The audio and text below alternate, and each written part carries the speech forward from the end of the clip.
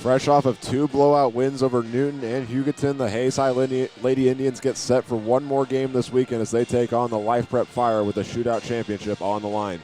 And with that, we welcome you into tonight's game here from Hayes High School on this Saturday afternoon, along with our entire Tribe Broadcasting Network crew. I'm Hank Corsair, and we've enjoyed some great basketball this weekend, and the Lady Indians have given the hometown crowd a show with their performances.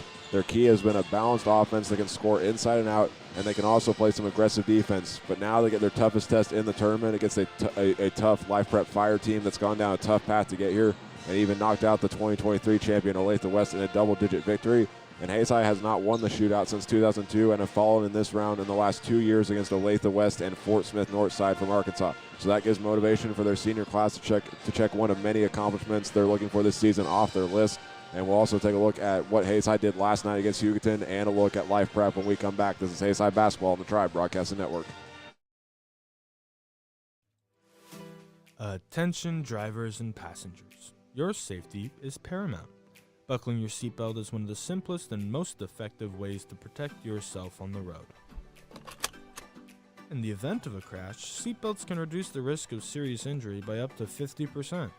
So whether you're commuting to work or embarking on a long journey, make sure everyone in the vehicle is secure. Remember, seatbelts save lives. It's not just a good habit, it's the law. So click it or ticket.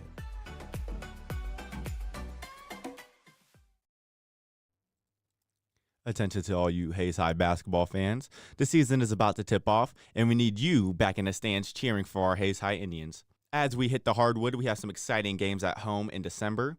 Go ahead and mark your calendars for the Hayes City Shootout, where our varsity squad will face a competition right here at home. First on December 5th and 6th at 3 p.m., and then on December 7th as our finale at 10 a.m. But that's not all. The excitement continues on December 13th as the Hayes High Indians take on Junction City at 4:15 p.m. Let's pack the stands, show our school spirit, and bring support to our team as the season starts strong. Be there, bring your energy, and let's make this season unforgettable. Go Indians!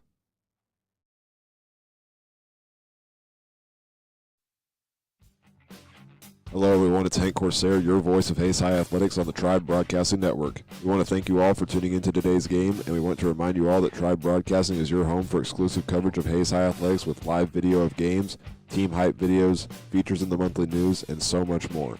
Plus, you can catch me throughout the year doing live play-by-play for football, volleyball, and boys soccer in the fall, basketball and wrestling in the winter, and baseball, softball, and girls soccer in the spring. So keep it right here with the coverage of today's game, and go Indians.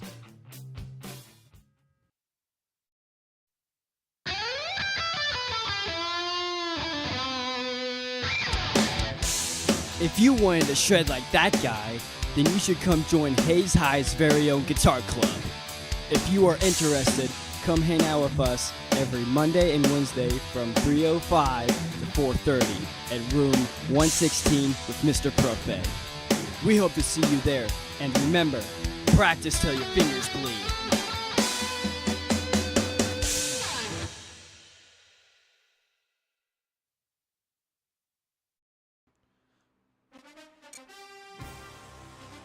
Wrestling fans, get ready. Tuesday, December 12th, Hayes High hosts Salina Central for boys and girls JV and varsity wrestling duel.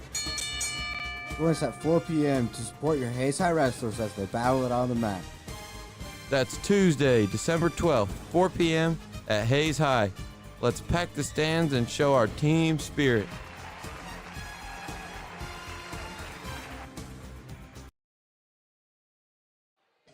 Back here at Hayes High School as we are about ready to get underway in the Girls Shootout Championship as Hayes High takes on Life Prep, and we'll now take a look at the results from all the girls games in the shootout, which have all been concluded. Starting off on the consolation side of the bracket, Manhattan gets a 19-point win over Olathe East, 65-46, so Manhattan finishes fourth. TMP gets a 52-43 win over Newton to give head coach John Lynn his first win with the Monarchs. And then Hugoton, 1-point victory over Olathe East, 38-37, turning around and getting a big win earlier today at 1:30. And now we'll take a look at our team rundown, starting off with what Hayes High did last night. After getting a blowout win over Newton to start the shootout, the Lady Indians did it again last night as they defeated Hugoton 54-12. And looking into both of those games, Hayes High has used the same formula for both of them, which is using tough defense to get steals and scoring in the paint from beyond the arc. As Hayes High led 18-3 after one quarter and only gave up 1 point in the second to take a 31-4 halftime lead. And Hayes High even had a 33-1 run that spanned through the first 3 quarters. And in the end, they got a running clock in the fourth quarter to secure a 54-12 win to move on to the Shootout Championship for the 3rd year in a row. And the Lady Indians were led by the senior duo Molly Martin, who finished with 19 points, doubling what she had in the prior game, and Katie Lindbergh getting 9 points and leading the way in rebounds with 7. But as a team, Hayes High shot 50% from the field and 88% at the free throw line, and the defense had one of their best performances that you'll probably see all season. They held the Eagles to 4 in the first half and 8 in the second, while only allowing 4 of the Eagles' 34 shots to fall. And in the end, the defense came up with a total of 11 steals, with Riley Dreher leading the way with 5. So we'll see if Hayes High can win tonight over Life Prep and win the shootout after 2 straight championship appearances in the prior 2 years. And now looking over at Life Prep, they've had some big wins this weekend, from starting off with a win where they snuck by Manhattan in the first round and then beat the defending shootout champion of Olathe West 77-64 in a game where they led the Owls at one point by over 25 points. So a good showing from this Life Prep squad. This is their 3rd shootout appearance, with the other ones coming in 2017 and 2019. But unlike all the other teams playing this weekend, the Fire have some games under their belt. They started playing back on November 1st, and they have a 4-3 record entering tonight's game, as they face some very tough competition with some tough losses to the Lincoln Tigers out of Dallas, Texas, Ryan Prep from Oklahoma City, and Legacy Early College from Greenville, South Carolina. But other than those games, they beat a Red Oak, Texas team who has already played 14 games this year, and they beat Academy of Sports Science back on November 9th. And finally, looking at the players this team relies on, they've got some players that they can use against the Lady Indians in the paint, such as 6'4" sophomore Rebecca Jacobs, and also a couple of international players that have height, such as Arina Torek from Hungary and Yiva Semeniuk from Ukraine. Other than those players, they also have perimeter shooters with Lily Zabo and Melina Kulapi, who's actually a member of the U18 national team of her native country, Cyprus. So those players will create some tough and interesting matchups against the Lady Indians in this game. And we'll take another break and have tip-off for you when we come back. This is Hayes High Basketball on the Tribe Broadcasting Network.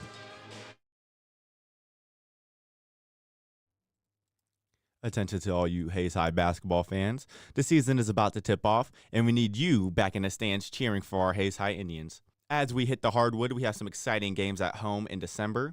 Go ahead and mark your calendars for the Hayes City Shootout, where our varsity squad will face a competition right here at home. First, on December 5th and 6th at 3 p.m., and then on December 7th as our finale at 10 a.m. But that's not all. The excitement continues on December 13th as the Hayes High Indians take on Junction City at 4:15 p.m. Let's pack the stands, show our school spirit, and bring support to our team as the season starts strong. Be there, bring your energy, and let's make this season unforgettable. Go Indians! Hello everyone, it's Hank Corsair, your voice of Hayes High Athletics on the Tribe Broadcasting Network. We want to thank you all for tuning into today's game, and we want to remind you all that Tribe Broadcasting is your home for exclusive coverage of Hayes High Athletics with live video of games, team hype videos, features in the monthly news, and so much more. Plus, you can catch me throughout the year doing live play-by-play for football, volleyball, and boys soccer in the fall, basketball and wrestling in the winter, and baseball, softball, and girls soccer in the spring. So keep it right here with the coverage of today's game, and go Indians. Attention drivers and passengers. Your safety is paramount. Buckling your seatbelt is one of the simplest and most effective ways to protect yourself on the road.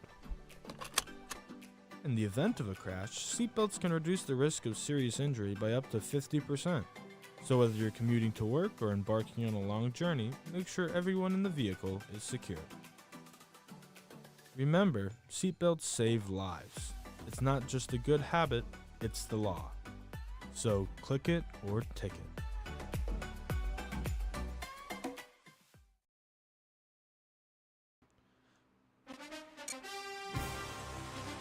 Wrestling fans, get ready. Tuesday, December 12th, Hayes High hosts Salina Central for boys and girls JV and varsity wrestling duel.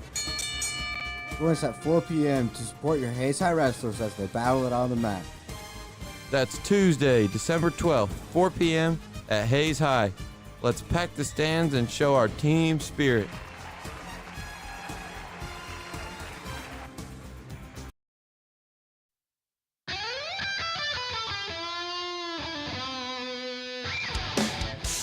If you wanted to shred like that guy, then you should come join Hayes High's very own guitar club.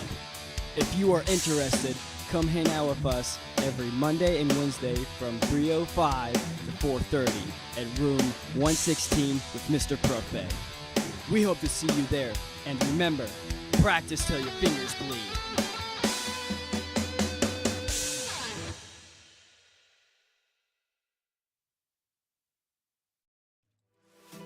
Attention drivers and passengers. Your safety is paramount. Buckling your seatbelt is one of the simplest and most effective ways to protect yourself on the road. In the event of a crash, seatbelts can reduce the risk of serious injury by up to 50%. So whether you're commuting to work or embarking on a long journey, make sure everyone in the vehicle is secure. Remember, seatbelts save lives. It's not just a good habit, it's the law. So click it or ticket.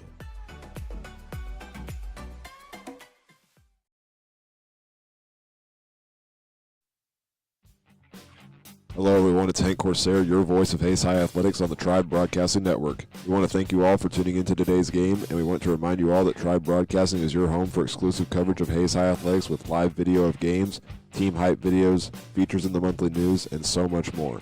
Plus, you can catch me throughout the year doing live play-by-play for football, volleyball, and boys soccer in the fall, basketball and wrestling in the winter, and baseball, softball, and girls soccer in the spring.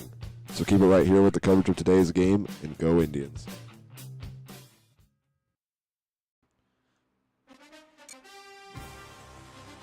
Wrestling fans, get ready. Tuesday, December 12th, Hayes High hosts Salina Central for boys and girls JV and varsity wrestling duel.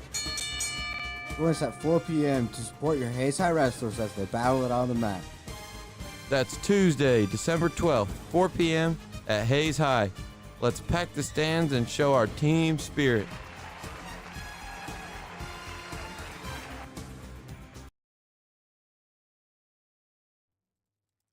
Attention to all you Hayes High basketball fans. The season is about to tip off, and we need you back in the stands cheering for our Hayes High Indians. As we hit the hardwood, we have some exciting games at home in December. Go ahead and mark your calendars for the Hayes City Shootout, where our varsity squad will face a competition right here at home. First on December 5th and 6th at 3 p.m., and then on December 7th as our finale at 10 a.m. But that's not all. The excitement continues on December 13th as the Hayes High Indians take on Junction City at 4:15 p.m. Let's pack the stands, show our school spirit, and bring support to our team as the season starts strong. Be there, bring your energy, and let's make this season unforgettable. Go Indians! Attention drivers and passengers. Your safety is paramount. Buckling your seatbelt is one of the simplest and most effective ways to protect yourself on the road. In the event of a crash, seatbelts can reduce the risk of serious injury by up to 50%. So whether you're commuting to work or embarking on a long journey, make sure everyone in the vehicle is secure. Remember, seatbelts save lives. It's not just a good habit, it's the law. So click it or ticket.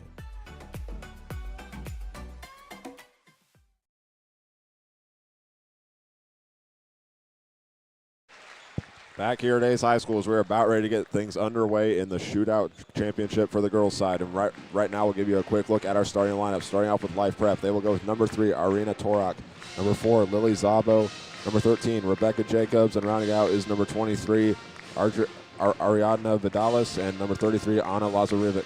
Now looking over at Hayes High, they will keep Jenna Schmadler in the starting lineup along with the senior duo of Katie Lindenberger and Molly Martin. And rounding it out is Riley Dreher and Zoe Winter. So Hayes High looking for the championship after losing in the 2 previous years to Fort Smith Northside and Olathe West. And we'll give you a quick uniform description, starting off with Life Prep. They will go with all black jerseys with a mix of white and red stripes on the side with white numbers and a red outline, and also white letters with a red outline reading Life Prep across the front. And Hayes High will go with the usual white jerseys with maroon numbers and letters with gold outlines. It'll be Katie Lindenberger tipping against the 6'4" sophomore Rebecca Jacobs. As we get set to get things underway, Hayes High will move from right to left, and the fire will move from left to right. The official blows the whistle as we are ready to get things underway, and the fire will retain the first possession as it's as Vidalis will bring it up the floor against Martin, and now she passes it right away. Over now to Jacobs. Just seeing them working around the arc, and now they'll go inside to the baseline to Vidalis and to a double team, and now she'll pass the ball, and the layup no good, and rebounded by Zoe Winter. An open look there from the Fire. They just couldn't get the layup to go. And now Jenna Schmeiler with it, hands it off to Dreher. As she gets a screen from Winter, driving into the paint on the right side, throws it inside to Lindenberger. The layup is good, and then and one.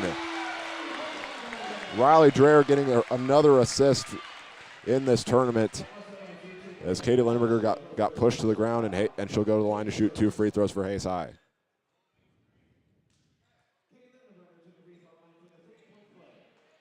Lindenberger had 9 points in last night's game, and now she'll try to give Hayes High a 3-0 lead in the first 30 seconds. The free throw's up, takes 2 bounces off the rim, and it's no good, and the rebound goes to Lazarevic. The Fire moving right away. Torak hands it over to Zabo. Guarded by Schmeiler, they'll go to the right wing where Lazarevic is standing at kick out for 3 on the way from Zabo. No good. And the rebound will go to Riley Dreher. She'll dive for it and doesn't get it. And now we're going to get a jump ball. And the arrow is pointing to Hayes High after Live Prep won the tip, so Hayes High will retain possession of the ball after that the first missed 3 of the game for Live Prep.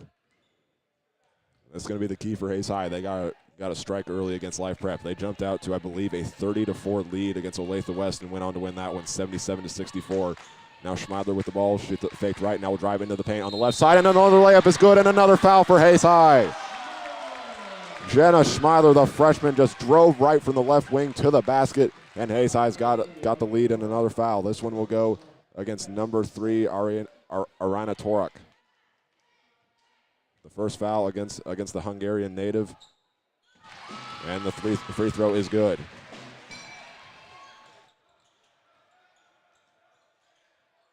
Right away now, Jacobs with it in the paint. She'll kick it back out. Now with it, they'll work it around a little bit, and they'll try a pass inside, and Zoe Winter will come out with the steal. Or no, it won't be a steal. She recovered it out of bounds. They tried getting a pass over to Torak in the paint. It went through her hands, and Winter dove for it, and she landed out of bounds. The inbound will have 4 of Life Prep's players on the right or on the left side of the lane. Lazarevic with it, guarded by Dreher. She'll drive and stop, come back out behind the 3-point line, get a screen, and now will drive once again into a double team. Lost the ball, and Schmeidler has a steal. Had 2 last night and gets her first one there. Winter trying to set a screen for Schmeidler. She'll use it and go to the left side, and we're going to get a reach and foul called on Rebecca Jacobs for Life Prep. Schmeidler used the screen, and then Jacobs tried getting her hand in to steal it, but it will be called for the foul. Now she'll sub out of the game as that's her second foul. In her place will be the 6'2 junior, number 21, Dina Holmes. Hayes High will stack in front of Life Prep's bench on the inbound. Schmeidler looking for someone to throw to, finds Katie Lindberger, had to move to the left wing to get open. Hayes High works it around the arc. Schmeidler pump fakes once. Now we'll drive once again on the right baseline. Pull up from that side, and it's no good. And the rebound goes out to Holmes after just checking in. Lazarevic will bring it up the floor, a kick over to Vidalis.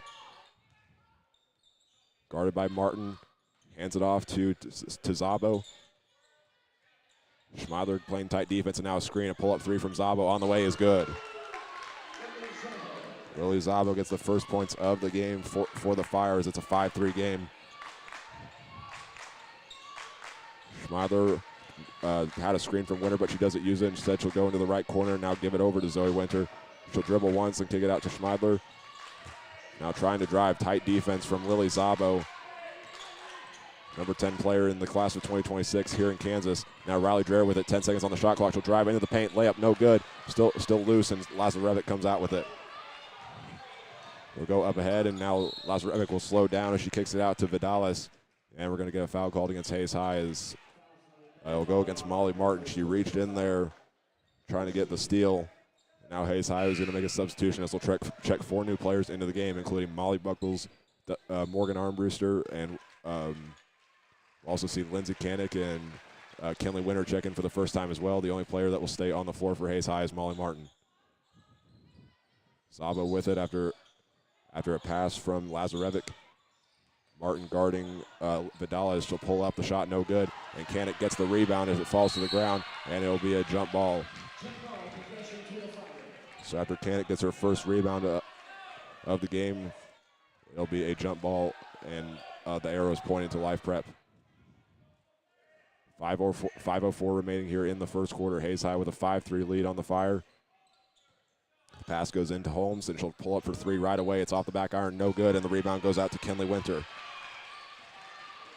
1 for 5 start from the field for Life Prep, and Winter running across the floor will stop, looking for someone to pass to, and instead has to throw it back to Molly Martin, who tried driving in. Instead will stop and go into Molly Buckles, and it's blocked, but that's a foul called against Dina Holmes.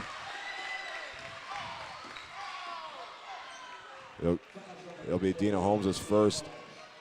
Molly Buckles had tight defense on her, but they're going to say that as she went up for it, it was an aggressive block.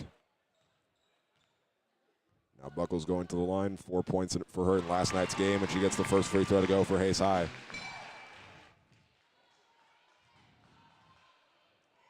Hayes High 2 for 3 at the line. Buckles trying to make it 3 for 4. As she puts it up, and it goes in.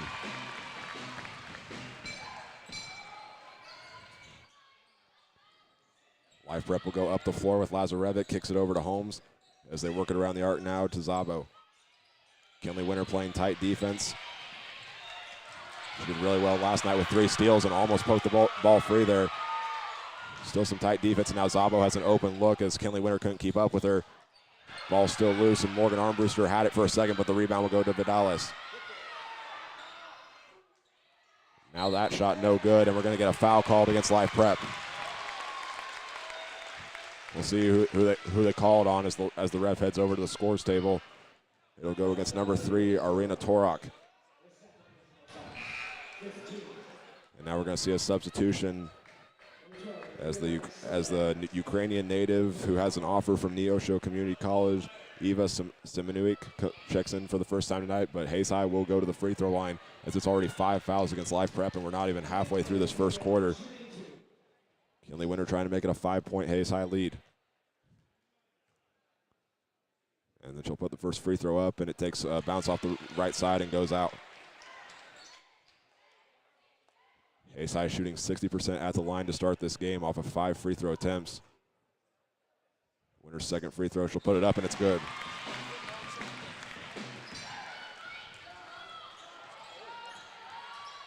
Life Prep trying to pick up the tempo a little bit as they go to the other end of the floor. Again, they're going from left to right. And Martin deflects a pass and is able to, almost had it. She deflected it as it was going out of bounds in front of the scores table, but it will stay with Life Prep. And we'll also get a 30-second timeout from the Fire. Hayes High coming out with some aggression, which was going to be the key. Like I said, Life Prep had a 20-point lead at one point against Olathe West, and that helped propel them to this 13-point victory.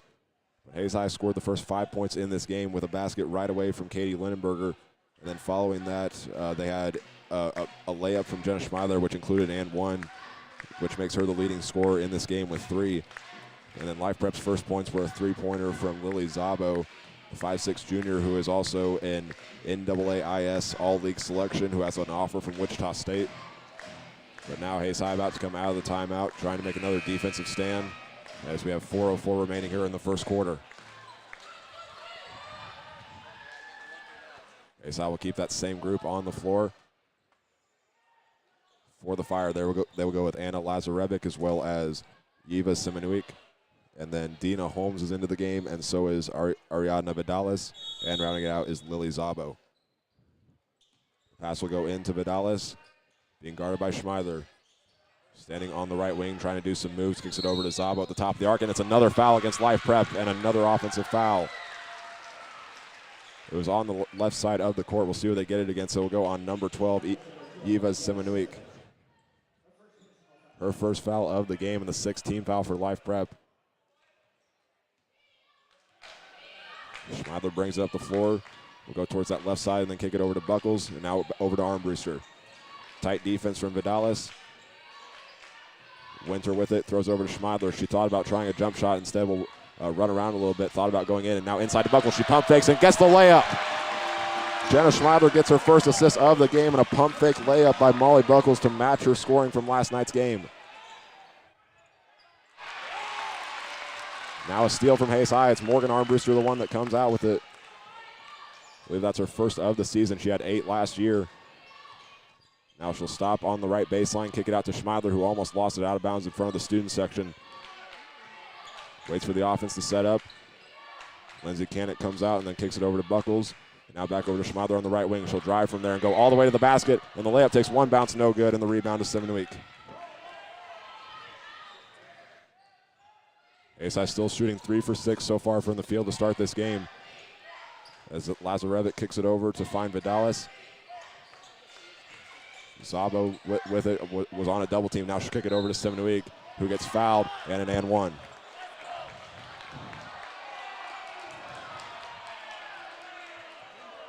Second made basket of the game, and they get this foul against Molly Buckles for her first of the night. She kind of stranded behind a little bit behind Seminole, but now Hayes High will make a substitution and put their starters back onto the floor after giving them a rest for about 3 minutes.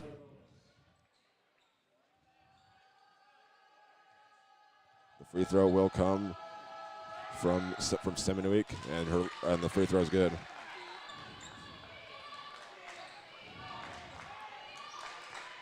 Three points from Zabo and Seminole is the scoring for Life Prep in this game. As Riley Dreher has it on the left corner off a pass from Schmeidler, trying to work around the arc. Zabo playing some tight defense on Dreher. She'll kick it over to Winter on the right wing. She'll drive on a double team, and it's going to be an offensive foul against Hayes High. I think they're going to get it on Jenna Schmeidler. Or no, the correction, it's going to be against Katie Lindenberger for her first foul of this game. Third team foul for Hayes High. We got 2:27 remaining here in this first quarter. Playing some very tough defense and also able to get the scoring going early. With it now, Vidalis being guarded by Martin, and then she lost the ball at the end. Schmeidler's the one that comes out with it for her second steal of the night. She'll go on a fast break at the other end of the floor against Jacobs, and the layup's good. 5 points in the game so far for Jenna Schmeidler as she doubles Hayes High's lead on top of Life Prep 12-6. Vidalis with it, throws it inside, and Holmes will try the layup, and it's good as Vidalis gets her first assist of the game.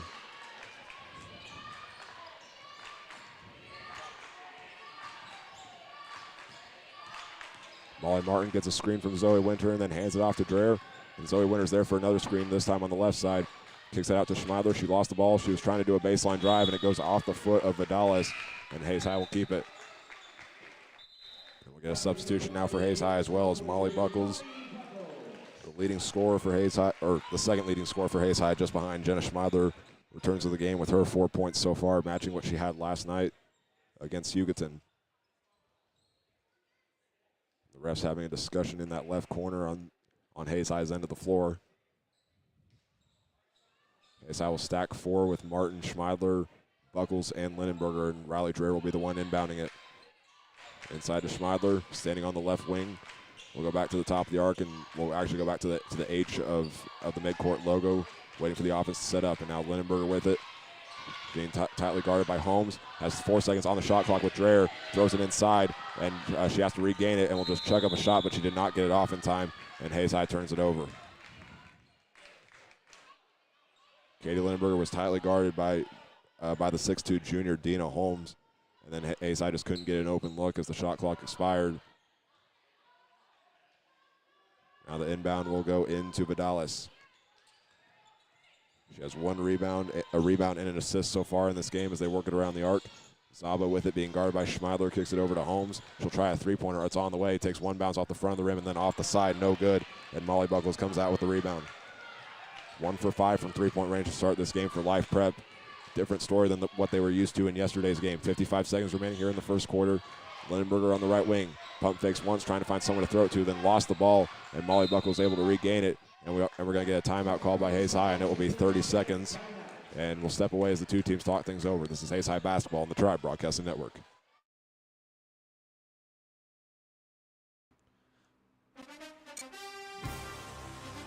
Wrestling fans, get ready. Tuesday, December 12th, Hayes High hosts Salina Central for boys and girls JV and varsity wrestling duel. Join us at 4 p.m. to support your Hayes High wrestlers as they battle it on the mat. That's Tuesday, December 12th, 4 p.m. at Hayes High. Let's pack the stands and show our team spirit.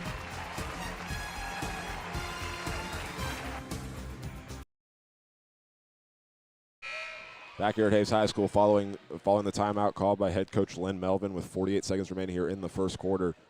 They had to call it because of some aggressive defense by Live Prep. They forced a shot clock violation on the previous possession.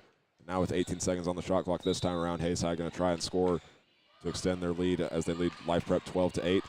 They'll go into Riley Dreher, and then she'll hand it off to Molly Martin. Has a path to the lane. She'll stop on the left block, trying to do a spin move to get open, and then she tries the layup, and it's going to go in as it swirls around, and another foul called on Live Prep. First points of the game for Molly Martin as Hayes High extends their lead to 6. She really had to find her way to get the basket as she had to spin three different directions. But in the end, she gets her first points of the night. See a substitution now for Hayes High in the game. Back into the game is Kenley Winter in place of Riley Dreher. Kenley Winter had 3 steals in last night's game as they put her back out ready for this defensive possession. And Molly Martin gets her second her and 1 free throw to go. Hayes High shooting 5 for 7 at the line to start this game. As Lazarevic takes it and then hands it off to Zabo, being guarded by Winter. Molly Martin came in to try to get the steal, and then she gets called for a reach and foul as the pass went over to Vidalis on the left corner, and then she attempted the 3 and actually made it. But either way, that's the second foul in this game called on Molly Martin. Now we'll see a substitution as Riley Dreher, after just checking out, will check back in place of Martin, who has 2 fouls. Lazarevic will inbound it on the far side, waiting for someone to get open. Was intended for Zabo, but instead she'll just have to give it to Dina Holmes. The shot clock is off with 25 seconds remaining here in the first quarter. Simonovic kicks it over. Now with it is Vidalis. She'll stop and will try a jump shot from the free throw line and gets it to go. 11 seconds here remaining in the first quarter as Hayes High tries to score one more time. Schmeidler will drive into the lane and try a pull-up jumper. It's no good. Katie Lindenberger under the rim for the rebound, but she is fouled on the way up. We're going to get this on number 12, Eva Simonovic, which will be her second foul of this game. Or correction, it's actually going to go against Dina Holmes. Simonovic was in the area, but they're going to say Dina Holmes fouled Lindenberger as she made her first rebound of this game. Lindenberger will attempt the first free throw, and it goes right in. 16-10 is the Hayes High lead as they look to extend it to 7, which they'll likely carry into the second quarter as there's only 3 seconds remaining. Second free throw rattles it out, no good, and the rebound is Simonovic for her second of the night, and no shot attempt from Live Prep as they brought it up the floor. And Hayes High will go into the second quarter, leading Live Prep 16-10 in search of their first shootout championship since 2002. This is Hayes High basketball on the Tribe Broadcasting Network.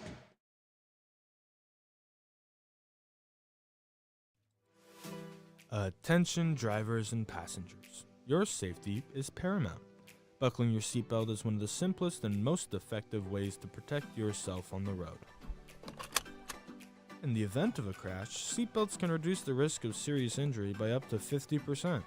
So whether you're commuting to work or embarking on a long journey, make sure everyone in the vehicle is secure. Remember, seatbelts save lives. It's not just a good habit, it's the law. So click it or ticket.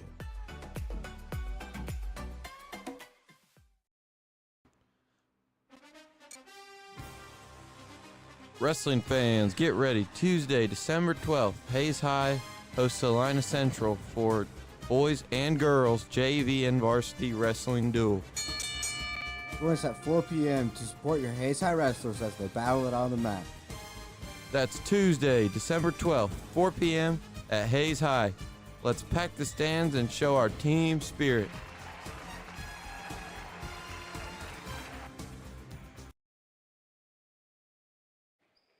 Back here at Hayes High School as we're about ready to get the second quarter underway. Hayes High leading Live Prep 16-10 after they started with a 10-3 lead. Live Prep slowly trying to get back into this game compared to what happened yesterday where they jumped out to the early lead against Olathe West. They now have to kind of fight their way back into it. But now Hayes High will start with it around midcourt is where Riley Dreher will inbound it to Jenna Schmeidler. Also on the court are Kenley Winter and Zoe Winter and Katie Lindenberger. And then right away she'll get the pass from Winter. And now Winter takes it back out, does one dribble, kicks it over to Schmeidler, who had her pass deflected for a moment, and then tried collecting it as it was starting to go out of bounds. And Life Prep forces a turnover on Hayes High to start the second quarter. As I ran a very efficient offense in that first quarter, 5 for 9 from the field and 6 for 9 at the free throw line. And the kicker for them with this lead, they didn't have to attempt a three-point shot against a Life Prep team that's already made one. Lily Zaba with it, being guarded by Winter.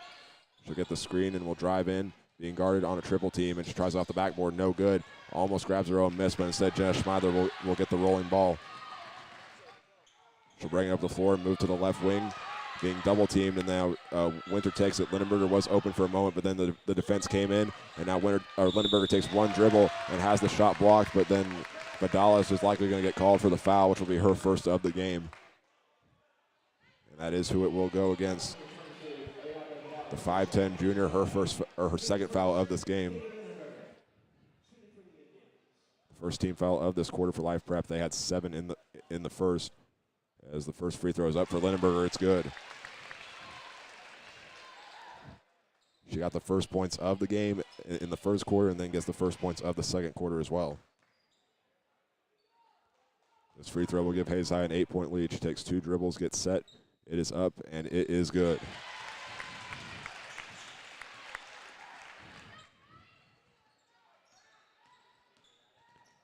Life Prep will bring it up the floor. Riley Dreher playing half-court press, and now Lazarevic will drive in, kick it out into the right corner for Vidalis. Now she'll throw it back out. A three-pointer on the way from Seminole. Takes a bounce off the back iron, no good. And the glass is cleaned by Jenna Schmeidler. 2 straight missed shots now for Life Prep, and it's also 4 straight missed three-pointers as well. Schmeidler kicks it over to Winter, and then she lost the ball out of bounds. That's 2 turnovers on 3 possessions for Hayes High to start the second quarter. We'll see a substitution as Arena Torok returns back into the game in place of Dina Holmes. The inbound will come from Seminweek. And it will go into Vidalis, is the one who brings it up the floor. Again, we're seeing the point guard run into a half-court press from Hayes High. This time it came from Jenna Schmeidler. Now Zabo kicks it over to Lazarevic. Guarded by Dreher, it goes back to Sabo. Trying to do a spin move and find an open move, or an open player, and then she falls to the ground, and it's a foul called against Hayes High as Kinley Winter will be called for it. That'll be her first of the game. She tries to go for the steal. She did really well last night as she had 3 in last night's game, putting her second in that category behind Riley Dreher, who finished with 5. Life Prep will throw it into Zabo. She'll try a three-pointer from the left corner on the way, and it's nothing but net. As the assist will go to Lazarevic. So both of the three-pointers for the Fire have come from Zabo. Now at the other end, it'll be a foul, and an and one for Hayes High again. Jenna Schmeidler doing it again, gets Hayes High to the 20-point mark. The foul will go against Lazarevic.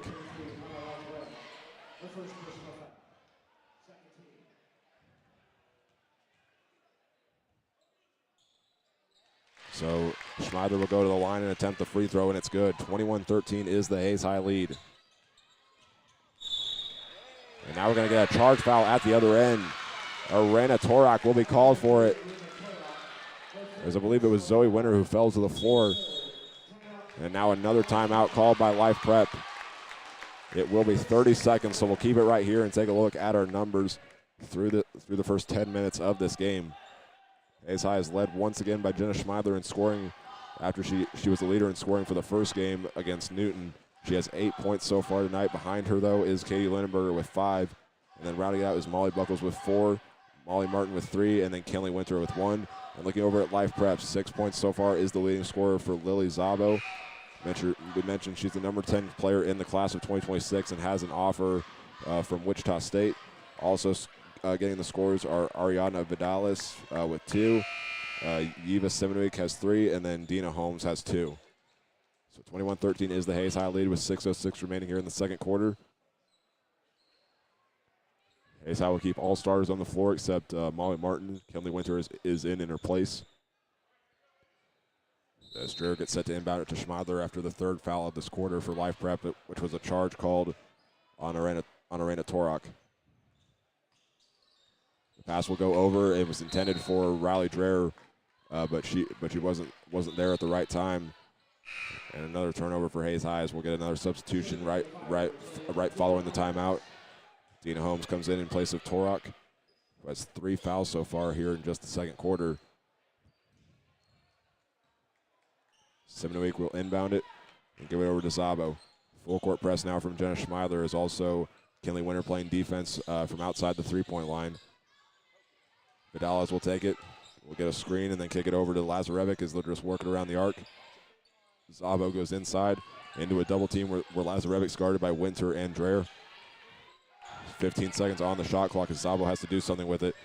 Got a screen but didn't use it into a triple team, and then it's poked free at the end. Kinley Winter trying to make a diving effort in front of the scores table. It goes out of bounds and it will stay with the Fire, but what an effort there from Kinley Winter as she was looking for her first steal of the night. Dove for it right in front of the scores table and just barely, it just barely went out of bounds. The pass will go into Vidales. 6 seconds on the shot clock. We'll get a screen trying to do some moves against Schmeidler. And into the paint, so stop, do a spin move, and she didn't get it off in time as the red lighting formed around the frame. And Hayes High forces a shot clock violation for the first time tonight.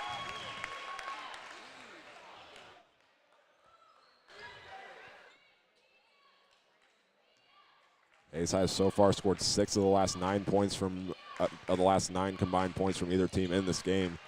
Kick over to Dreher on the left wing on a bounce pass. Pump fake to pass to Schmeidler. She would have been open. Instead throws it to an open Zoe Winter. Backing down her man. The spin, the fade. It's no good. And another foul call. This one will go against Life Prep. 4th foul of this quarter. They'll say the ref will say Katie Lindenberger got hit in the face as she went up for the rebound. And that foul will go against Dina Holmes, the second player for the Fire to go into foul trouble with 3, joining Arena Torak. Morgan Armbruster just checked in, and then she'll inbound it. Molly Martin, left wing 3 on the way, takes a bounce out, no good. And the glass is cleared by Vidales. That was the first attempted 3 of this game for Hayes High. They're shooting 7 for 13 from the field, so they really haven't had to worry about it. Now a 3-pointer on the way, no good. Molly Buckles snags the rebound. Now the ball rolls out of bounds, and Life Prep will get it back as Hayes High, not sure who it was that was responsible for the turnover, but Life Prep will keep it and will throw it in from the Hayes High bench. Molly Buckles will get credit for that rebound, though. The pass goes into Zabo. Kinley Winter playing tight defense on her, and the pass over, being guarded by Martin, is Vidales. She'll drive into the paint and will stop and fall to the ground as she's kind of holding onto her forehead. And we're going to get a foul at the other end called on Zabo, as it's both Katie Lindenberger and Vidales both on the opposite end of the floor. Lindenberger got hit in the mouth and Vidales got hit in the forehead. But either way, that's going to be a foul called against number 4, Lily Zabo, as Hayes High will make a substitution for Lindenberger, or actually we'll see if she comes out of the game at all.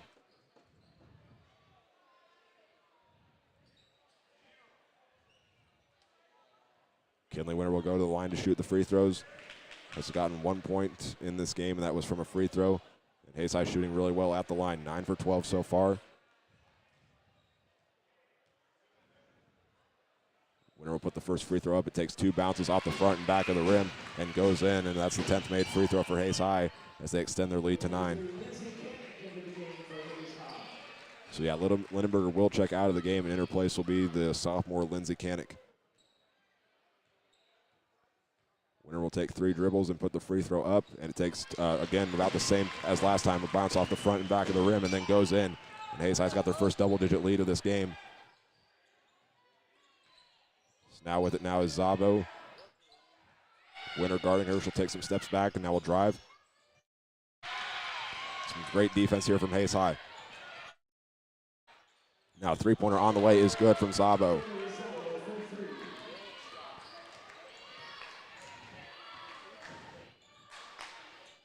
Nine points from the junior. She has all 3 of the made threes from the Fire. Morgan Armbruster works it around, kicks it over to Martin. As she looks, she'll now drive into the paint, go into a double team, spin back and throw it to Winter. 3:50 remaining here in the second quarter as Hayes High leads 23-16. Canick will stop, kick it back out to Morgan Armbruster. She'll do a baseline drive, stop, kicks it back out. Martin, 3-pointer on the way from the top of the arc. It rattles in and out, no good. And the rebound to Lazarevic. Jenna Schmeidler back in. On the floor for Hayes High, along with Schmeidler is Molly Martin, Lindsay Canick, Molly Buckles, and Morgan Armbruster. The throw-in will go to Zabo, As she kicks it over, she'll find Vidales, and there'll be a travel as she tried driving into the paint on the left side. And Hayes High will get it back as they'll throw it in from on the far side from the block. We'll give you a quick update of who's on the floor for the Fire. Melina Kulapi, as well as Anna Lazarevic, Lily Zabo, Yiva Simonweek, and then rounding it out is Ariadna Vidales. Molly Martin stopped before driving in and will kick it out. Jenna Schmeidler driving in from the left wing all the way to the basket. One bounce off the rim, the layup's no good. Lindsay Cannett gets the rebound, kicks it out. Molly Martin will try a three from the right wing. That's no good. As she falls to the floor, we'll say she got pushed at the end after she got the shot off, and Hayes High will go to the line and shoot some free throws again.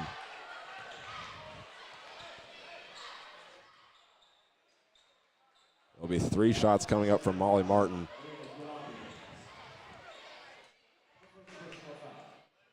First personal foul called on Kulapi, a member of Cyprus's U18 national team, which is her native country, and Molly Martin gets another free throw to go. She's up to 4 points.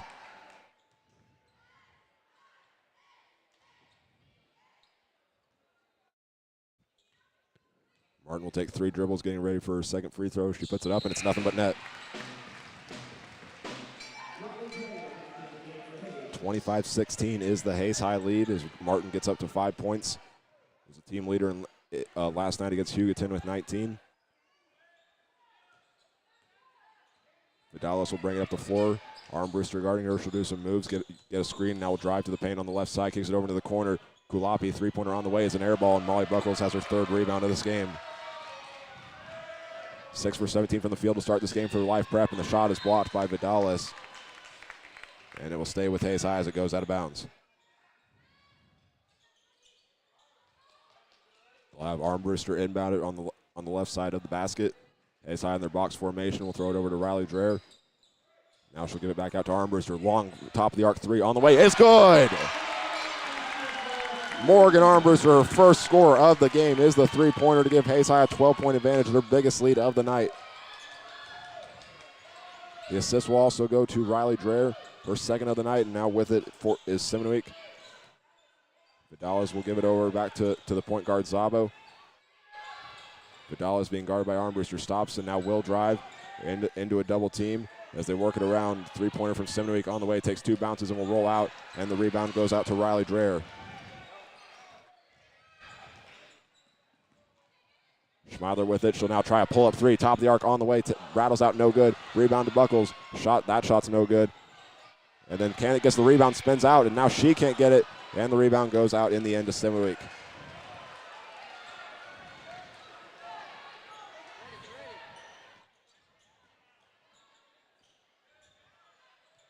Saba will now try a long NBA range 3. It's no good.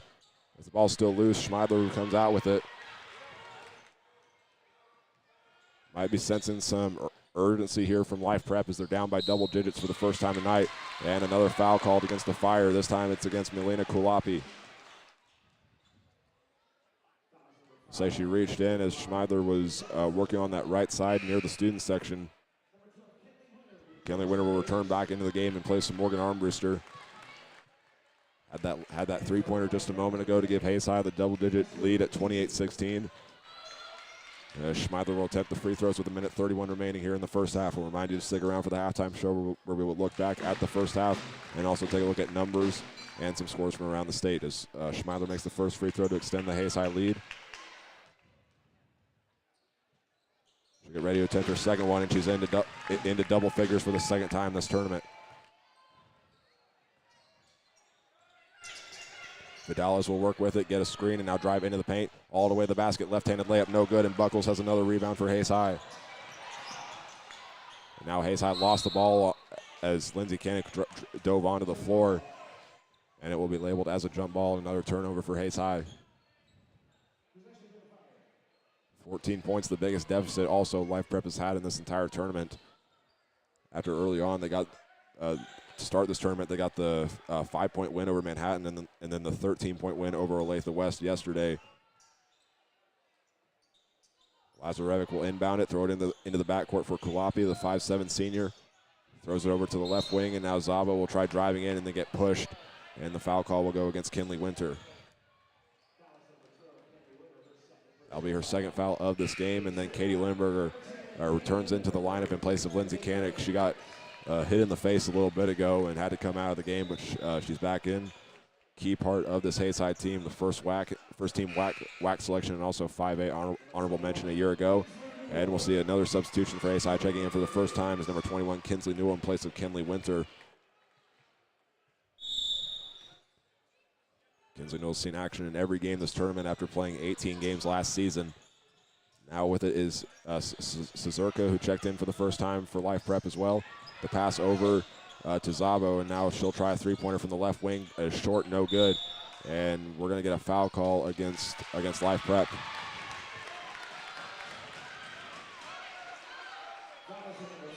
It'll go against Kulapi, which will be her first of this game. Correction, it's actually her third personal foul in this game, so 57 seconds remaining here in the first half. The Fire now have 3 players in this game that have been called for 3 fouls. That includes Kulapi and Dina Holmes, as well as Arena Torak. Katie Lindenberger will attempt the free throws. 5 points so far for her, and the first free throw is nothing but net.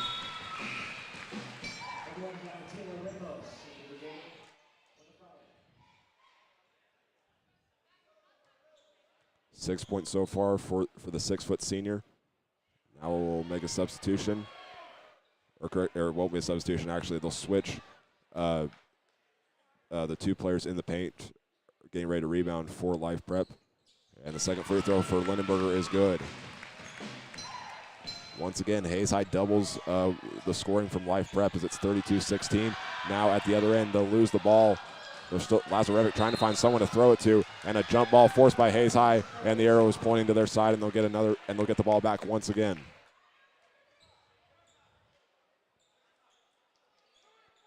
Molly Martin will also head to the scores table and check back in. She'll go in place of Kinsley Newell, just in the game for a short amount of time.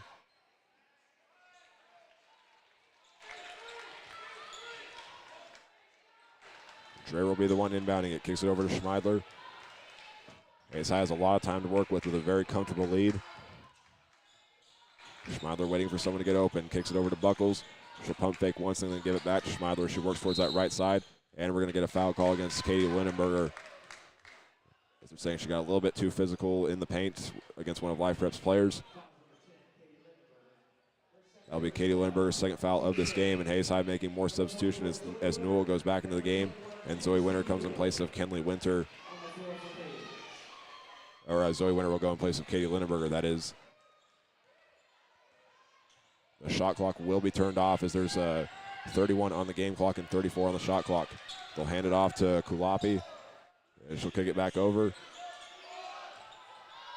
Zaba waiting for someone to get open. She'll now drive into the paint against Newell, and they're going to say it's a blocking foul against Hayes High. Head coach Lynn Melvin wanted to travel as she drove into the lane, and it will go against Kinsley Newell for her first foul.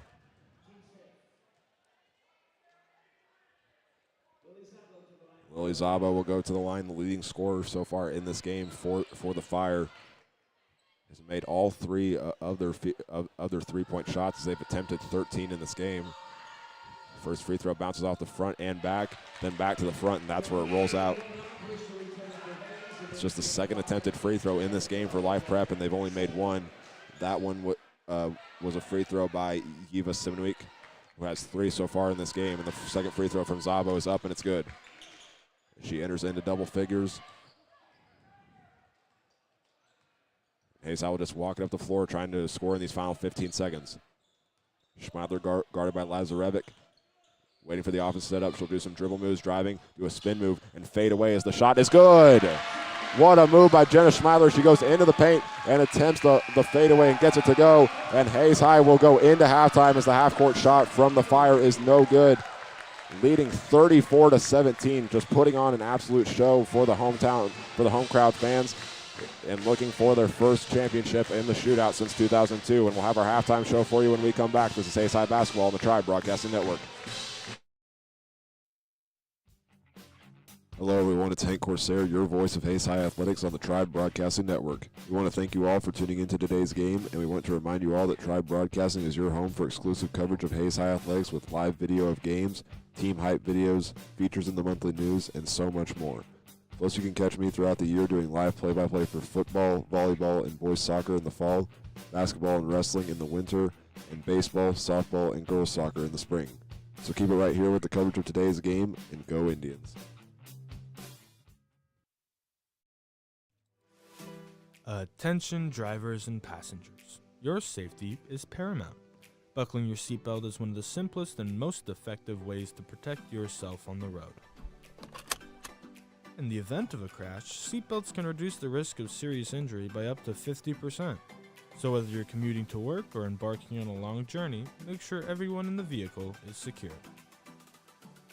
Remember, seatbelts save lives. It's not just a good habit, it's the law. So click it or ticket.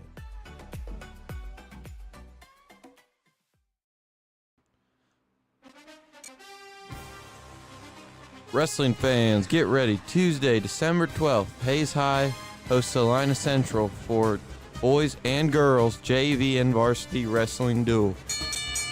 Join us at 4 p.m. to support your Hayes High wrestlers as they battle it on the mat. That's Tuesday, December 12th, 4 p.m. at Hayes High. Let's pack the stands and show our team spirit.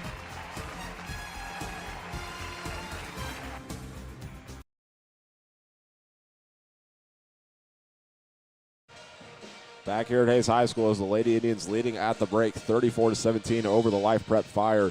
Just putting on an absolute show here for the hometown fans. As we'll take a look back at our first half, Hayes High got the first 5 points in this game with a layup from Katie Lindenberger right out the gate. And then following that, Jenna Schmeidler, who leads the game in scoring for Hayes High, had a bucket and an and one.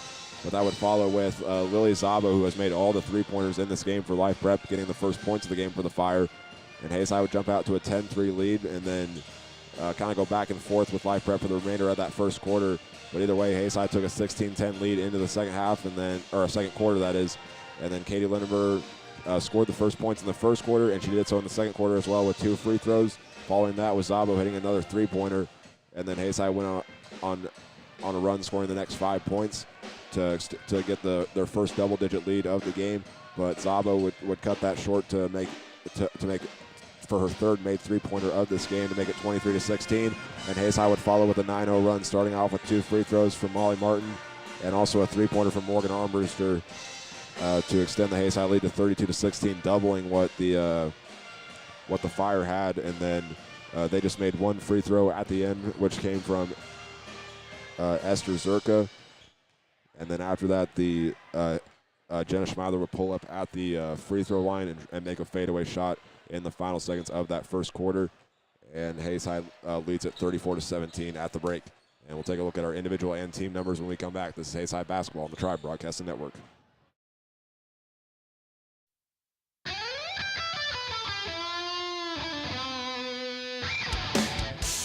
If you wanted to shred like that guy, then you should come join Hayes High's very own guitar club.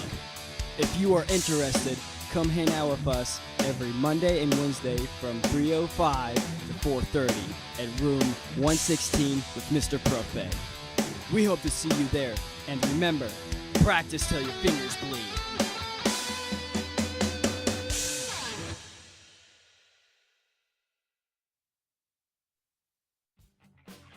Hello everyone, it's Hank Corsair, your voice of Hayes High Athletics on the Tribe Broadcasting Network. We want to thank you all for tuning into today's game, and we want to remind you all that Tribe Broadcasting is your home for exclusive coverage of Hayes High Athletics with live video of games, team hype videos, features in the monthly news, and so much more. Plus, you can catch me throughout the year doing live play-by-play for football, volleyball, and boys soccer in the fall, basketball and wrestling in the winter, and baseball, softball, and girls soccer in the spring. So keep it right here with the coverage of today's game, and go Indians.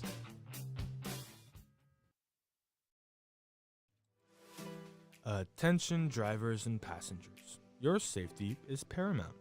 Buckling your seatbelt is one of the simplest and most effective ways to protect yourself on the road. In the event of a crash, seatbelts can reduce the risk of serious injury by up to 50%. So whether you're commuting to work or embarking on a long journey, make sure everyone in the vehicle is secure. Remember, seatbelts save lives. It's not just a good habit, it's the law. So click it or ticket.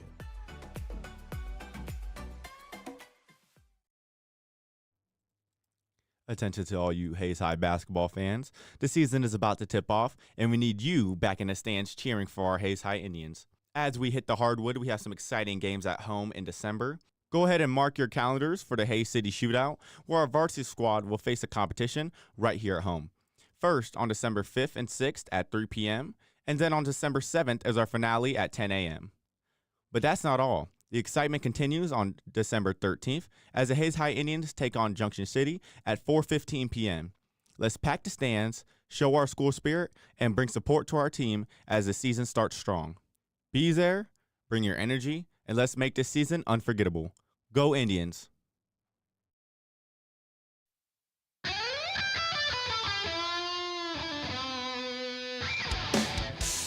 If you wanted to shred like that guy, then you should come join Hayes High's very own guitar club.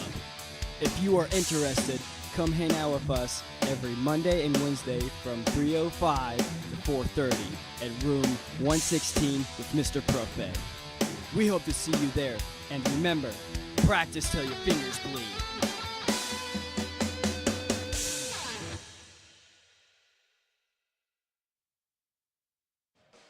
Back here at Hayes High School is the Lady Indians leading at the break 34-17, putting on a show of great defense and also an efficient offense. And with holding Life Prep to 17 points, we'll point out they're on track for one of their lowest scoring performances of the season, which would put it behind their games against Lincoln from Dallas and then Grind Prep from Oklahoma City, in which they were held to 31 points in both those games. But now we'll take a look at our individual and team numbers. Starting off with Hayes High, leading the way is the freshman Jenna Schmeidler with 12 points, and right behind her is Katie Lindenberger with 7. Molly Martin had 5. And then Molly Buckles finished with 4. And Morgan Armbruster and Kinley Winter each had 3. Life Prep's leading scorer is Lily Zabo with 10. And Eva Simonweek has 3. And rounding it out is Dina Holmes and Ariadna Vidalis with 2. And looking at Hayes High's other individual numbers, Jenna Schmeidler had 3 rebounds, an assist, and 2 steals. Katie Lindenberger had 1 rebound. And then Kinley Winter also had a rebound. Morgan Armbruster had a steal. And Riley Dreher had a rebound and 2 assists, and Lindsay Kanek also had 3 rebounds. And rounding it out is Molly Buckles leading Hayes High in rebounds with 5, and Zoe Winter having 1 rebound. Also, now we'll look at Life Prep. Eva Simonweek has 3 rebounds, which ties her as the leader in that category for the Fire.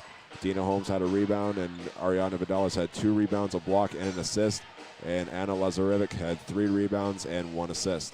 Now look at our team numbers here at the half. Hayes High is 9 for 21 from the field, which also includes only going 1 for 5 from three-point range in this game. But they are 17 for 20 at the free throw line, while also getting 15 rebounds, 3 assists, and 3 steals. And they're looking over at Life Prep, 6 for 22 from the field, 3 for 14 from three-point range, and 2 for 3 at the free throw line. And then 9 rebounds, 2 assists, and a block. And that'll do it for the halftime show, and we'll have our second half action when we come back. This is Hayes High Basketball on the Tribe Broadcasting Network.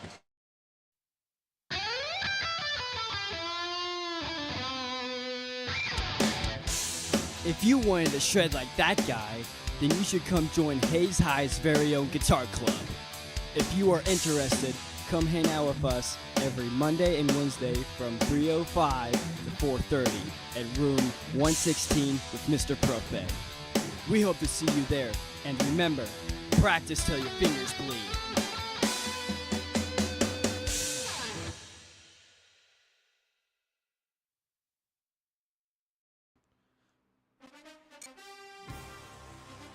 Wrestling fans, get ready. Tuesday, December 12th, Hayes High hosts Salina Central for boys and girls JV and varsity wrestling duel.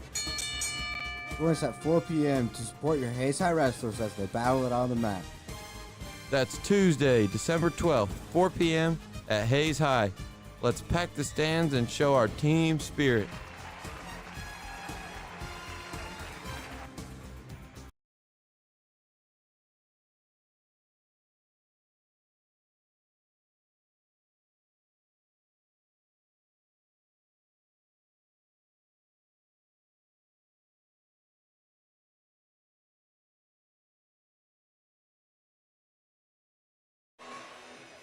Back here at Hayes High School as we get set to start the third quarter. Hayes High in front 34-17 over Life Prep in search of their first title in the shootout since 2002, especially after losing 2 years in a row to Fort Smith Northside and Olathe West. You know it's something this senior class is going to want to do. Now we'll see how they play out these final 16 minutes, starting with Life Prep getting the ball. Anna Lazarevic will be the one that inbounds it as they stand in a four in a line across midcourt. The ball will be brought up by Vidalis. She'll hand it off back to Lazarevic as they'll move it around the arc. Zabo, the point guard with it, will drive and then stop as she's guarded by Winter. Lazarevic looking, drives, stops, throws it over. Katie Lindbergh pokes it free from Rebecca Jacobs, and now they'll go into the paint, and Torok is wide open and misses the layup, gets her own miss, and then she gets the putback. So Torok gets the first points of the second half. Now at the other end is Schmeidler. She thought about trying a left wing three, kicks it over. Molly Martin, left corner three on the way, bounces out, no good. And Kenley Winters got the rebound. Now we'll get a steal at the other end from the Fire, number 23, Vidalis. She comes out with her first of the night and then got fouled on a left-handed layup at the other end. That'll go against Kenley Winter. First Hayes High player to get 3 fouls, and also the 4th in this game. That's something that Life Prep has to watch out for. As they trail by 15, they also have to worry about foul trouble with 3 different players having 3 fouls. First free throw is up, and it is good for Ariana Vidalis.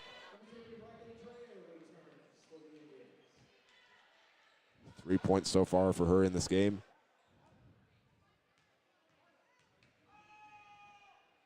So we get set for the second free throw from Vidalis. It is up, and it's nothing but net.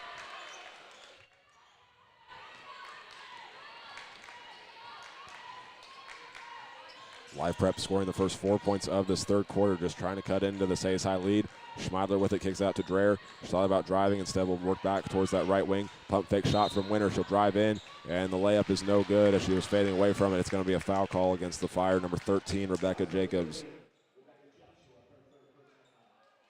That'll be her 3rd foul of this game.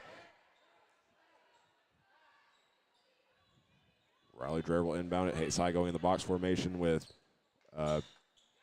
Martin and Lindenberger on the block as the pass gets deflected. And they're going to say that,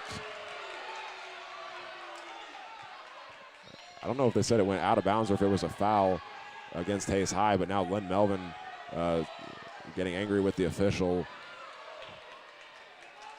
Not sure what they said it was. It all kind of happened so quickly. I think they're saying Lindenberger, when she recovered the ball, she was out of bounds. Melvin can't believe the call. He thought that Hayes High had it in bounds, but now Life Prep going to take it up the floor with Vidalis.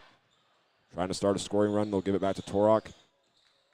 As they work it around, Vidalis kicks it over. Now Jacobs will take it. Zaba thought about trying a far three-pointer, instead kicks it over. Jacobs trying a shot, no good, off the glass, but she was fouled on the way up, and she'll get 2 free throws. We'll go against Zoe Winter. That'll be her first foul of the game and the second of this quarter for Hayes High. Jacobs has yet to score in this game. The 6'4" sophomore will put it up, and it bounces off the front of the rim, no good. Just the second missed free throw in the game for Life Prep, and they've only attempted 6. Jacobs will take 2 dribbles, puts the shot up, it bounces around, and it's no good, and Zoe Winters got the rebound. She'll give it over to Jenna Schmeidler. Looking for an opening. We'll throw it over to Molly Martin in the right corner. They'll work it around. Just back and forth between those two. Schmeidler throws it over to Dreher. 17 seconds on the shot clock as Zoe Winter lost the ball. Throws it back over to Martin.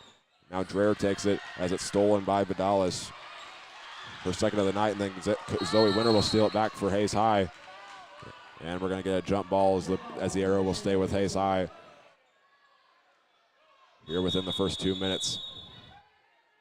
And we also got an injury. I think it's a shoulder injury. Dina Holmes on the ground. There was a fan on the far side that signaled to their bench that it was an injury to the shoulder.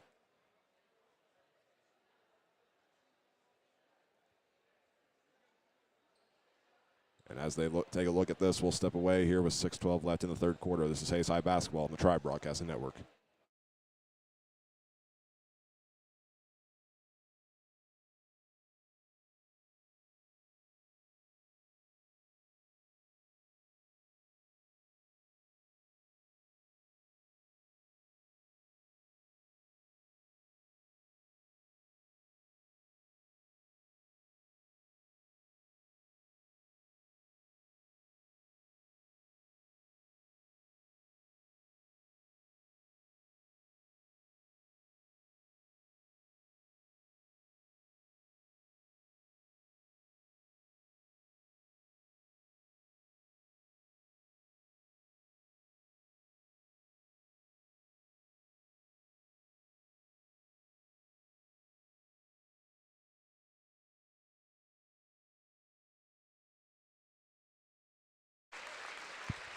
Back here at Hayes High School after they took a look at the injury by Rebecca Jones, holding on to her right shoulder as she comes off the floor. Tallest player on the team for Life Prep. A tough loss for this team as they're currently trying to go on a scoring run. As they scored the first 4 points of this third quarter. Coming in her place will be the 6'2" junior Dina Holmes, who's checked out for a little bit because she has 3 fouls. One of three Life Prep. One of 3 Life Prep players that has 3 fouls in this game. Now Jenna Schmeidler takes it, trying to do some moves against Holmes. A fadeaway three-pointer from way beyond is no good. But Molly Martin there for the rebound, and the putback's no good. Zoe Winter gets a rebound. And the ball's still loose and on the ground, but Hayes High will retain it.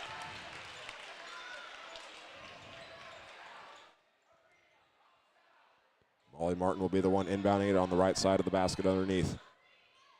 Schmeidler will take it. Trying to find someone to throw it to, and another foul call on offense against Hayes High. They'll go against Zoe Winter. They'll call her for an illegal screen for her second and the 4th team foul for Hayes High.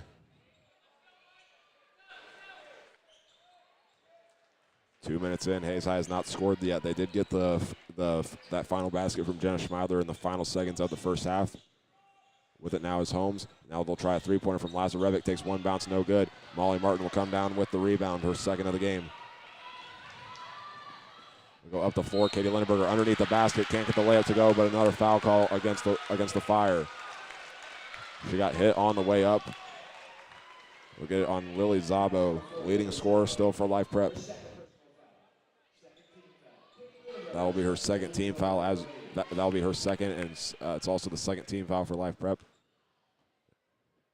As Lindbergh goes to the line, has gotten her last 5 points from the free throw line. The first one is up, and it's good.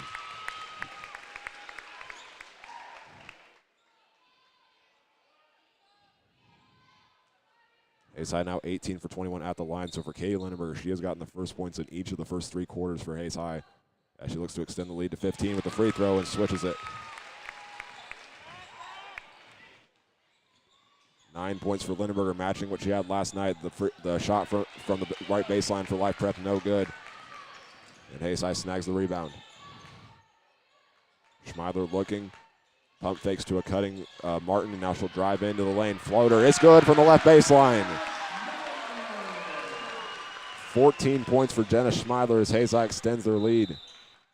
We're going to get a whistle and a timeout called by Life Prep.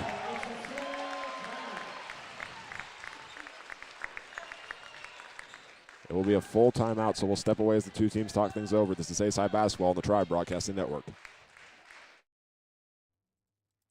Attention to all you Hayes High basketball fans. The season is about to tip off, and we need you back in the stands cheering for our Hayes High Indians. As we hit the hardwood, we have some exciting games at home in December. Go ahead and mark your calendars for the Hayes City Shootout, where our varsity squad will face a competition right here at home. First, on December 5th and 6th at 3 p.m., and then on December 7th as our finale at 10 a.m. But that's not all. The excitement continues on December 13th as the Hayes High Indians take on Junction City at 4:15 p.m. Let's pack the stands, show our school spirit, and bring support to our team as the season starts strong. Be there, bring your energy, and let's make this season unforgettable. Go Indians!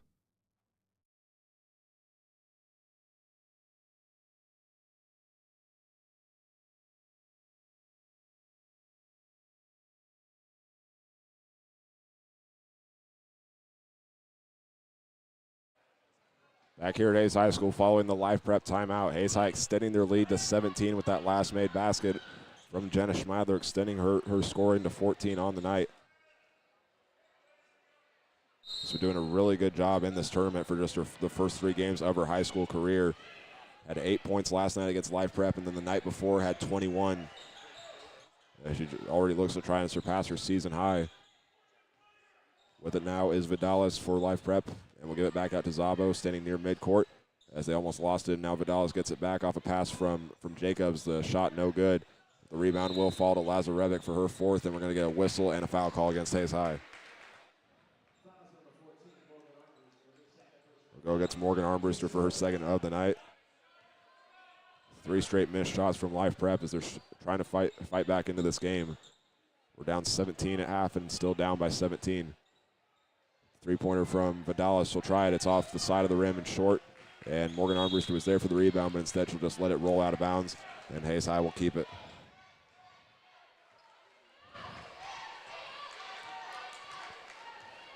Jenna Schmeidler walking up the floor. Morgan Armbruster was the one that inbounded it. Now the pass goes over to Martin. She'll look and signal for someone to come over. Now she'll try a pull-up 3-pointer on the way. It's no good as it's an air ball. And Life Prep will get it back.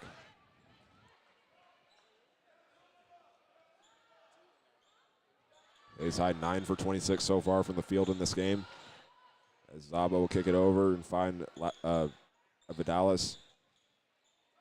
They'll go inside for Jacobs, and then she'll give it right back to Zabo. Schmeidler almost got the steal. Now pull up 3 from Zabo off of a screen, and she gets another 3-pointer to go.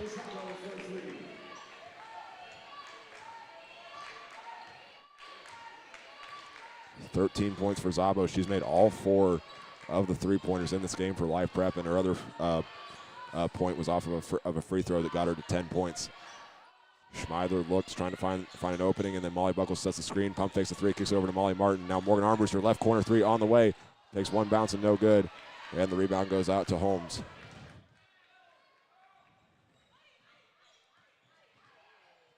Ariadna Vidalis will kick it back out. Lazarevic with it, gets a screen, and then we'll kick it over to Jacobs. Zabo trying to get an opening. 16 seconds remaining on the shot clock and 3:23 remaining in the game. She'll kick it over to Lazarevic, and now they'll just work it around the arc, looking for an opening. Now into a double team. There'll be a drive all the way to the basket, and Vidalis gets the layup to go for her second basket of this game. 38-26 is the score. That was the 9th made basket for Life Prep. With it now is Schmeidler. She'll try and drive, kick it out to Martin, and now back to Schmeidler. She'll try a 3-pointer on the way. It takes 1 bounce, no good. And the rebound is loose, and it will be with Life Prep.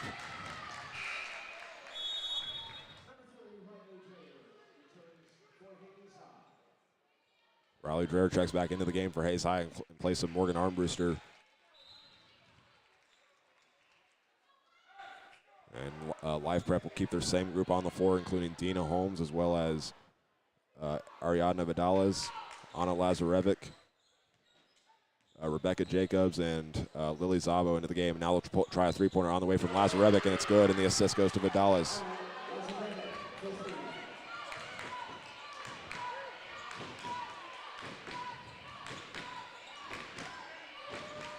Now 3-pointer, Molly Martin, right corner 3, no good.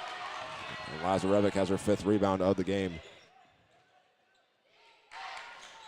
Hayes High still looking, and now Dina Holmes will go into the paint, and she gets the layup to go to cut the lead down, and she gets fouled on the way up. First points of the game for Jacobs. The foul will go on Katie Lindenberger for her 3rd of this game, and the 5th team foul for Hayes High. The closest Life Prep has been since the beginning of the game, where there was a 6-point lead going into at the end of the first quarter, as the free throw is good by Jacobs.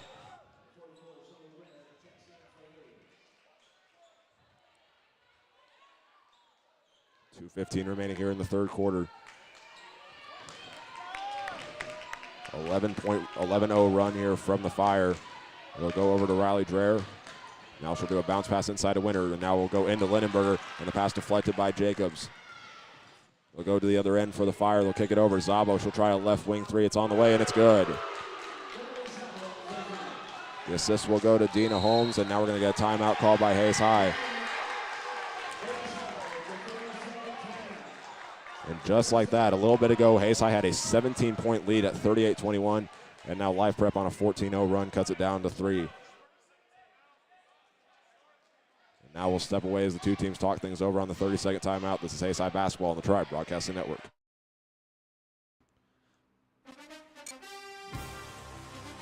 Wrestling fans, get ready. Tuesday, December 12th, Hayes High hosts Salina Central for boys and girls JV and varsity wrestling duel.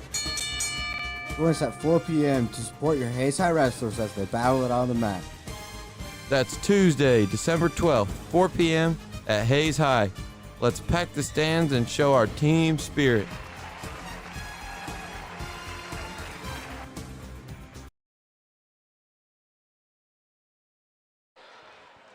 Back here at Hayes High School, just a little bit ago, Hayes High had their biggest lead of the night at 38-21. Next thing you know, Life Prep goes on a 14-0 run, and it's 38-35 as Hayes High has the ball with 1:50 remaining here in the third quarter. Jenna Schmeiler doing some moves, trying to get open. Tried using a screen from Winter, but can't. Instead, gives it back to Riley Dreher. Tough defense here for Life Prep as Winter drives into the lane on a double team, kicks it out. Riley Dreher pull-up jumper from the free throw line. It's no good. Katie Lindenberger will run out for the rebound and get her third of the night. As Hayes High looks for an opportunity here. They have 9 straight missed shots. As Jenna Schmeiler will walk up, do some moves. Now will drive and try a fadeaway jumper. It's on the way. It swishes it. Jenna Schmeiler now up to 16 points in the game. As Life Prep wasting no time trying to go to the other end and try to get the lead going into this fourth quarter as they trail by 5.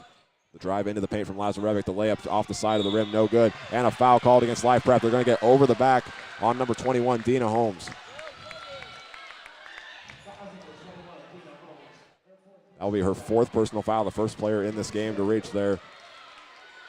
And they will make a substitution as the 6'3" junior from Hungary, Arina Torak, will check back in.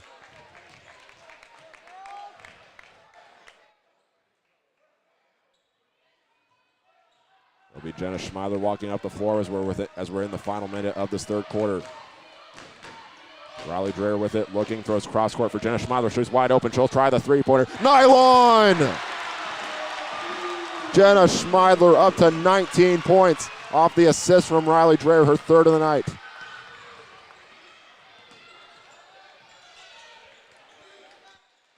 Lily Zaba with it, throws it over to Jacobs, and now they'll go inside the paint, and Jacobs gets another assist as Torak gets the layup.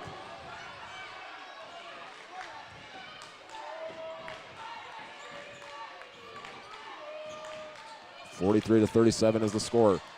The shot clock is off as we're 16 seconds remaining here in the third quarter. A drive into the paint for Jenna Schmeiler, and the foul as she goes into the double team.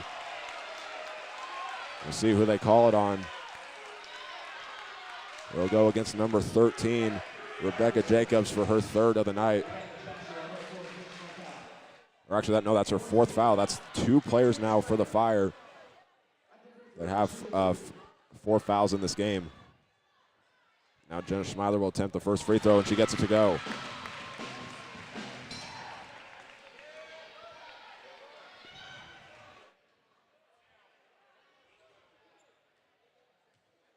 She'll take 2 dribbles for the second one. She puts it up, and it's good. 18 points for the freshman. 45-37 is the Hayes High lead. Now at the other end, 8 seconds remaining as we'll see what Life Prep does with Vidala. She'll pull up right away for 3. It rolls out, no good. And the ball still being fought for. Jacobs jumped up to try and get it, and they're going to get a foul call against Hayes High.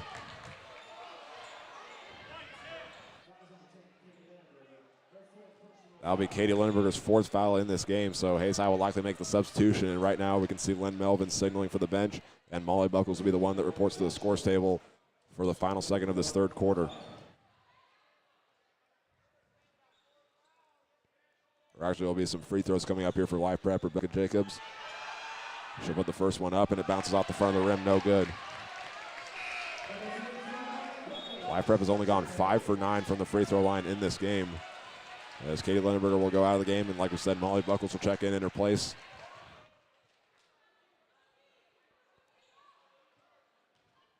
Rebecca Jacobs gets set and attempts the second free throw. Bounces off the back of the rim, no good, and she will get the rebound as the third quarter expires. Hayes High leads at 45-37 in search of their first title in the shootout in 22 years. We will step away as the two teams talk things over before the final 8 minutes. This is Hayes High basketball on the Tribe Broadcasting Network. Hello everyone, it's Hank Corsair, your voice of Hayes High Athletics on the Tribe Broadcasting Network. We want to thank you all for tuning into today's game, and we want to remind you all that Tribe Broadcasting is your home for exclusive coverage of Hayes High Athletics with live video of games, team hype videos, features in the monthly news, and so much more. Plus, you can catch me throughout the year doing live play-by-play for football, volleyball, and boys soccer in the fall, basketball and wrestling in the winter, and baseball, softball, and girls soccer in the spring. So keep it right here with the coverage of today's game, and go Indians.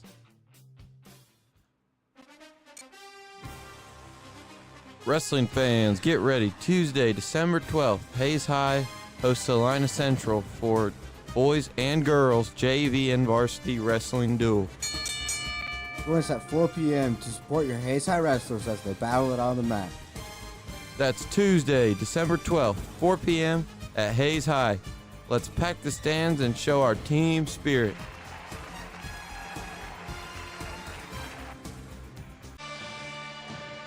Back here at Hayes High School as we get set for the final 8 minutes.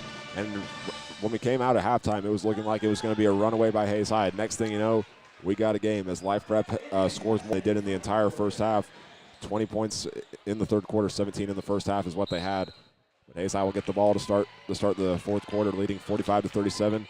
Schmeidler kicks it over to Winter right away after getting the inbound, and it's going to be stolen as Schmeidler trying to make an effort to get it. And it'll be a turnover for Hayes High. Back to Schmeidler. Head coach for Live Prep, Jeff Henry, wanted a foul on Schmeidler. She dove on top of Vidalas to get the ball. But either way, it will stay with the Fire. Zabo gets the inbound, being guarded by Winter. Looking, trying to find someone to throw to. Instead, will drive into the lane and throw a pass over to Arena Torok, and she gets the layup to go. First assist of the game for Zabo.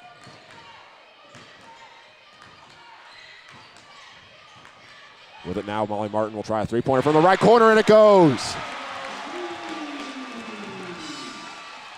Molly Martin, a huge three-pointer there for Hayes High as they get their third made one of the game. 8 points so far for Martin, and now a three-pointer there from Lily Zabo. She's now up to 19 points in this game.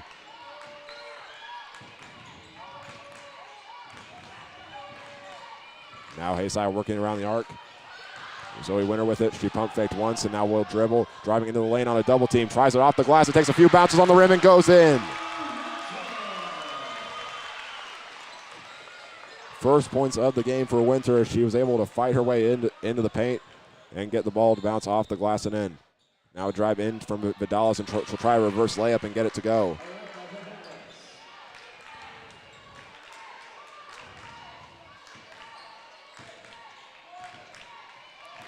We were only a minute and 30 in to this this final quarter, and we already have 12 points combined for both teams, and we're going to get a stoppage of play as Jenna Schmeidler was bringing it up the floor. And the shot clock was never running, so the refs will get it set up. And they will work it down to 30 seconds is where Hayes High will start. As there's 6:27 remaining here in the fourth quarter. We'll also see Lindsey Canick and Riley Dreher check into the game. Zoe Winter going out.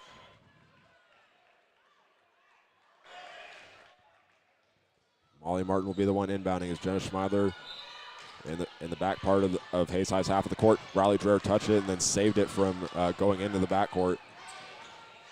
As she bounce passes it over to Schmeidler, she'll kick it over to Martin. She'll drive on the left baseline all the way to the basket, off the glass and in. Huge bucket there for Molly Martin as she's now into double figures with 10. Lazarevic being guarded by Schmeidler, and now we're going to get a foul called on Jenna Schmeidler. She's trying to plead her case to the official that she was just trying to play some aggressive defense as Lazarevic was backing her down. But now we'll see what they do as they inbound it. Torok will be the one that takes it and over to Vidalas. Martin will be the one guarding her as they'll work it around the arc. Lazarevic with it. Will drive from all the way to the right wing, being guarded by Schmeidler, and then she lost it out of bounds, but they're going to say that it was last touch by Hayes High. Live Prep will inbound it with 5:53 remaining here in the fourth quarter. Hayes High 52, Live Prep 44. Waiting for someone to get open. Lazarevic trying to inbound it, and it's a 5-second call. Big defensive stand by Hayes High as they'll get the ball back. They had some screens going and some players moving around, but Lazarevic couldn't find an opening. Schmeiler will bring it up the floor.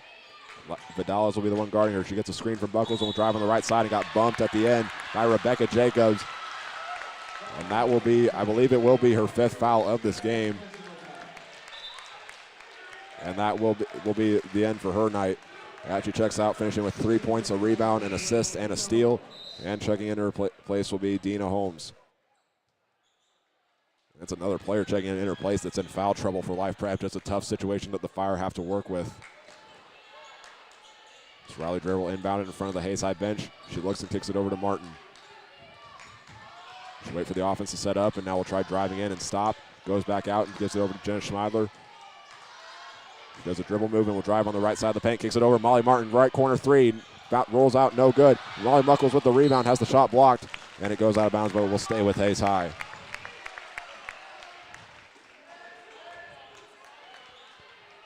Shot was blocked by number 21, Dina Holmes, her first of the night. Riley Dreher looking, trying to find someone to throw it to for Hayes High, and then Lynn Melvin right there to call the timeout and save Hayes High from a crucial turnover. Despite having the lead, it has gone back and forth here in the 4th quarter. It will be a full timeout, so we'll step away as Lynn Melvin talks it over with his team. This is Hayes High basketball on the Tribe Broadcasting Network.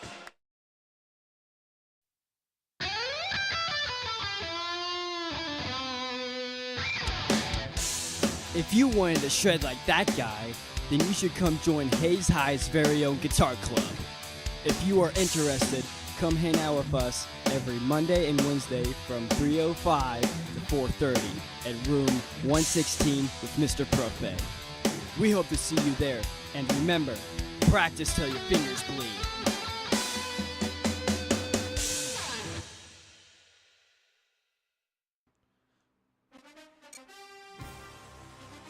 Wrestling fans, get ready. Tuesday, December 12th, Hayes High hosts Salina Central for boys and girls JV and varsity wrestling duel.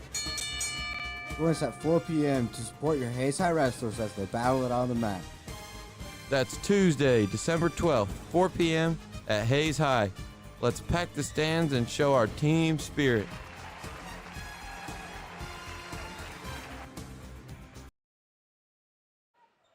Following the Hayes High timeout, they will inbound it underneath the basket. They'll go 4 across the baseline. It'll go inside or on the outside of the perimeter. Lindsey Kanik, she'll go inside. Shot is blocked from Molly Buckles and then rebounded by Lazarevic.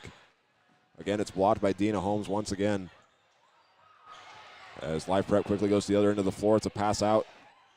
As Vidales will take it and kick it over to Zabo. Into the paint, Holmes with it. She'll try the shot, it's no good, and they're gonna get a foul call on Molly Buckles as she had her arms straight up underneath the basket. And that will be her 2nd foul of this game.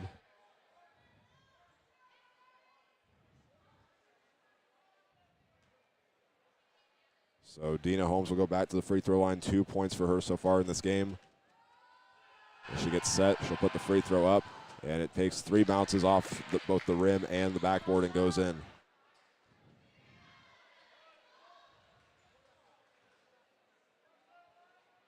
Life Prep is 6 for 11 at the free throw line tonight. And now the 2nd free throw will be put up and bounce off the back rim, no good. And Riley Dreher's got the rebound for her 2nd of the night. Jenna Schmeidler will run up court right away after getting a pass from Lindsey Kanik. And now Molly Martin left baseline drive, and the shot was deflected, but it's going to be a foul against Dina Holmes.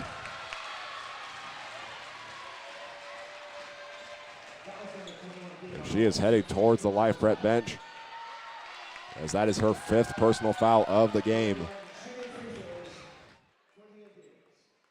So 2 of Life Prep's tallest players have checked out, and I'm honestly a little surprised they didn't come into this game trying to use the size and get inside.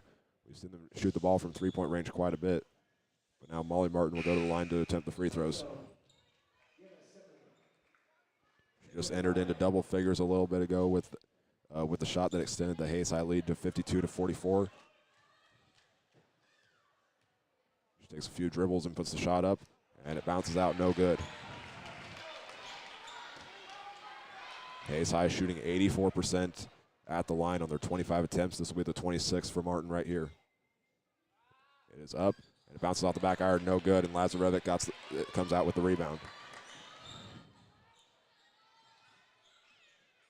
Vidales with it, goes into the paint for Torok. She lost the ball in a triple team, And Hayes High had it for a jump ball, but they're going to say that Hayes High will get called for a reach and foul. The refs will discuss it.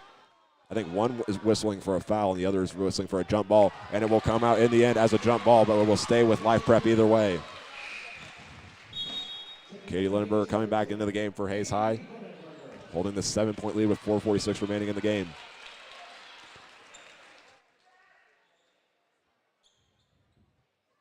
Pass will go over to Torok as they work it around. Over to Zabo, and now a drive in from Vidalis. He'll kick it back out instead. And a three-pointer on the way is good from Lazarevic.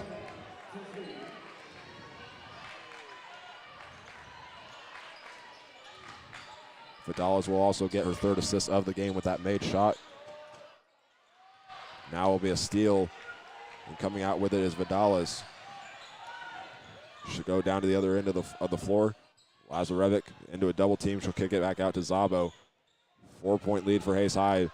Life Prep can make it a one-possession game as they'll kick it out to Seminweek. Lazarevic working back with it into the right corner. Now they'll try a drive from Vidalis. She'll stop and try a shot. Takes a couple bounces and goes in.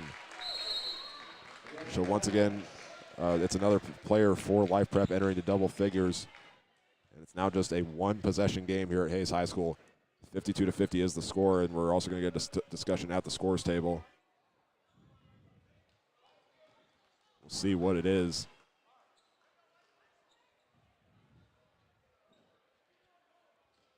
Not sure exactly what it is, but now Hayes High Athletic Director Lance Cranoware is coming onto the floor, and he's making his way towards the Hayes High student section. Something must have been said that the officials had to get involved to stop it. Now Life Prep on a 6-0 run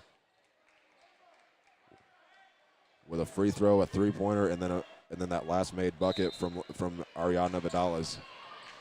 Pass will go into Molly Martin. Walking up the floor. We'll stop, and we'll throw it over to Zoe Winter. She'll look, hasn't dribbled yet, now will. And now we're going to get a foul, and it's going to be called against Life Prep. We'll get it on number 3, Arana Torok. That'll be her 4th foul of this game. So Life Prep, a team that only has 10 players that they brought to Hayes this weekend, has already fouled 2 out, Rebecca Jacobs and Dina Holmes. If Arana Torok fouls out, they will officially lose all players that are above 6 foot. And now hook shot is no good from Zoe Winter. Katie Lindenberger underneath gets her own miss and will go to the free throw line. 2 straight rebounds from the senior. But now she'll go to the free throw line to try to get Hayes High back to a 2-possession lead.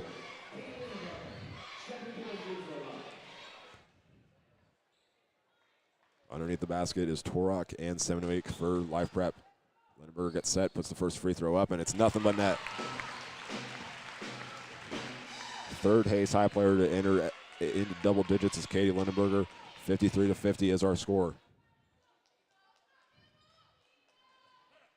She'll take 2 dribbles, gets set, puts the free throw up, and it takes 1 bounce off the front of the rim, but Zoe Winter gets the offensive rebound, puts it off the glass and in.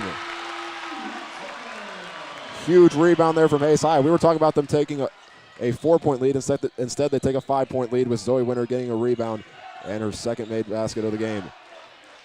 The crowd's starting to get into it as Seminweek takes it, kicks it over, and now Lazarevic tries the three-pointer, can't get it to go, and Zoe Winter's got another rebound. Fast-paced offense here for Hayes High.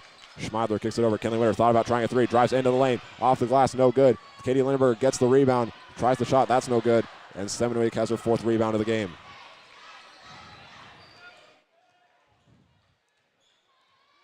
Walking up the floor is Zabo. 2:53 remaining here in the 4th quarter.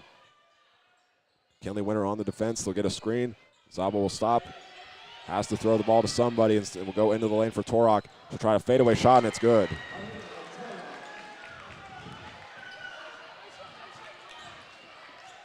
(55-52) is the score. Schmeidler waiting for someone to get open as she stands on the S of the midcourt logo. She'll drive in, kick it out. Molly Martin, left corner 3 on the way, no good. And Zabo has her first rebound of the game. Hayes High has only made 3 of their 16 attempted three-pointers tonight, and a foul call against Kenley Winter, who deflected the ball away from Zabo as she drove in on the left side. Refs having a discussion of who the foul will go against.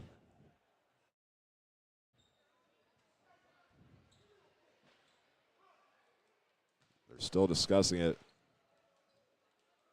Not sure what they're going to officially call it as.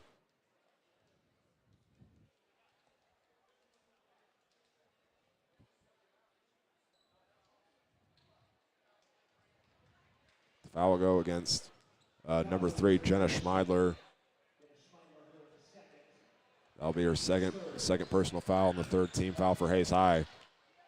It was not going to be. It's going to be listed as on the floor. I think that's what the discussion was about. Lazarevic will inbound it. A three-pointer ties it for Life Prep. They'll kick it out to Zabo from beyond three-point range, and now she'll drive in. Takes one bounce and no good. And an over-the-back foul against the Fire. If this goes against Irana Torok, she will foul out, and that will officially be 3 Life Prep players to foul out, and it's exactly who it is.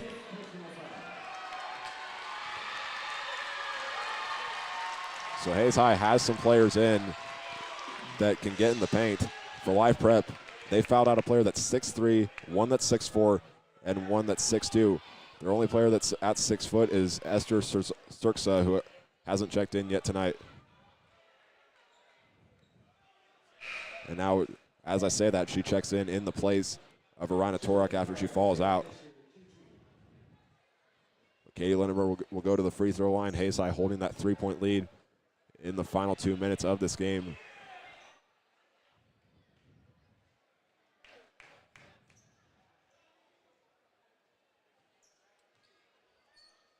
Lindenberger takes a deep breath after she gets the ball and then walks up to the free throw line. Takes 2 dribbles, puts it up, and it's good. 23 made free throws in this game for Hayes High. Lindenberger now up to 11, trying to make it 12 with this free throw, with the second free throw right here. She'll put it up, takes one bounce off the front of the rim and goes in.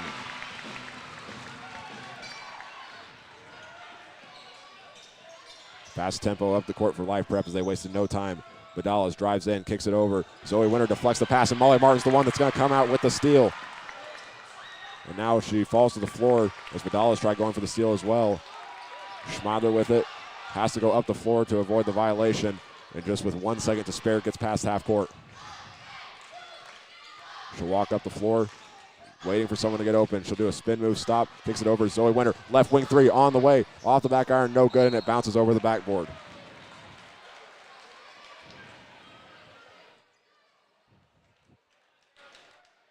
So Life Prep will have another chance to cut it down to a single possession.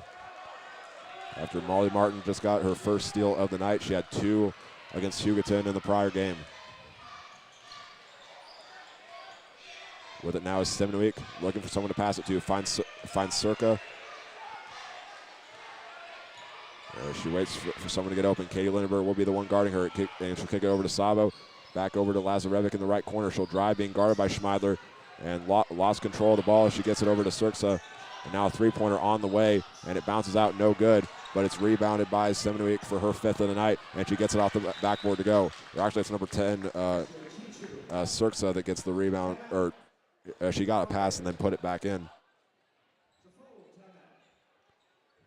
So Hayes High will, or actually it's Life Prep is going to be the one that takes the timeout, and it will be a full one. So we will step away as they talk things over. This is Hayes High Basketball on the Tribe Broadcasting Network.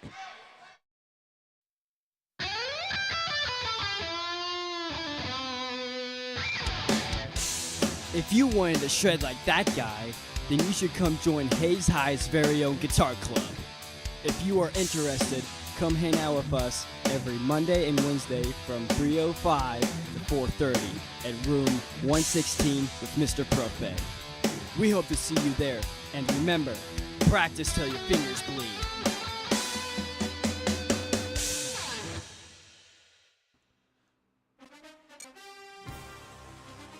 Wrestling fans, get ready. Tuesday, December 12th, Hayes High hosts Salina Central for boys and girls JV and varsity wrestling duel. Join us at 4 p.m. to support your Hayes High wrestlers as they battle it on the mat. That's Tuesday, December 12th, 4 p.m. at Hayes High. Let's pack the stands and show our team spirit.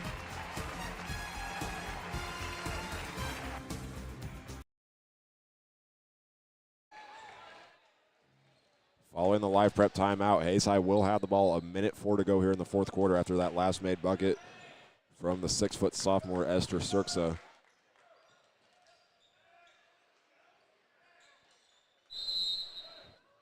Kenley Winter will be the one inbounding it.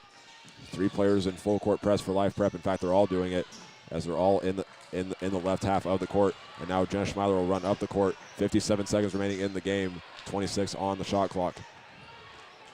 See if Hayes High decides to try to run it down and rely on their defense to stop live prep one more time tonight. Schmeiler dribbling it. Working from side to side, being guarded by Vidalis. She'll drive in all the way to the basket. Has a wide open path and gets another layup to go. 20 points for Jenna Schmeiler as she gets Hayes High the double possession lead. Now at the other end, a foul called against Hayes High. And it's a made layup by Ariadna Vidalis, so she's now up to 12 points. We'll go against Zoe Winter for her 3rd personal foul of this game with 30 seconds to go. So live prep will likely have to foul Hayes High here. As Vidalis attempts the free throw for the end one. Bounces off the rim, no good. But it was last touched by Katie Lindenberger as it goes out of bounds.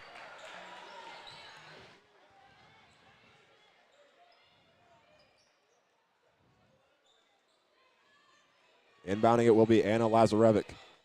Guarded by Jenna Schmeiler, waiting for someone to get open. 3-point deficit for live prep with the shot clock off. Working it around, there'll be a drive from Vidalis all the way to the basket. She'll work back out. They're needing a 3-pointer, and they'll go inside the paint, and Katie Lindenberg gets the steal and throws it over to Molly Martin. They have to foul with 15 seconds remaining, and we're going to get a timeout called by Hayes High. Or correction, no, it's going to be a foul call against live prep. Number 32, or correction, 23, Ariadna Vidalis. That'll be her 3rd foul of this game, and Jenna Schmeiler will go to the free throw line to fully secure the Hayes High victory. The free throw is up, and she gets it to go.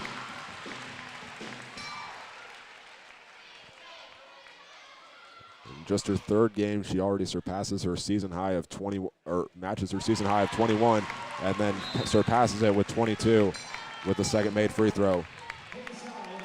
61-56, Hayes High in front. And we'll step away as Hayes High decides to talk things over with a full timeout. This is Hayes High basketball on the Tribe Broadcasting Network.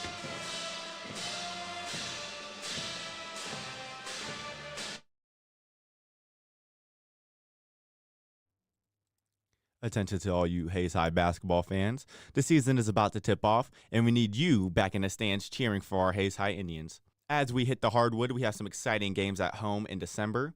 Go ahead and mark your calendars for the Hayes City Shootout, where our varsity squad will face a competition right here at home. First, on December 5th and 6th at 3 p.m., and then on December 7th as our finale at 10 a.m. But that's not all. The excitement continues on December 13th as the Hayes High Indians take on Junction City at 4:15 p.m. Let's pack the stands, show our school spirit, and bring support to our team as the season starts strong. Be there, bring your energy, and let's make this season unforgettable. Go Indians!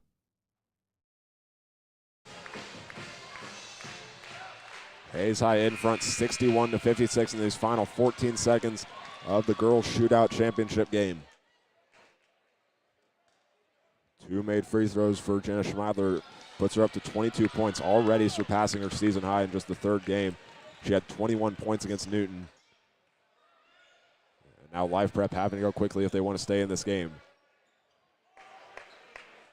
They've shot 8 for 24 from 3-point range tonight, so should likely see them go back to that. They have their main 3-point shooters of Lily Zabo and Ariadna Vidalis on the floor. And right away, Vidalis will bring it up the floor, hands it off to Zabo. She's going to try a long 3-pointer on the way. It's off the backboard, no good, and Zoe Winter gets the rebound, and she's fouled.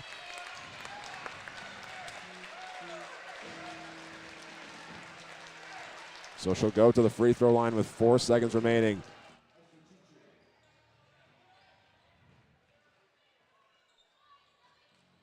Hayes High will just play a few players back. Kenley Winter and Molly Martin heading to Life Prep's end of the floor.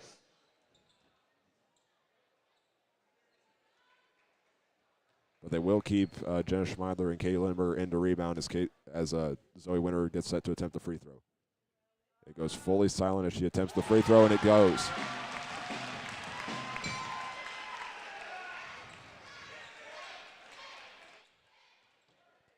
She'll look for number 2 to give Hayes High the 7-point lead.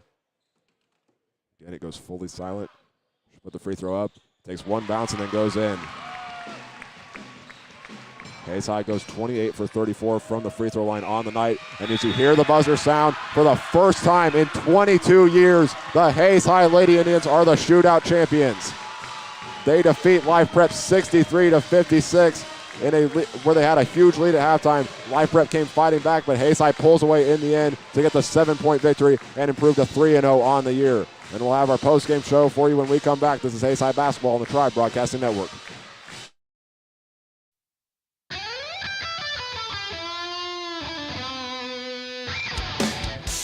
If you wanted to shred like that guy, then you should come join Hayes High's very own guitar club.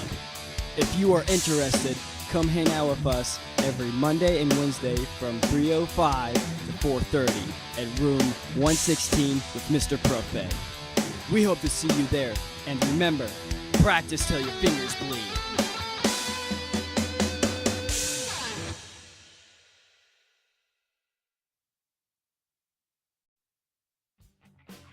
Hello everyone, it's Hank Corsair, your voice of Hayes High Athletics on the Tribe Broadcasting Network. We want to thank you all for tuning into today's game, and we want to remind you all that Tribe Broadcasting is your home for exclusive coverage of Hayes High Athletics with live video of games, team hype videos, features in the monthly news, and so much more. Plus, you can catch me throughout the year doing live play-by-play for football, volleyball, and boys soccer in the fall, basketball and wrestling in the winter, and baseball, softball, and girls soccer in the spring. So keep it right here with the coverage of today's game, and go Indians.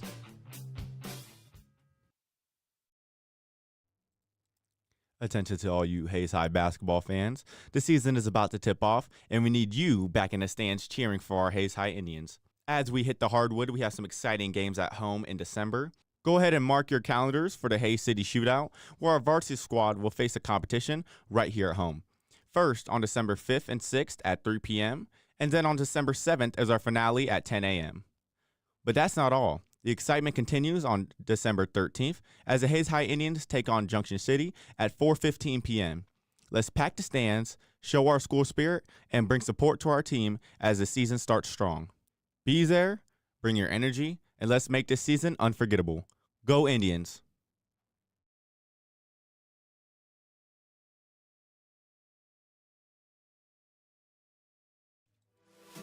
Attention drivers and passengers. Your safety is paramount.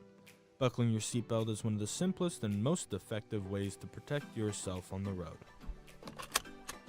In the event of a crash, seatbelts can reduce the risk of serious injury by up to 50%. So whether you're commuting to work or embarking on a long journey, make sure everyone in the vehicle is secure. Remember, seatbelts save lives. It's not just a good habit, it's the law. So click it or ticket.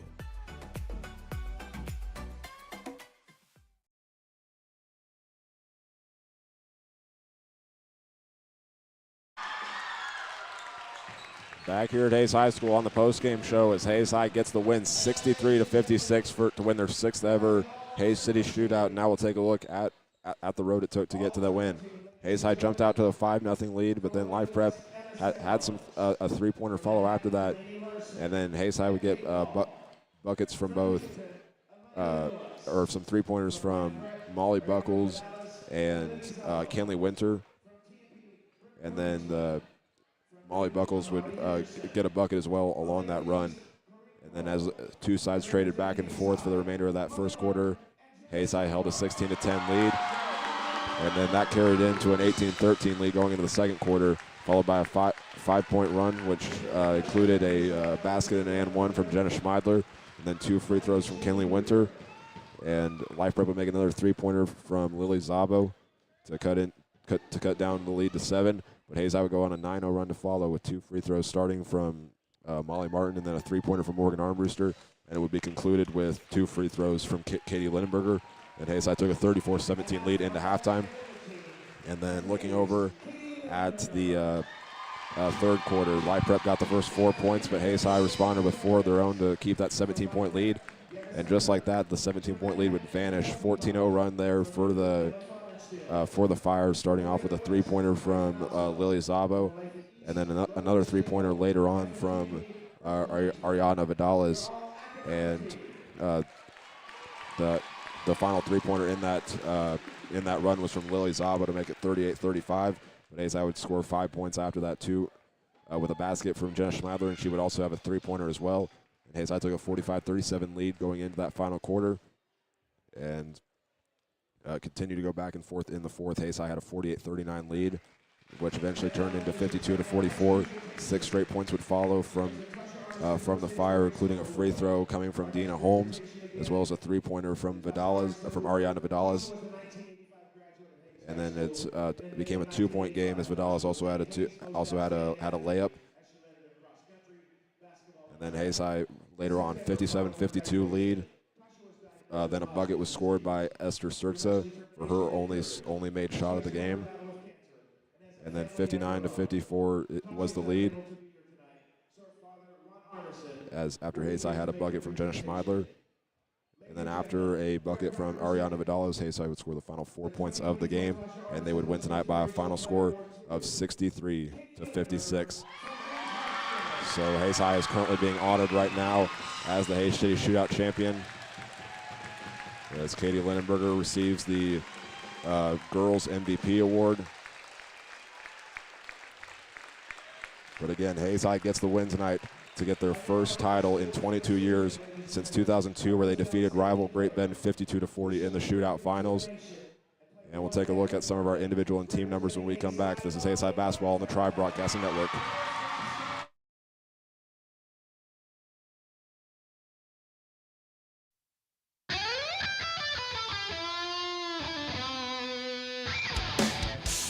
If you wanted to shred like that guy, then you should come join Hayes High's very own guitar club. If you are interested, come hang out with us every Monday and Wednesday from 3:05 to 4:30 at room 116 with Mr. Prophet. We hope to see you there, and remember, practice till your fingers bleed.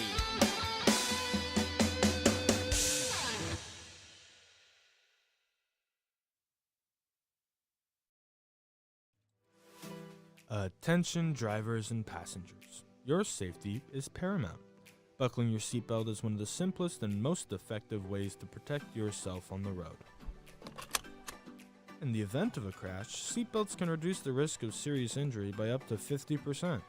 So whether you're commuting to work or embarking on a long journey, make sure everyone in the vehicle is secure. Remember, seatbelts save lives. It's not just a good habit, it's the law. So click it or ticket.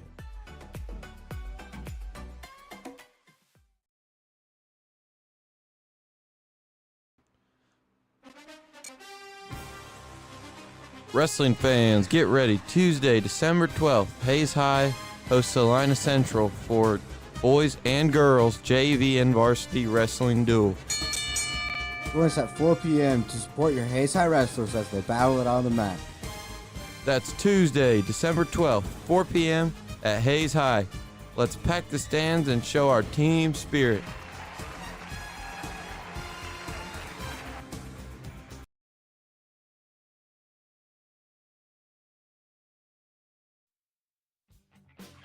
Hello, we want to thank Corsair, your voice of Hayes High Athletics on the Tribe Broadcasting Network. We want to thank you all for tuning into today's game, and we want to remind you all that Tribe Broadcasting is your home for exclusive coverage of Hayes High Athletics with live video of games, team hype videos, features in the monthly news, and so much more.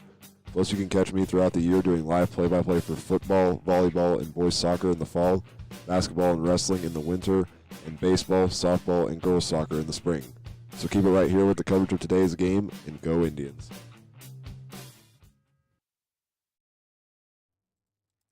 Attention to all you Hayes High basketball fans. The season is about to tip off, and we need you back in the stands cheering for our Hayes High Indians. As we hit the hardwood, we have some exciting games at home in December. Go ahead and mark your calendars for the Hayes City Shootout, where our varsity squad will face a competition right here at home. First, on December 5th and 6th at 3 p.m., and then on December 7th as our finale at 10 a.m. But that's not all. The excitement continues on December 13th as the Hayes High Indians take on Junction City at 4:15 p.m. Let's pack the stands, show our school spirit, and bring support to our team as the season starts strong. Be there, bring your energy, and let's make this season unforgettable. Go Indians!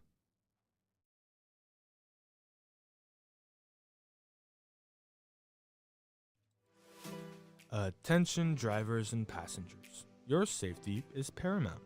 Buckling your seatbelt is one of the simplest and most effective ways to protect yourself on the road. In the event of a crash, seatbelts can reduce the risk of serious injury by up to 50%. So whether you're commuting to work or embarking on a long journey, make sure everyone in the vehicle is secure. Remember, seatbelts save lives. It's not just a good habit, it's the law. So click it or ticket.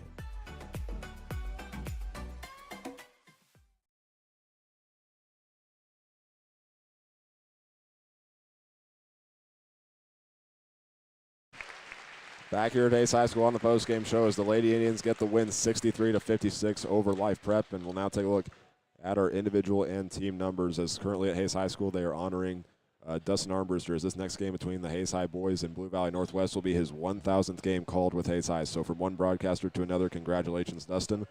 But we'll now look at Hayes High's individual numbers. Leading the way in scoring and surpassing her season high that she set against Newton, Jenna Schmeidler finished with 22 points, and two other Hayes High players finished in double figures. Katie Lindberger had 12 and Molly Martin had 10. And then rounding it out with the other scores included Zoe Winter with 6, Molly Buckles with 4, and then Morgan Armbruster and Kenley Winter each had 3. Life Prep scoring was led by Lily Zabo with 19, and Ariana Vidales also entered into double figures with 12. And then Arena Torok had 8 points. Esther Sirksa had 2. Yiva Sevenweek had 3. And Rebecca Jacobs also had 3, and so did Dina Holmes. And we'll now take a look at Hayes High's other individual numbers, starting off with Jenna Schmeidler finishing with 3 rebounds, an assist, and 2 steals. Also, Katie Lindenberger had 5 rebounds and 2 steals. Kenley Winter finished with 2 rebounds, and so did Molly Martin, while she also had a steal as well. And then going on down, Morgan Armbruster finished with a steal. Riley Dreher had 2 rebounds and 3 assists. Lindsay Canick finished with 3 rebounds, and Molly Buckles led the way in rebounds with 6. In fact, she was actually tied with Zoe Winter, who also had a steal. And then looking at Life Prep, Arena Torok finished with a rebound, and so did Lily Zabo. She also had an assist. With 5 rebounds was Eva Semenweek. And Rebecca Jacobs had a rebound, an assist, and a steal. Dina Holmes had 2 rebounds, a block, and 2 assists. And Ariana Vidales had 2 rebounds, a block, 3 assists, and 3 steals. And rounding out is Anna Lazarevic, finishing with 7 rebounds and an assist. And now looking over at the team numbers for Hayes High and Life Prep. Hayes High finished 16 for 46 from the field and 3 for 17 from three-point range, with 28 made free throws out of 34 attempts, doubling what Life Prep had. And then Hayes High had 29 rebounds and 4 assists, while also getting 7 steals. Rounding out, Life Prep had for their final stats, they went 21 for 48 from the field, 8 for 25 from three-point range, and 6 for 13 at the free throw line. And then with 19 rebounds, they also had 8 assists, 4 steals, and 2 blocks. And that'll do it for our individual and team numbers. We'll take another break and take a look at the final bracket for the girls' side of the Hayes City Shootout when we come back. This is Hayes High Basketball on the Tribe Broadcasting Network.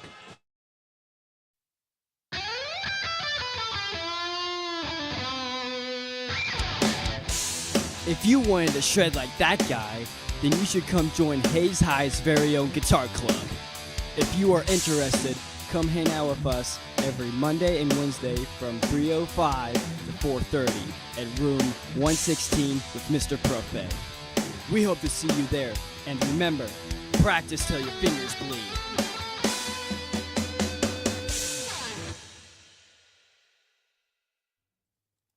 Attention to all you Hayes High basketball fans. The season is about to tip off, and we need you back in the stands cheering for our Hayes High Indians. As we hit the hardwood, we have some exciting games at home in December. Go ahead and mark your calendars for the Hayes City Shootout, where our varsity squad will face a competition right here at home. First, on December 5th and 6th at 3 p.m., and then on December 7th as our finale at 10 a.m.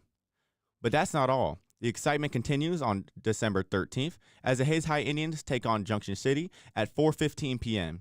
Let's pack the stands, show our school spirit, and bring support to our team as the season starts strong. Be there, bring your energy, and let's make this season unforgettable. Go Indians! Attention drivers and passengers. Your safety is paramount.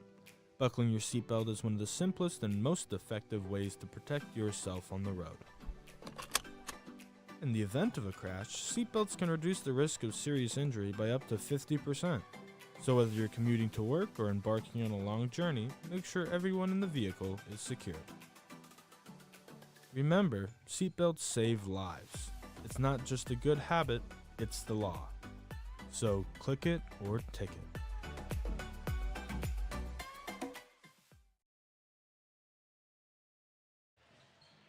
Back here at Hayes High School again. Hayes High gets the win 63-56 over Life Prep, and we'll now take a look at our final girls shootout brackets, going path by path of how each team performed this weekend.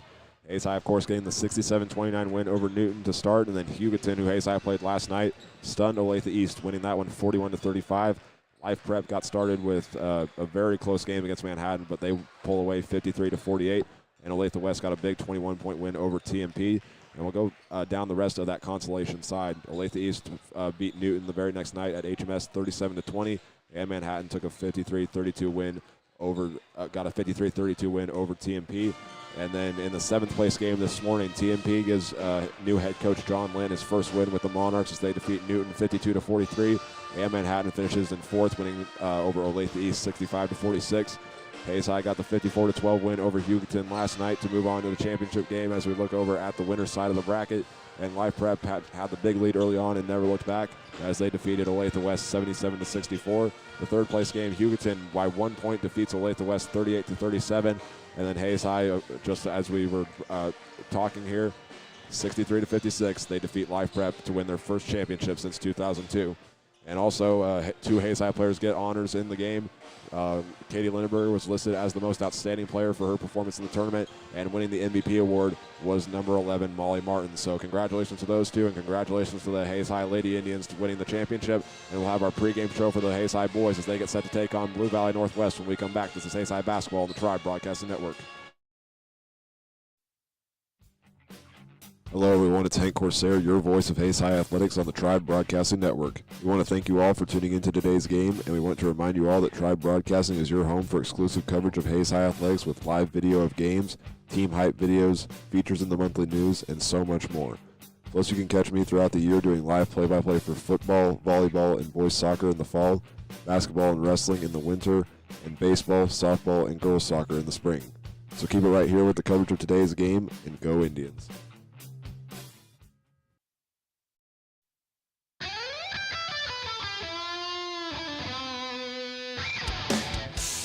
If you wanted to shred like that guy, then you should come join Hayes High's very own guitar club. If you are interested, come hang out with us every Monday and Wednesday from 3:05 to 4:30 at room 116 with Mr. Prophet. We hope to see you there, and remember, practice till your fingers bleed.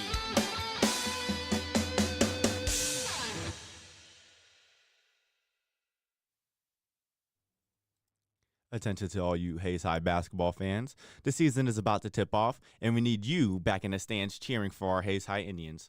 As we hit the hardwood, we have some exciting games at home in December. Go ahead and mark your calendars for the Hayes City Shootout, where our varsity squad will face a competition right here at home. First, on December 5th and 6th at 3 p.m., and then on December 7th as our finale at 10 a.m. But that's not all. The excitement continues on December 13th as the Hayes High Indians take on Junction City at 4:15 p.m. Let's pack the stands, show our school spirit, and bring support to our team as the season starts strong. Be there, bring your energy, and let's make this season unforgettable. Go Indians!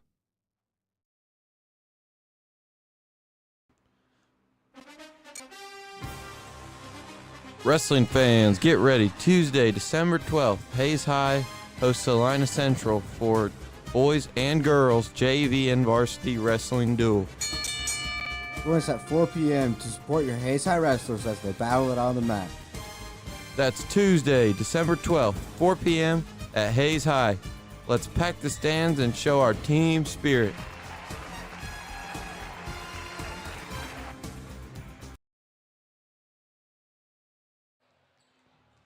Back here at Hayes High School as we are about to get set to watch Hayes High face Blue Valley Northwest for the championship game on the boys' side. And we'll now take a look at some scores from around the state for the girls' side of Keisha. And there were 5 games today. We only have, there's only 4 games today.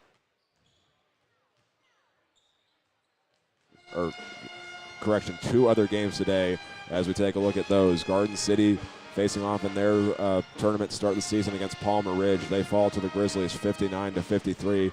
And also another game happening tonight, Shawnee Mission Northwest will face Raytown on the road. So those are the other 2 games going around in Kansas tonight other than what's happening here in the shootout. And when we come back, we'll have our pregame show for the boys' game where we'll take a look at what Hayes High did last night against Hugoton and also preview Blue Valley Northwest. This is Hayes High Basketball on the Tribe Broadcasting Network. Hello everyone, it's Hank Corsair, your voice of Hayes High Athletics on the Tribe Broadcasting Network. We want to thank you all for tuning into today's game, and we want to remind you all that Tribe Broadcasting is your home for exclusive coverage of Hayes High Athletics with live video of games, team hype videos, features in the monthly news, and so much more. Plus, you can catch me throughout the year doing live play-by-play for football, volleyball, and boys soccer in the fall, basketball and wrestling in the winter, and baseball, softball, and girls soccer in the spring. So keep it right here with the coverage of today's game, and go Indians. Attention to all you Hayes High basketball fans. The season is about to tip off, and we need you back in the stands cheering for our Hayes High Indians. As we hit the hardwood, we have some exciting games at home in December.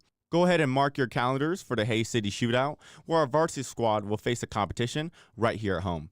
First, on December 5th and 6th at 3 p.m., and then on December 7th is our finale at 10 a.m. But that's not all. The excitement continues on December 13th as the Hayes High Indians take on Junction City at 4:15 p.m.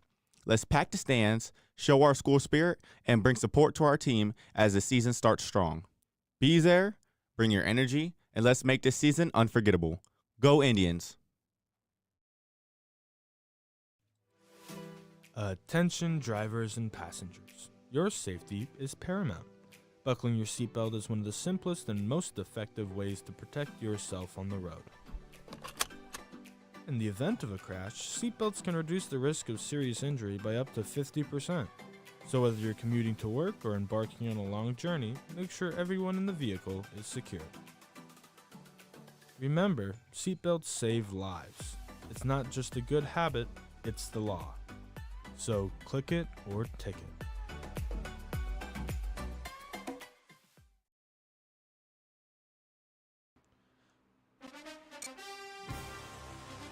Wrestling fans, get ready. Tuesday, December 12th, Hayes High hosts Salina Central for boys and girls JV and varsity wrestling duel.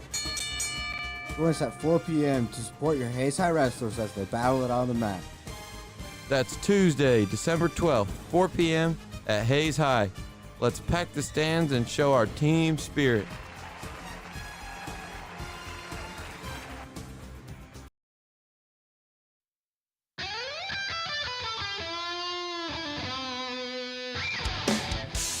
If you wanted to shred like that guy, then you should come join Hayes High's very own guitar club. If you are interested, come hang out with us every Monday and Wednesday from 3:05 to 4:30 at room 116 with Mr. Prophet. We hope to see you there, and remember, practice till your fingers bleed.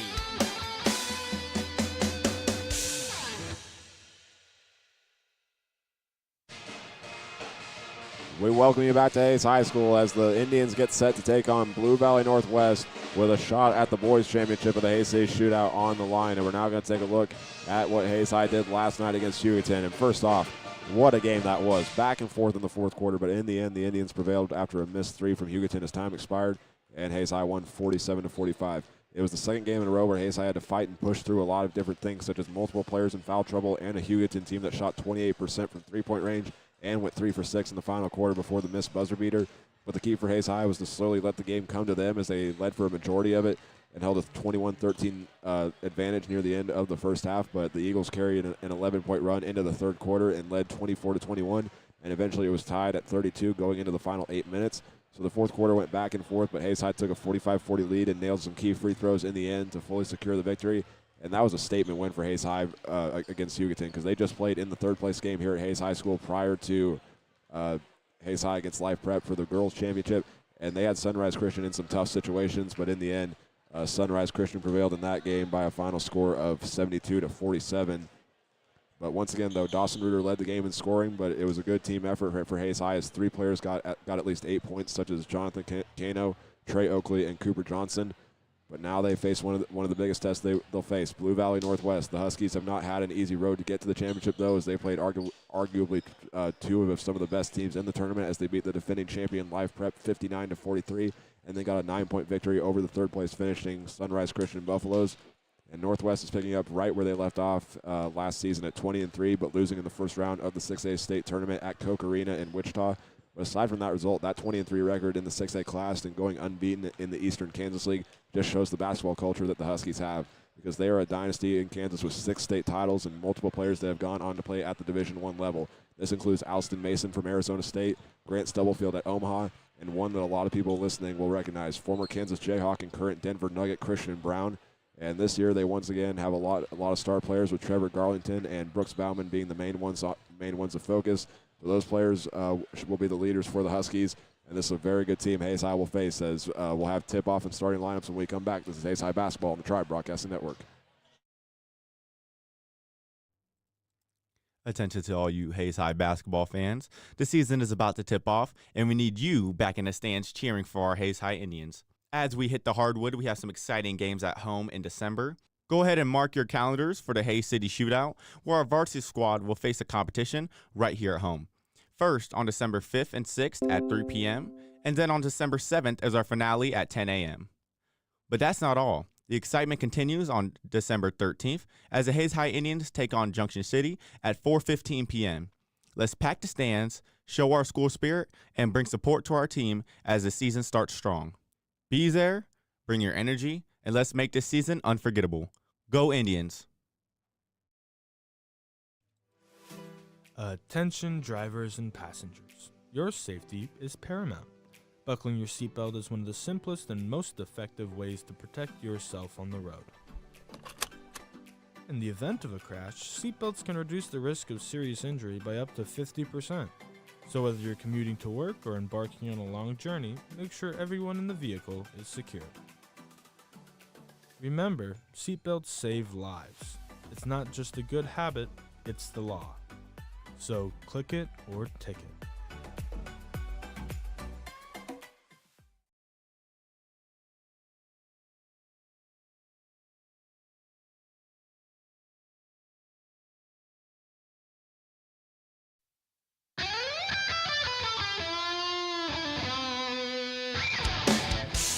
If you wanted to shred like that guy, then you should come join Hayes High's very own guitar club.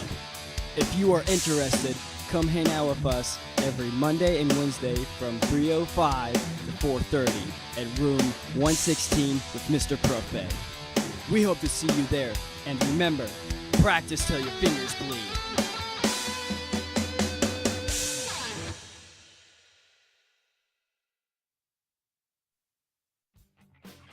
Hello everyone, it's Hank Corsair, your voice of Hayes High Athletics on the Tribe Broadcasting Network. We want to thank you all for tuning into today's game, and we want to remind you all that Tribe Broadcasting is your home for exclusive coverage of Hayes High Athletics with live video of games, team hype videos, features in the monthly news, and so much more. Plus, you can catch me throughout the year doing live play-by-play for football, volleyball, and boys soccer in the fall, basketball and wrestling in the winter, and baseball, softball, and girls soccer in the spring. So keep it right here with the coverage of today's game, and go Indians.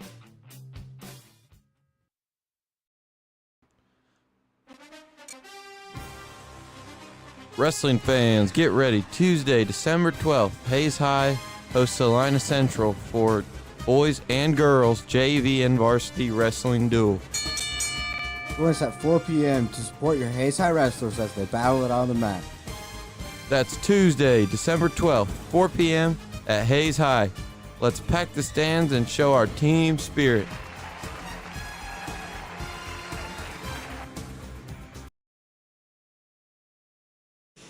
Back here at Hayes High School on the pregame show as Hayes High gets set to take on the Huskies of Blue Valley Northwest. But before we get to tonight's game, we'll now take a look at Blue Valley Northwest starting lineup featuring 2 seniors 2 juniors, and a sophomore. Going down the list, they'll start number 0, Aiden McGivney, an honorable mention tight end for the Eastern Kansas League. Zach Fritz, the junior, will also get the start tonight wearing number 1. Also another notable player that's a dual sport athlete, Trevor Garlington, wearing number 2, the senior, was a third-team Eastern Kansas League selection in basketball last season, and is also a league selection in football. And he was also even a semifinalist for the Otis Taylor Award, which goes to the most outstanding player in the Kansas City area.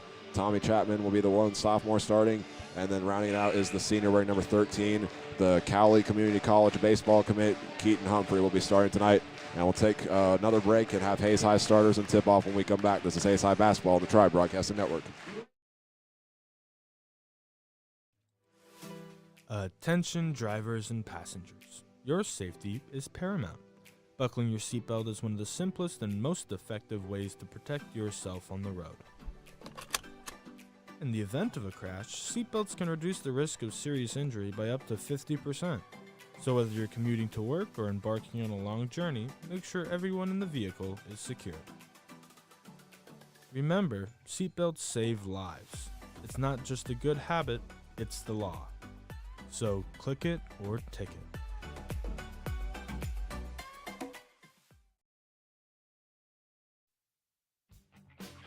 Hello everyone, it's Hank Corsair, your voice of Hayes High Athletics on the Tribe Broadcasting Network. We want to thank you all for tuning into today's game, and we want to remind you all that Tribe Broadcasting is your home for exclusive coverage of Hayes High Athletics with live video of games, team hype videos, features in the monthly news, and so much more. Plus, you can catch me throughout the year doing live play-by-play for football, volleyball, and boys soccer in the fall, basketball and wrestling in the winter, and baseball, softball, and girls soccer in the spring. So keep it right here with the coverage of today's game, and go Indians.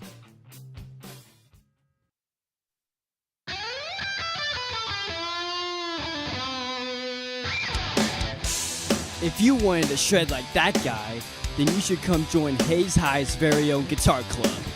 If you are interested, come hang out with us every Monday and Wednesday from 3:05 to 4:30 at room 116 with Mr. Prophet. We hope to see you there, and remember, practice till your fingers bleed.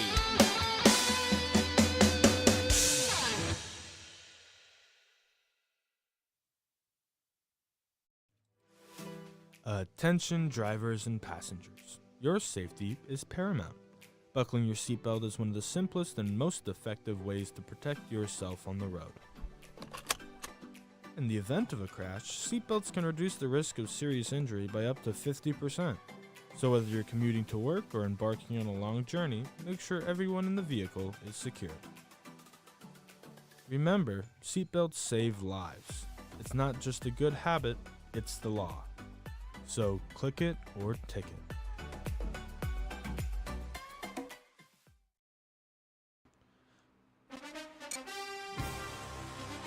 Wrestling fans, get ready. Tuesday, December 12th, Hayes High hosts Salina Central for boys and girls JV and varsity wrestling duel.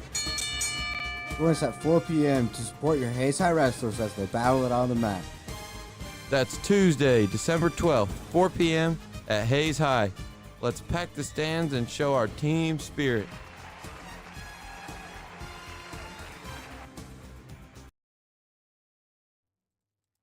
Attention to all you Hayes High basketball fans. The season is about to tip off, and we need you back in the stands cheering for our Hayes High Indians. As we hit the hardwood, we have some exciting games at home in December. Go ahead and mark your calendars for the Hayes City Shootout, where our varsity squad will face a competition right here at home. First, on December 5th and 6th at 3 p.m., and then on December 7th is our finale at 10 a.m. But that's not all. The excitement continues on December 13th as the Hayes High Indians take on Junction City at 4:15 p.m. Let's pack the stands, show our school spirit, and bring support to our team as the season starts strong. Be there, bring your energy, and let's make this season unforgettable. Go Indians!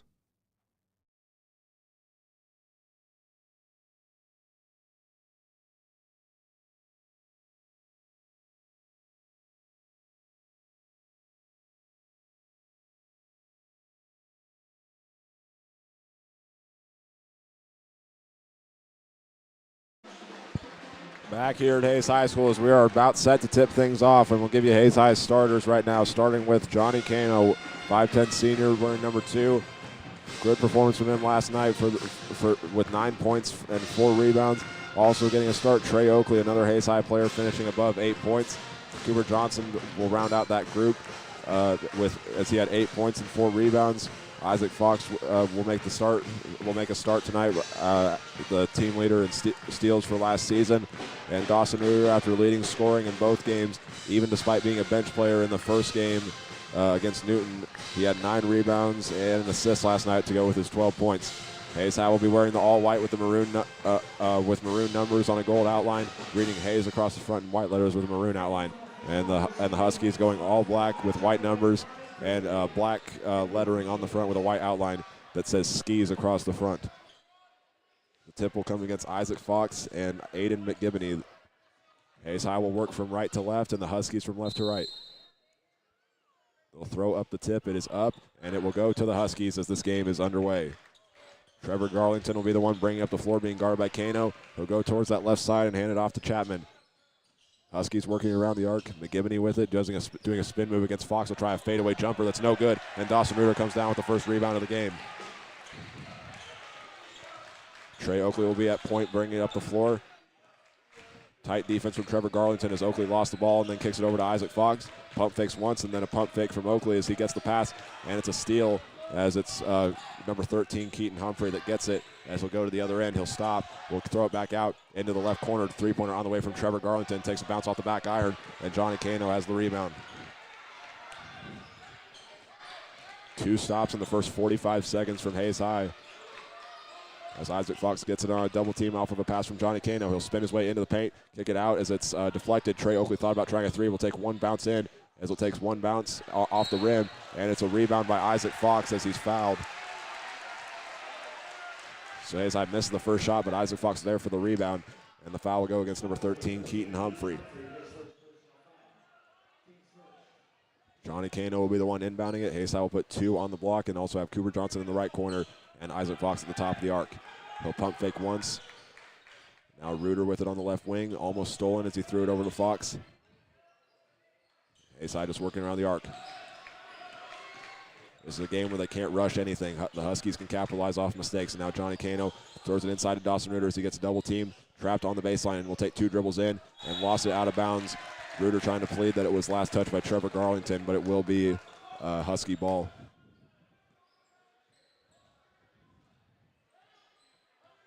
Trevor Garlington will be the one walking up the floor.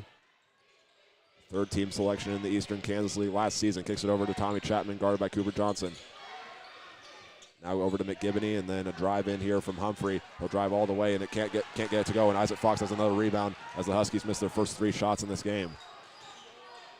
Johnny Cano gets the pass from Oakley, zips it over to Fox, and now Oakley gets the screen, gets double teamed, and now gives it back to Fox. He'll try driving all the way to the basket, off the glass, no good. Rebound still loose, and a Husky player fell to the floor, but Trevor Garlington will come out with the rebound in the end.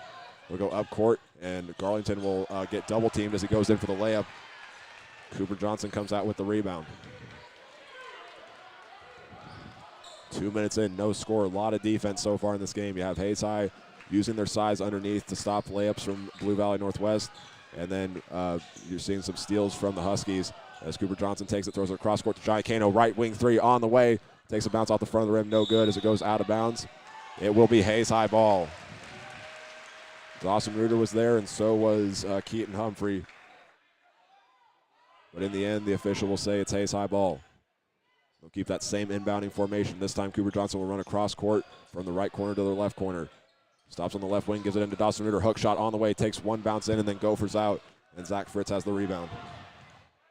At the other end now, Trevor Garlington went in for the layup. Johnny Cano blocked it, but it'll be whistled for a foul. See what they say, that we'll get it on Johnny Cano in the end. First personal foul for Hayes High. And 1 for each team. Trevor Garlington will go to the line looking for the first points of this game for either team. He puts it up, and it will rattle around a little bit, but still go in. Hayes High will make a substitution, putting Trace Jacobs in place of Isaac Fox. Now Now they'll have Trace Jacobs move to the left side of the basket as he's underneath it with Dawson Reuter, who will move to the right. Darlington takes 2 dribbles and then 2 extra for his second free throw. He puts it up and it bounces off the back iron, no good. It's loose on the ground and Trey Oakley's got the rebound for Hayes High. He'll get double teamed and throw it up court to Kano in the right corner. He throws a high arcing pass over to Jacobs, and now left corner 3 from Johnson, and goes in. Trey Oakley will get the assist, and Cooper Johnson gets the first points of the game for Hayes High off a 3-pointer.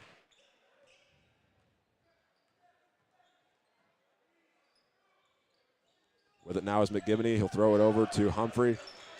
Hayes High fans starting to get into it with the lead that they have right now. It rattles out for Tommy Chapman, and Trace Jacobs has the rebound for his first of the night. And now a steal from the Huskies. McGivney will go up ahead and will try a layup but can't get it to go, but he was fouled.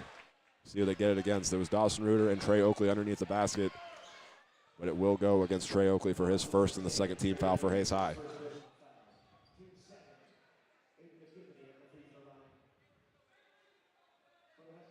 So McGivney will go to the free throw line. That steal was the first stat he's noted tonight. He'll take just 2 dribbles as he attempts the free throw, and it's good.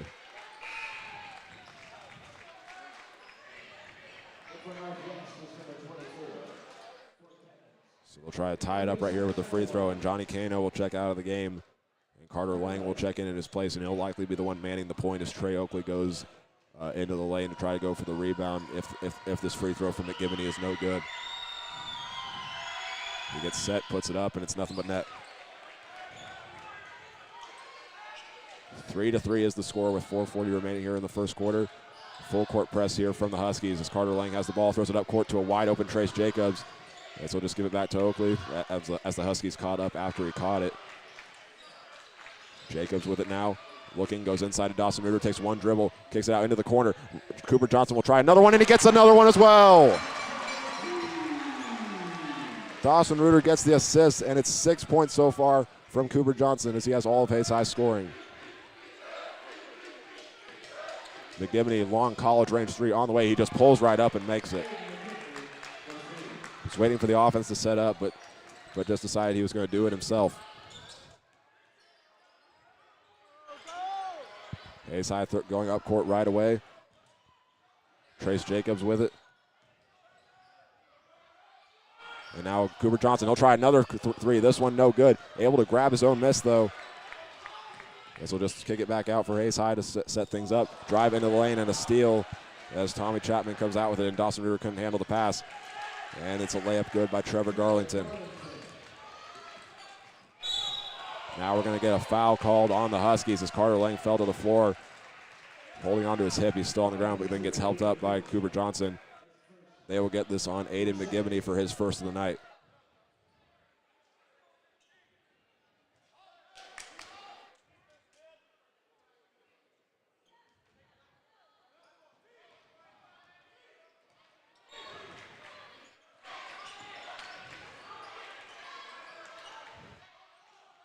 Cooper Johnson will get the pass from Dawson Reuter. Trying to work around the defense from Blue Valley Northwest. Carter Lang throwing across court from the right wing to the left wing. Inside to Dawson Reuter. 1 dribble. Hook shot is up. Rattles around and goes in. Dawson Reuter, we've seen him do it all tournament, using that big size to back his man down, and then he tries the hook shot or maybe even a fadeaway, and he gets the points, and it's tied up at 8 with 2:52 remaining here in the first quarter. Ford Bevins just checked in the game for the Huskies as he passes over. Zach Fritz will try a 3-pointer right away, and he gets it to go.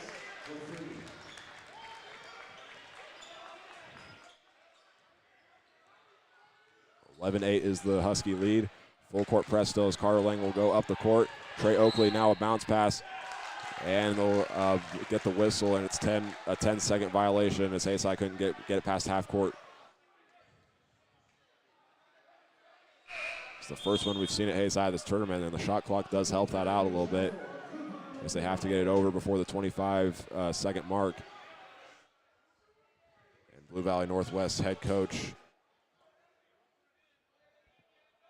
Aaron Eim pointed out to the officials, and then they called it.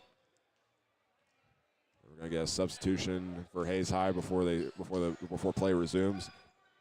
Cooper Lindenmeyer checks in place of Carter Lang. With it is Trevor Garlington. Cooper Lindenmeyer guarding him. He'll get a screen and go towards his left side. And we're going to get a foul against Lindenmeyer. He's kind of reached his arm out as Garlington ran by him. And the official whistled him for it.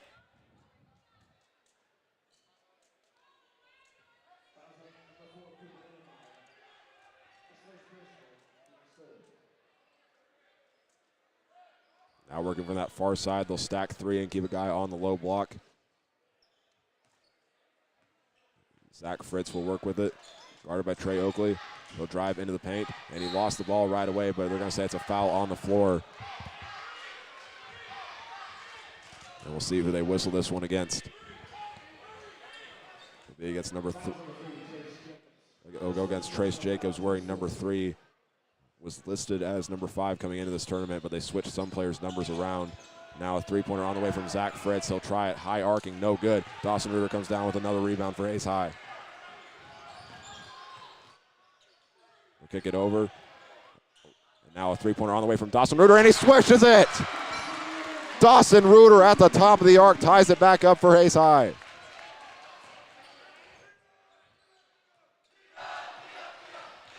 Now a drive into the paint for Trevor Garlington, using some moves. He couldn't quite get the layup to go, and Cooper Johnson comes out with it.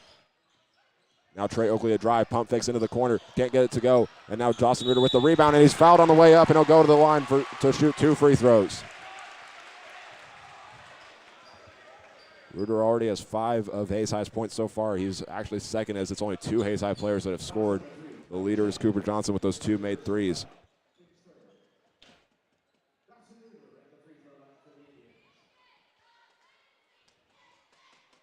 Dawson Reuter will get set to attempt his free throws.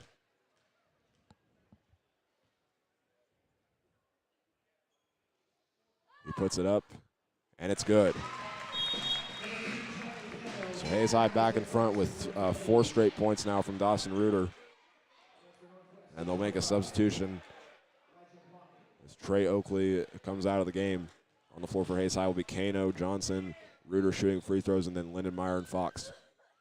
Second free throw for Reuter was short. Ball still loose on the ground, and then Elijah Bawami comes in for the rebound. He'll now get the ball and drive into the paint, being guarded by Lindenmeyer. Dawson Reuter comes down with the rebound, his 4th of the night. And Hayes High has only allowed 2 shots to go for Blue Valley Northwest tonight off of their 10 attempts. And as Cooper Lindenmeyer is going down to the other edge of the floor, Aiden McGivney will be called for a reach and foul. Hayes High came into this game as the clear underdog, but right now with 1:19 remaining here in the first quarter, they have a 12-11 lead off the preseason 7th-ranked team in Class 6A. And they'll make a substitution as McGivney with his 2 fouls will check out, and in his place will be Aiden Ime, the sophomore. Johnny Kano gets a screen from Reuter, drives into the paint, and then gets it stolen by Ime after he checks in. Hayes High's defense catches up. He gets away with the travels. He drives in, and he'll get the layup to go. Now we're going to get a whistle. Hayes High's bench. Not sure what it is. I think they're either getting a call against Hayes High's bench or refs pointing out a fan in the crowd that said something. It'll be a technical foul against Hayes High. It was someone on the bench that got called for it. But now Zach Fritz will go to the line to shoot the free throws.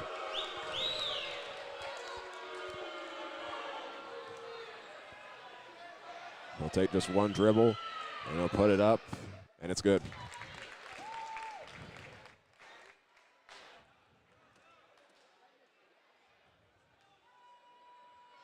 He'll get set for the second one to extend the Northwest lead to 3, and he gets this one to go as well.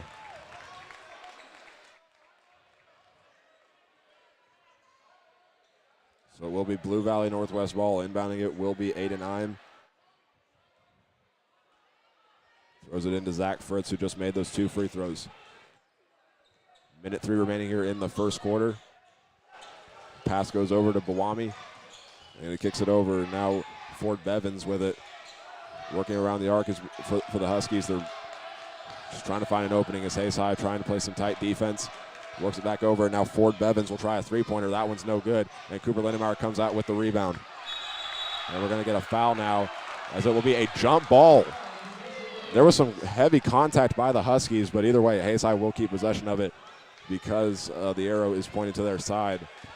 A lot of the fans on that side wanted a foul against the Huskies, but they'll say he grabbed the ball before he got the contact on Lindenmeyer. As Hayes High trying to work up the floor. Johnny Cano loses the dribble and then has to throw it up court. Lindenmeyer with it. Still getting heavy contact on him. Still no call. 9 second difference between the shot clock and game clock. And we get a whistle, and Hayes High will get the ball underneath the basket. We get it on number 24, Ford Bevins, for his first foul of the game. That's 5 fouls for Northwest. So Dawson Reuter was the one that got fouled, and he'll go to the line to shoot free throws. So far, him and Cooper Johnson have gotten all of Hayes High's points, 6 apiece. But Reuter can take the lead in that category with 2 free throws here. Takes a breath and then puts the free throw up, and it rattles once but goes in.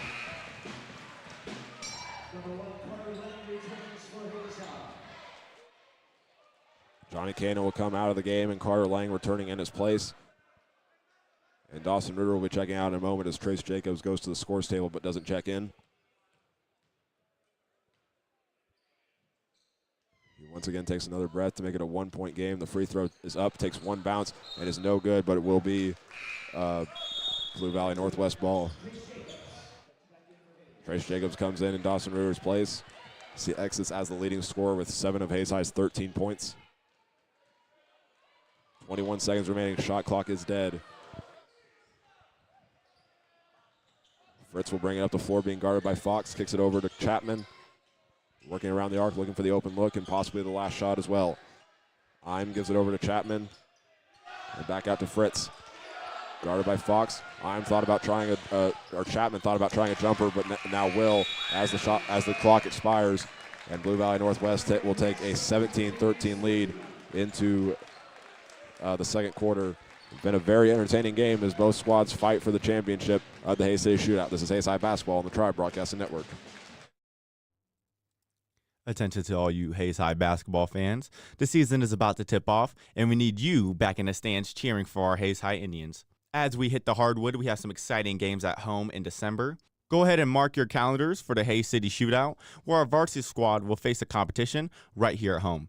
First, on December 5th and 6th at 3 p.m., and then on December 7th as our finale at 10 a.m. But that's not all. The excitement continues on December 13th as the Hays High Indians take on Junction City at 4:15 p.m. Let's pack the stands, show our school spirit, and bring support to our team as the season starts strong. Be there, bring your energy, and let's make this season unforgettable. Go Indians! Wrestling fans, get ready. Tuesday, December 12th, Hays High hosts Salina Central for boys and girls JV and varsity wrestling duel. Join us at 4 p.m. to support your Hays High wrestlers as they battle it on the mat. That's Tuesday, December 12th, 4 p.m. at Hays High. Let's pack the stands and show our team spirit.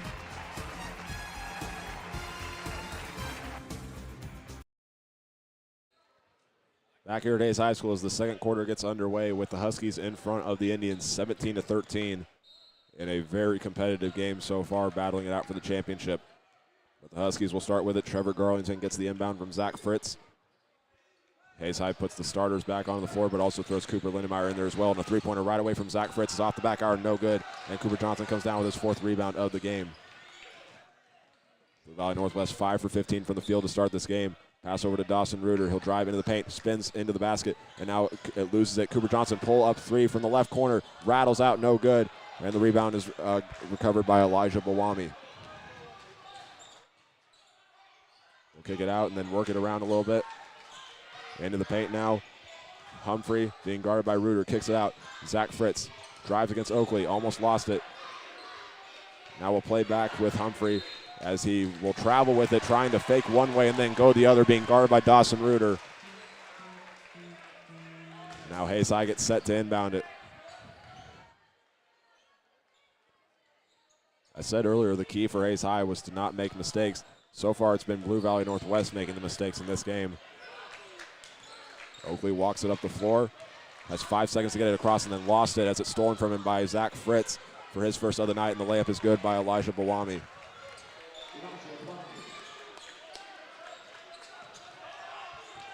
Double team for Trey Oakley as he gets the pass, and it's a bouncer over to Cooper Lindenmeyer, who gives it to Johnson.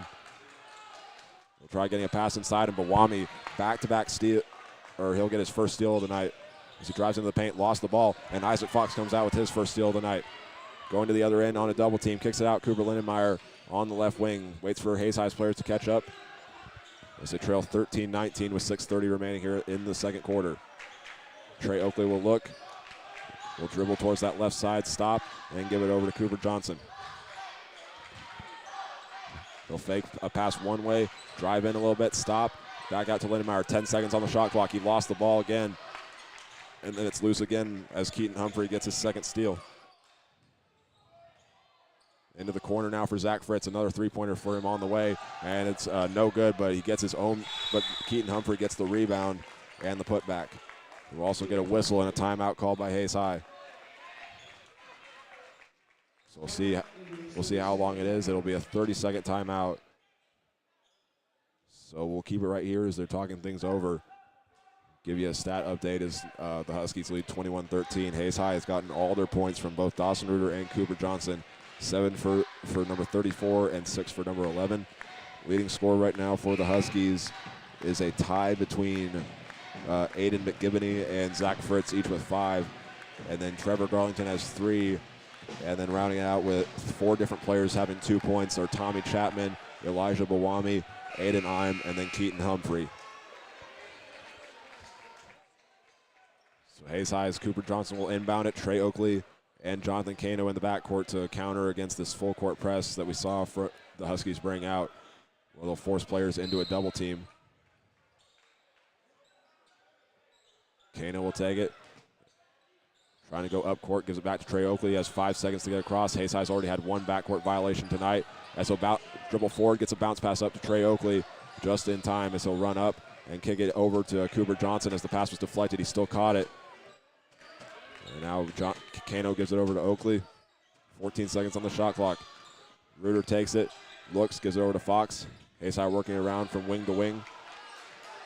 Oakley with it with 5 seconds, kicks it out to Kano. He'll stop and pull up from the H of the midcourt logo. Off the back iron, no good, but Dawson Reuter gets the rebound, and he will put it up, and the layup is good. Will they count it with the foul? They will. Dawson Reuter getting his 5th rebound of the game and 9 points for him so far in this first half. Kano didn't have a choice. He had to pull up from close to midcourt.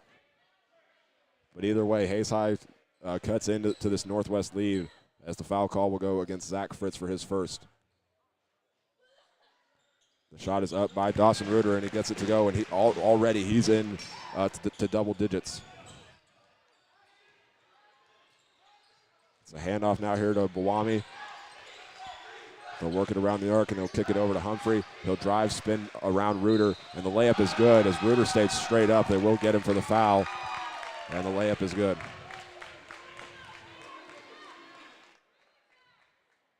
It was made by number 13, Keaton Humphrey. 4 points for him so far. He'll take 2 dribbles, getting ready for his free throw. He puts it up, bounces off the back iron, no good, but a rebound by Zach Fritz for the Huskies, as they'll just bring it back out and let their offense set up.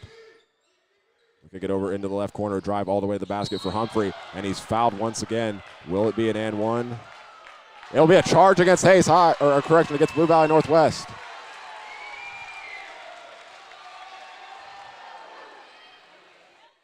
Number 13, Keaton Humphrey, called for his 2nd foul of the game. And that'll be the team's 2nd foul as well of this second quarter. Coach wanting an explanation from the official. But Hayes High will give it to Trey Oakley on the inbound. Working against that full court press. Cooper Johnson will take it and run up the court over to inside to Dawson Reuter. The layup is good. 12 points. He already matches what he had last night. Hayes High 6 for 14 from the field now. Tommy Chapman with it, gives it over to Bawami. Being guarded by Kano. He'll drive into the paint, goes into a double team and kicks it out now to Ime, and a goal cross court to Fritz. He'll go inside. Chapman with it, being guarded by Reuter. He'll try the shot and able to put it home. Tough shot for Chapman, but able to get it in for the 9th made basket of the game for the Huskies. Oakley still in the full court press. Kano up ahead to Johnson. He'll stop, drive into the paint, does one move all the way to the basket. It's no good, and the rebound is recovered for Tommy Chapman for his first. Garlington will go into the paint, and they'll kick it out, waiting for everybody to get set. Zach Fritz takes the pass, 3:56 remaining here in the second quarter. Now a drive all the way to the basket, and it's good. 7 points for Zach Fritz, as it's now a 9-point lead for the Huskies. Trey Oakley getting pressured, has to work ahead, and then will stop and have the pass deflected, and Elijah Bawami will get the steal, and he'll pass it up, and the layup is good. My goodness, Trevor Garlington had to go with the reverse and put a little bit of magic behind it, and it goes in.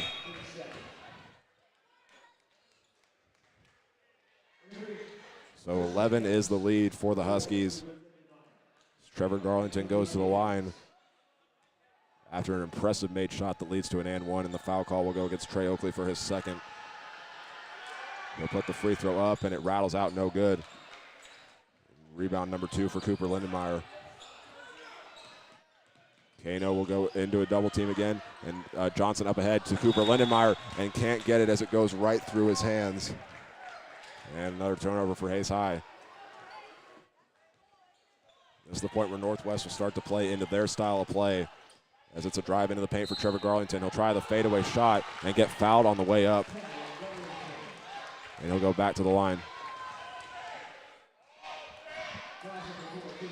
Cooper Lindenmeyer will be called for his second. Trevor Garlington now up to 7 points in this game. And Hayes High will have to call a timeout as they currently trail 31-18 with 3:17 remaining here in the second quarter. It will be a 30-second timeout, but we'll still step away for a moment as they talk things over. This is Hayes High Basketball on the Tribe Broadcasting Network.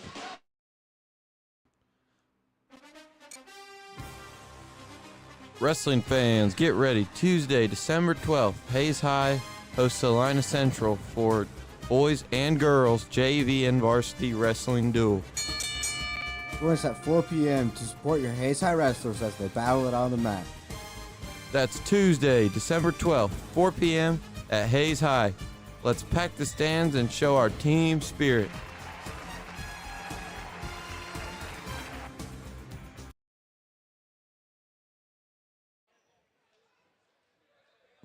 Back here at Hayes High School following the timeout, and Northwest will get set to attempt an and one as they are currently on an 8-0 run.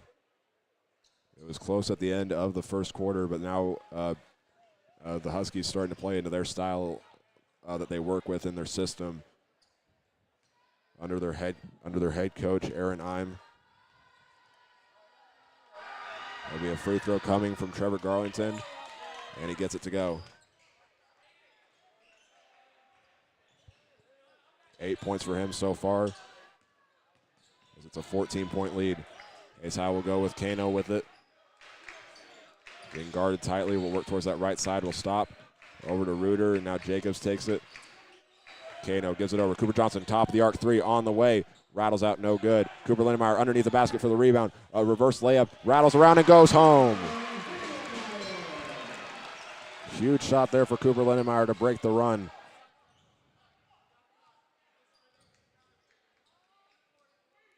With it now is Bawami. He'll throw it over to Fritz.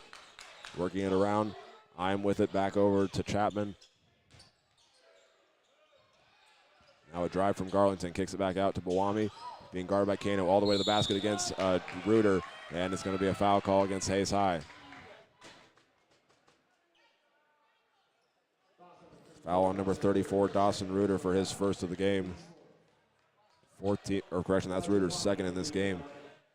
14th foul for Hayes High with 2:29 remaining here in the second quarter. Elijah Bawami, the sophomore, will attempt the free throw. He puts it up, and it swirls around and goes in.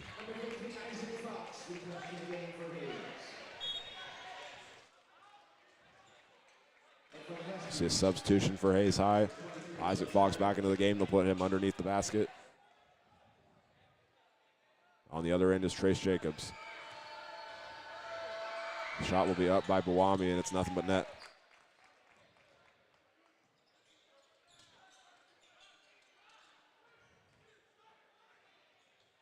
Johnson will work up the floor, trying to juke out Im, going from one way and then the other.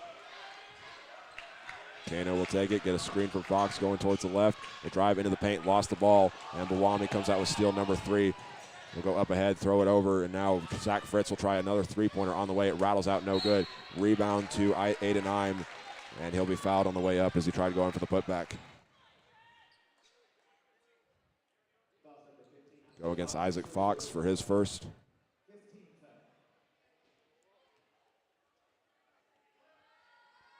Aiden Im has 2 points so far as he'll get set for the free throw.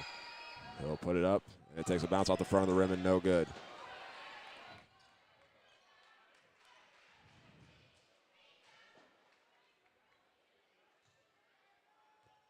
Im gets set with 2 dribbles for his second rebound. For his second free throw, he puts it up. It takes a bounce off the back iron and then goes in. And now Hayes High, another turnover and another steal from the Huskies. Elijah Bawami, his 4th of the game, and 6 points for him as well. Now with it is Kano, triple teamed in the corner. Throws it across the court from Jacobs to Johnson, but at the other end, the layup is good on the fast break score from Zach Fritz.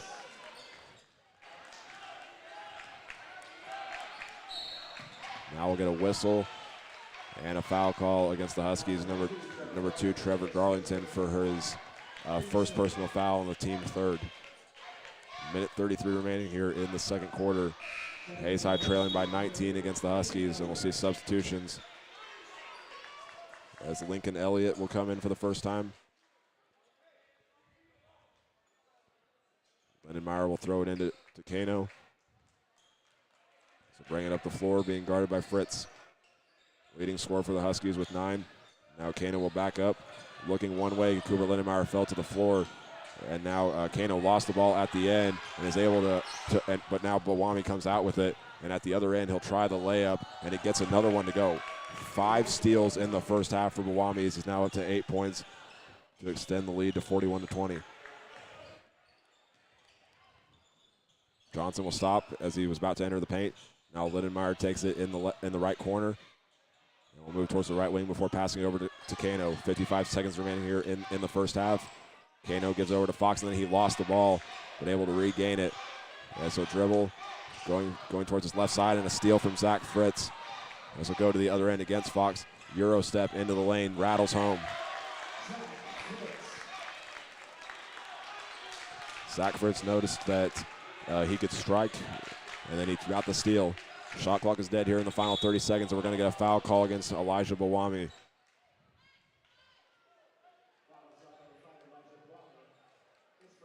That'll be his first personal foul, 4th team foul for Northwest, and now Carter Lang will come into the game in place of Cooper Johnson.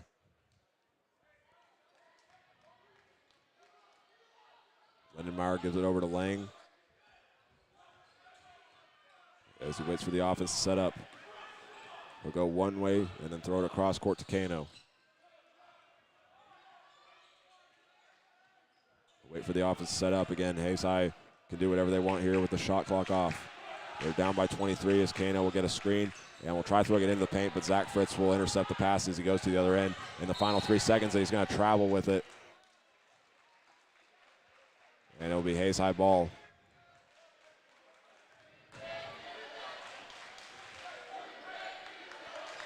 Lindenmeyer will inbound it to Carter Lang across court, 2 seconds. He'll try a half-court shot at the buzzer, and it goes in! Carter Lang at the buzzer, shot it from half court and gets it to go in. But we'll go to halftime with Blue Valley Northwest in front 43-23. And we'll have our halftime show when we come back. This is Hayes High Basketball on the Tribe Broadcasting Network.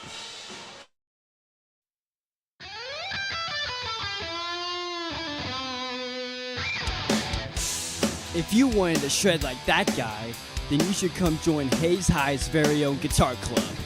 If you are interested, come hang out with us every Monday and Wednesday from 3:05 to 4:30 at room 116 with Mr. Prophet. We hope to see you there, and remember, practice till your fingers bleed.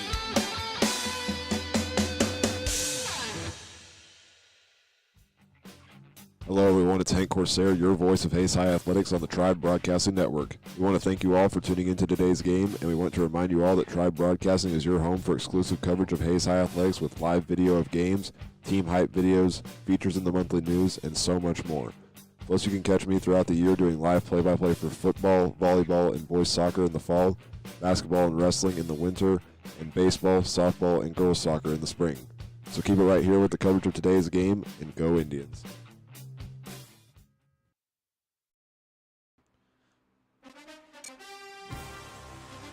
Wrestling fans, get ready. Tuesday, December 12th, Hayes High hosts Salina Central for boys and girls JV and varsity wrestling duel. Join us at 4 p.m. to support your Hayes High wrestlers as they battle it on the mat. That's Tuesday, December 12th, 4 p.m. at Hayes High. Let's pack the stands and show our team spirit.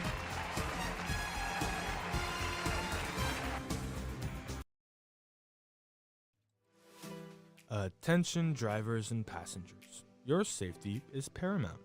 Buckling your seatbelt is one of the simplest and most effective ways to protect yourself on the road. In the event of a crash, seatbelts can reduce the risk of serious injury by up to 50%. So whether you're commuting to work or embarking on a long journey, make sure everyone in the vehicle is secure. Remember, seatbelts save lives. It's not just a good habit, it's the law. So click it or ticket.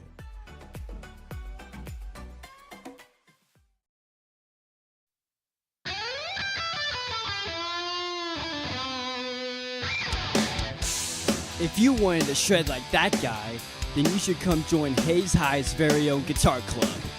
If you are interested, come hang out with us every Monday and Wednesday from 3:05 to 4:30 at room 116 with Mr. Prophet.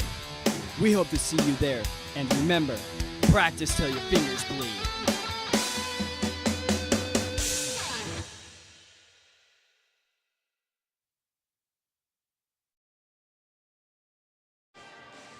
Back here at Hayes High School on the halftime show with Blue Valley Northwest in front 43-23 at the break, and we're now going to take a look at our halftime or how the first half unfolded. Hayes High jumped out to an early lead 3-1 with a huge three-pointer from Cooper Johnson, which he got his first two baskets off of, and then Hayes High tied it up at 8-8 with a Dawson Reuter layup. And then it just went back and forth for the remainder of that first quarter. Hayes High had a 12-11 lead after Dawson Reuter hit a three-pointer and then a free throw. But then in the end, Blue Valley Northwest started to pick things up and took a 17-13 lead into the second quarter, getting the first 2 points with baskets from Elijah Bawami and Keaton Humphrey. And then Hayes High would follow with Dawson Reuter getting a bucket and an and one to cut the lead down to 5. But after that, the Huskies went on a 9-0 run to extend their lead to 32-18, and Hayes High would end that with a Cooper Lindenmeyer putback shot, and then another run followed this one for 11 points to make it 43-20. And then before the half in the final seconds, Carter Lang pulled up from half court and made a shot as the clock expired. But Northwest leads 43-23 at the break, and we'll take a look at our individual and team numbers when we come back. This is Hayes High basketball on the Tribe Broadcasting Network. Attention to all you Hayes High basketball fans. The season is about to tip off, and we need you back in the stands cheering for our Hayes High Indians. As we hit the hardwood, we have some exciting games at home in December. Go ahead and mark your calendars for the Hayes City Shootout, where our varsity squad will face a competition right here at home. First on December 5th and 6th at 3 p.m., and then on December 7th is our finale at 10 a.m. But that's not all. The excitement continues on December 13th as the Hayes High Indians take on Junction City at 4:15 p.m. Let's pack the stands, show our school spirit, and bring support to our team as the season starts strong. Be there, bring your energy, and let's make this season unforgettable. Go Indians. Back here at Hayes High School on the halftime show with the Huskies in front 43-23. And we'll now take a look at our halftime numbers. Starting off with Hayes High, their leading scorer is Dawson Reuter for the third night in a row. He's trying to chase the label of Hayes High's leading scorer. He's got 12 at the moment. Right behind him, though, is Cooper Johnson with 6, and rounding it out is Cooper Lindenmeyer with 2 and Carter Lang with 3. 7 different players have scored in this game for Blue Valley Northwest, but their leading scorer is Zach Fritz with 11. Right behind him is Trevor Garlington and Elijah Bawami, each with 8. Aiden McGibbony finished with 5 points, and Tommy Chapman with 4. And Keaton Humphrey also had 4, and then Aiden Ime had 3. Look at Hayes High's other individual numbers. Jonathan Kane finished with a rebound. Cooper Lindenmeyer with 2 rebounds, and Trace Jacobs also had a rebound. Trey Oakley had 1 rebound and an assist. Cooper Johnson finished with 4 of the team's rebounds with an assist to go with it. And then Isaac Fox had 2 rebounds and a steal. And rounding it out is Dawson Reuter with 5 rebounds and an assist. Now looking over at the Huskies, Aiden McGibbony has a steal, and Zach Fritz had 2 rebounds and 4 steals, so he's actually second for the Huskies in that category there. Trevor Garlington had a rebound, and so did Tommy Chapman along with a steal. Elijah Bawami finished with 2 rebounds and an assist, and he leads the way in steals for the Huskies with 5. And then Aiden Ime had a rebound and a steal, and Keaton Humphrey had a rebound and 2 steals, and that rounds out our individual numbers. Now as we take a look at the team numbers, Hayes High went 9 for 19 from the field and 4 for 9 from three-point range, and then 3 for 5 at the free throw line, getting 16 rebounds, 3 assists, and a steal in that first half. And then looking at the Huskies, 15 for 27 from the field and 2 for 9 from three-point range, and then rounding it out at 8 for 13 from the free throw line. And they also had 8 rebounds and an assist, along with 14 steals in that first half. So we'll take another break and have our second half action when we come back. This is Hayes High Basketball on the Tribe Broadcasting Network. Hello, everyone. It's Hank Corsair, your voice of Hayes High Athletics on the Tribe Broadcasting Network. We want to thank you all for tuning into today's game, and we want to remind you all that Tribe Broadcasting is your home for exclusive coverage of Hayes High Athletics with live video of games, team hype videos, features in the monthly news, and so much more. Plus, you can catch me throughout the year doing live play-by-play for football, volleyball, and boys soccer in the fall, basketball and wrestling in the winter, and baseball, softball, and girls soccer in the spring. So keep it right here with the coverage of today's game, and go Indians.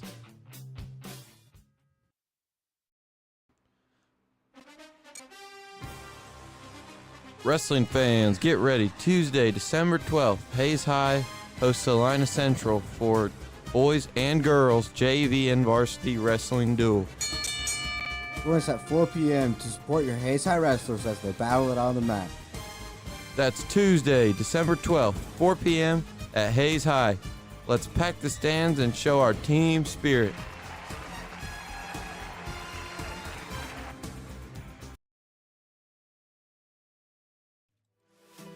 Attention drivers and passengers. Your safety is paramount. Buckling your seatbelt is one of the simplest and most effective ways to protect yourself on the road. In the event of a crash, seatbelts can reduce the risk of serious injury by up to 50%. So whether you're commuting to work or embarking on a long journey, make sure everyone in the vehicle is secure.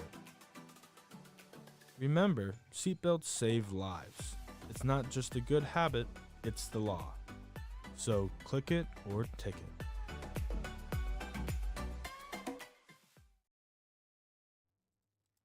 Attention to all you Hayes High basketball fans. The season is about to tip off, and we need you back in the stands cheering for our Hayes High Indians. As we hit the hardwood, we have some exciting games at home in December. Go ahead and mark your calendars for the Hayes City Shootout, where our varsity squad will face a competition right here at home. First, on December 5th and 6th at 3 p.m., and then on December 7th is our finale at 10 a.m. But that's not all. The excitement continues on December 13th as the Hayes High Indians take on Junction City at 4:15 p.m. Let's pack the stands, show our school spirit, and bring support to our team as the season starts strong. Be there, bring your energy, and let's make this season unforgettable. Go Indians!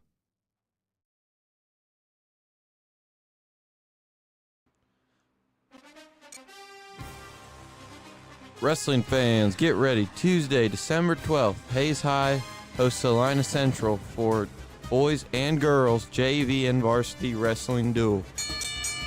Join us at 4 p.m. to support your Hayes High wrestlers as they battle it on the mat. That's Tuesday, December 12th, 4 p.m. at Hayes High.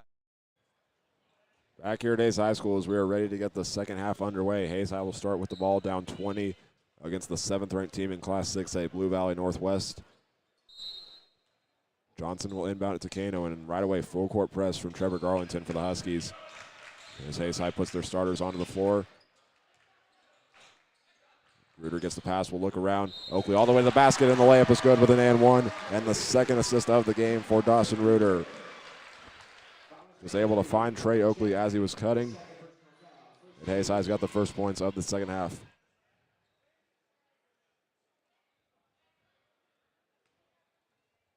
Oakley will get set for the free throw. He'll put it up, and it goes home. So Hayes High just trying to fight back into this game. Down by a large margin. Now pass over to Zach Fritz. He'll try a three. It's no good. And Cooper Johnson comes out with the rebound for his 5th of the game. Kano bringing it up the floor, up to Reuter, and then he hands it back to Kano. Top of the arc, 3 on the way, off the side of the rim, and no good. And the rebound out to Keaton Humphrey. And now at the other end with it, Trevor Garlington will try the layup. It's no good, and Cooper Johnson gets the rebound once again. Now we'll get a foul at the other end underneath the basket. Trey Oakley tried going up for the shot, but it'll be a foul against the Huskies. Tommy Chapman will be the one called for his 3rd foul this game. And Trey Oakley will go to the line to shoot free throws, trying to give Hayes High what would be labeled as a run because of that 3-pointer from half court as time expired from Carter Lang. And now Trey Oakley's free throw will be up, and it will swirl home. He gets the first 4 points of the second half for Hayes High. This will be a substitution with Chapman checking out with his 3 fouls. Now Oakley attempts the free throw. It rolls out no good. Keaton Humphrey will come down with the rebound. He'll bring it up the floor with Zach Fritz, and we'll get a stop and a double dribble. So Hayes High with a big opportunity to score here, going on a 7-0 run. We'll see Elijah Bawami, the team leader in in steals with 5, checking back in place of Zach Fritz, who just turned the ball over.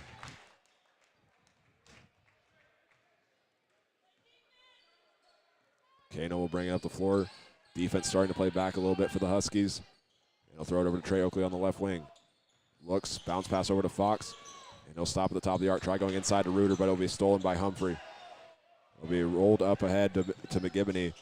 Now a drive into the paint from Ime. He'll stop, kick it back out. Humphrey, pump fake to 3, and now will try a 3. As it's off the back iron, no good. And the rebound comes out for McGibney. And he's now up to 7 points.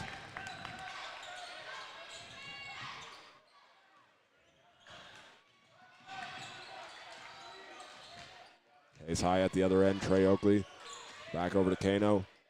As they're just working around the arc as it goes to Johnson. Looking for someone to pass it to. He thought about driving, gives it back to Oakley. Now he will drive and kick it over to Kano. A baseline drive on the left side. Off the backboard, no good. Humphrey snags the rebound. And we get a foul call against Hayes High.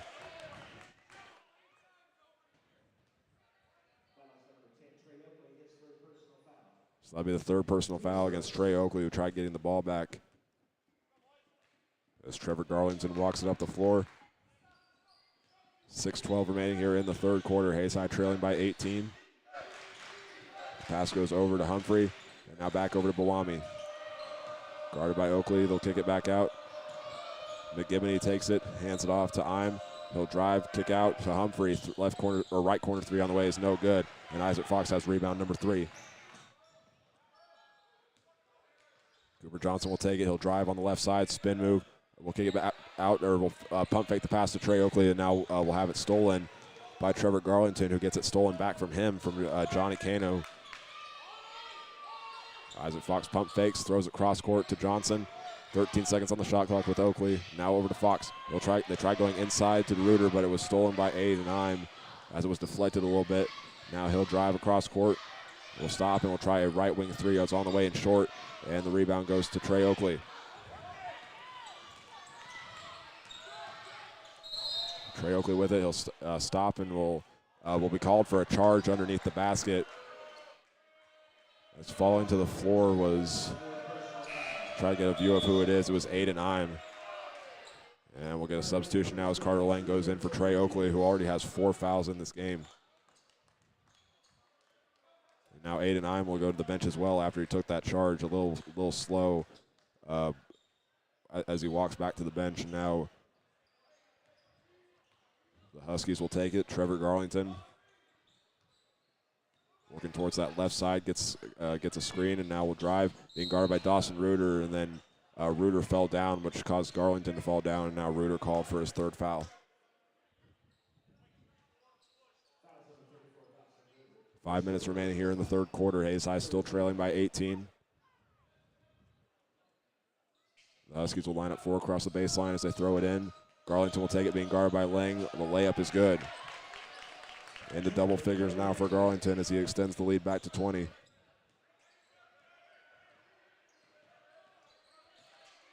Lang will go up ahead to Jacobs. And now back to Kano as he'll drive all the way to the basket, and he lost the ball. And Bawami comes out with yet another steal. That's number 6. And now he'll get a pass, and the layup is good. And it'll be a charge. Elijah Bawami hit Trace Jacobs, and it'll be a charge against the sophomore. That'll be his 2nd foul and the 3rd team foul for the Huskies. As I will have Carter Lang and Johnny Kano in the backcourt as Johnson throws it in. And 3 guys for the Huskies in the backcourt as well, trying to counter against Hayes High. Jacobs takes it. From the right wing, he'll go to the top of the arc and throw it over to Kano. He'll stop, go back out, bounce pass over to Reuter. Pump fakes a few times and has it stolen now, or it was a deflected pass that almost got stolen by McGibney, but then he realized it was going to go out of bounds, so he just let it go. Now Cooper Johnson will throw it in for Hayes High. Hayes High will have their box formation in the paint. As Trace Jacobs will set a screen for Carter Lang, and then they'll throw it to Dawson Reuter. He'll back down his man, spinning all the way to the basket. He'll do a bounce pass over to Cooper Johnson, who wasn't ready for it, and then it was lost out of bounds by the Huskies. Keaton Humphrey would have been credited for the steal, but couldn't quite get a hold of it as he lost it out of bounds. Hayes High will have 2 on the block, and Cooper Johnson in the left corner. And at the top of the arc is Trace Jacobs, as he'll just have to throw it into the backcourt, and it will get stolen by McGibney as we'll go to the other end, and the layup is good.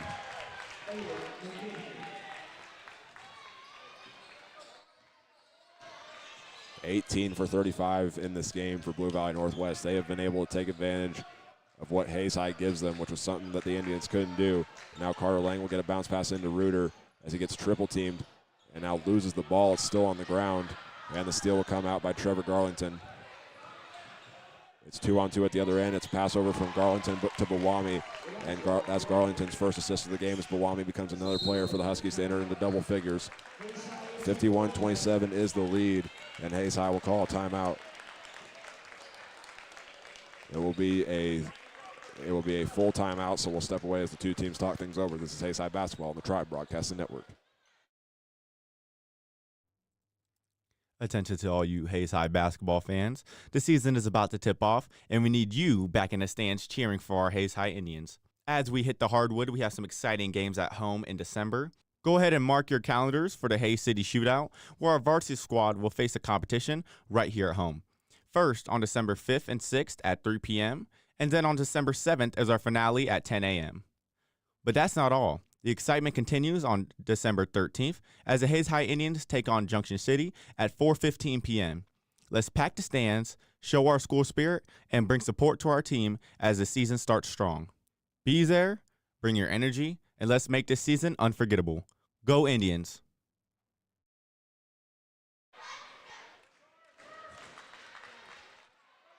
Back here at Hayes High School as we are close to the end of the third quarter with 3:29 remaining. Hayes High got the first 4 points of this third quarter, but then Blue Valley Northwest responded, doubling that with 8 of their own, and now they're up 51-27 as it'll be Hayes High ball. Cooper Johnson will be the one inbounding it off of the timeout called by Sean Dreiling.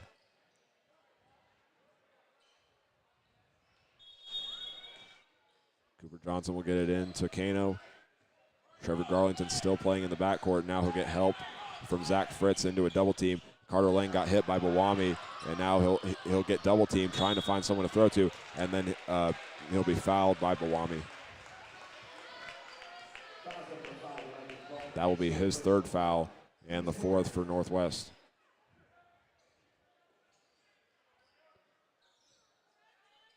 Johnson will inbound it into Lang. Double team once again. He has to find someone to throw to and then gets tripped up as he tried going back to Johnson for the pass. We'll see who the foul goes against. It will go against number 2, Trevor Garlington. That'll be his second. But now Hayes High will go to the line to shoot some free throws.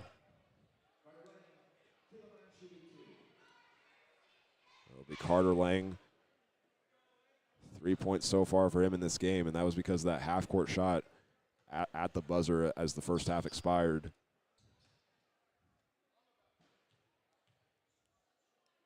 And he'll put the first free throw up, and it bounces off the back iron and no good. 5 for 9 at the line so far for Hayes High tonight, as we'll see a substitution with Lincoln Elliott checking in for Elijah Bawami, so a sophomore for a sophomore. Lang will try the second free throw, bouncing out the front of the rim. It's no good. And Ryan Ross, who just checked in a moment ago, will come down with the rebound. And at the other end, the layup is good for Lincoln Elliott.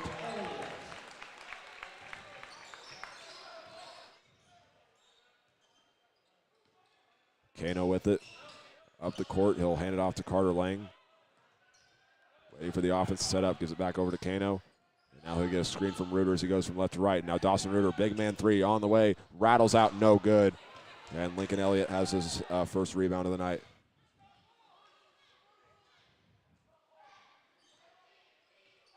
Garlington with it, throws it up ahead. Ryan Ross with it. The Rockhurst, Missouri transfer gives it back over to Fritz. As we're seeing some ball movement for the Huskies, trying to drain this clock down. And they're also trying to get to a 30-point lead, which would give a running clock rule, but now there's a foul call against Aiden McGivney as he pushed off a little bit. And that's his third foul. Hayes High will make another substitution. Cooper Johnson checks out of the game, and Lindenmeyer comes in, and he'll be the one inbounding it from now on. Lindenmeyer looking for someone to throw to, able to find Kano. Despite the lead, Blue Valley Northwest still going with that full court press. As Kano will throw it over to Jacobs, and now over to Lang. Pump fakes once. And it's going over to Kano. Back over to Lindenmeyer, inside to Reuter, who finds a cutting Jacobs. Throws it back out to Lindenmeyer. Now he'll try a left baseline drive and then stop right away. Cross court to Lang, pump fakes, drives into the paint, and then a foul call against Aiden McGivney for his fourth foul. Lang would have had a path to the basket if he didn't get fouled, but McGivney hit him on the arm, which caused him to fall to the ground. And there will be a substitution made as McGivney has his 4 fouls. Can't quite make out who it is that went to the scores table, but Carter Lang will get ready to attempt some free throws. And he'll put the first one up, and it's good. So after Hayes High missed their last 3 free throws, Carter Lang puts it up for his 4th point of the game.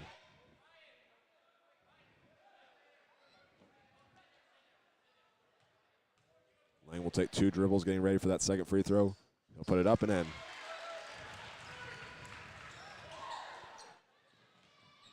Now at the other end, no time wasted for the Huskies. A kick out, 3-pointer on the way. It's an air ball from Zach Fritz. And a rebound by Ford Bevins, the one that came out with it. Huskies have scored very efficiently tonight, 20 for 38, but they are 2 for 14 from beyond the arc. As Dawson Reuter comes out with the rebound. Kano will jog up the floor, passing the timeline. Get a screen from Reuter as he goes from right to left. Tight defense still. They're in zone defense now.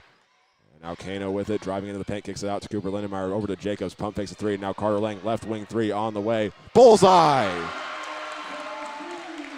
Carter Lang has gotten the last 5 points for Hayes High as Trace Jacobs will get his first assist of the night.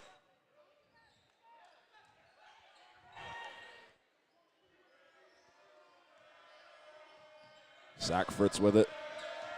Hands it off over to Garlington. Now Elliott Elliott with it. He'll try a long pull-up three that he can't get to go. And Dawson Reuter down with another rebound. Hayes High will move up the court slowly. 2-second difference between the shot clock and game clock. Lang gets the play call from Dreiling. Waiting for someone to get open. Johnny Cano has to come back to help him.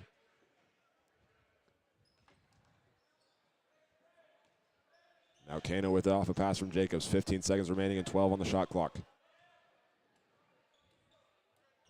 Just letting Hayes High set up. Now Reuter sets a screen for Cano as he throws over, trying to hit Lindenmeyer and threw it directly into the crowd. I think someone had to dive out of the way to make sure they didn't get hit. But another turnover for Hayes High as Keaton Humphrey checks back into the game for the Huskies in place of Ryan Ross. Recorded 1 rebound for the senior and the transfer from Rockhurst, Missouri. Dawson Reuter will also go to the bench, and in his place will be Isaac Fox. And the Huskies have 5 seconds to try and score as they still have that 21-point lead. They'll go into Trevor Garlington being guarded by Lang. 2 seconds. He'll drive all the way to the basket and will get a layup up as time expires. He just ran right past the Hayes High defense and gets the layup to go to extend the lead to 23. But we'll go into the fourth quarter. 55-32 is the score with the Huskies in front. 8 minutes away from winning the championship in their first ever appearance in the shootout. This is Hayes High Basketball on the Tribe Broadcasting Network. Attention drivers and passengers. Your safety is paramount. Buckling your seatbelt is one of the simplest and most effective ways to protect yourself on the road. In the event of a crash, seatbelts can reduce the risk of serious injury by up to 50%. So whether you're commuting to work or embarking on a long journey, make sure everyone in the vehicle is secure. Remember, seatbelts save lives. It's not just a good habit, it's the law. So click it or ticket.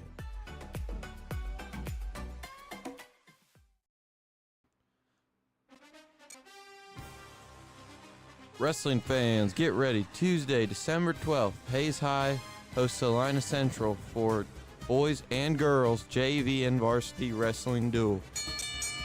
Join us at 4 p.m. to support your Hayes High wrestlers as they battle it on the mat. That's Tuesday, December 12th, 4 p.m. at Hayes High. Let's pack the stands and show our team spirit.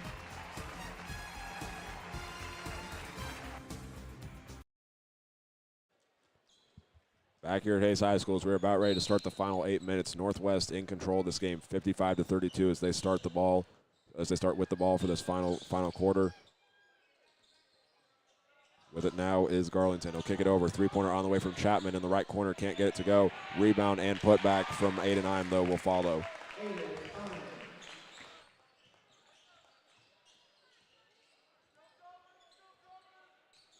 So now Hayes High will go back to work on offense. Cano with it, faked one way and then went the other. Trace Jacobs, right corner 3 on the way, swirls out. And still loose. Carter Lang is the one that comes out with the rebound in the end. Now it was almost stolen, and it was a fight as it went out of bounds between Elijah Bawami and Johnny Cano. Now Trey Oakley coming into the game in place of Cano.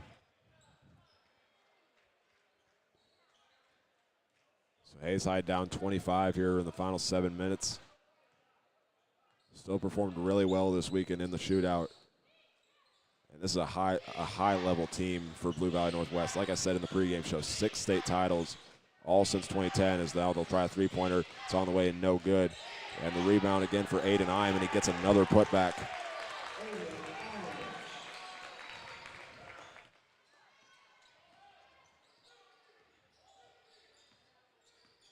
As I was saying, this is a tough team.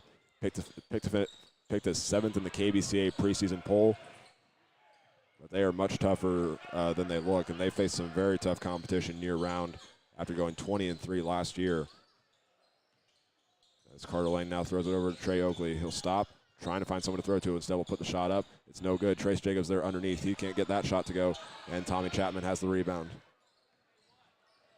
3 straight missed shots for Hayes High. As now they'll go to the other end.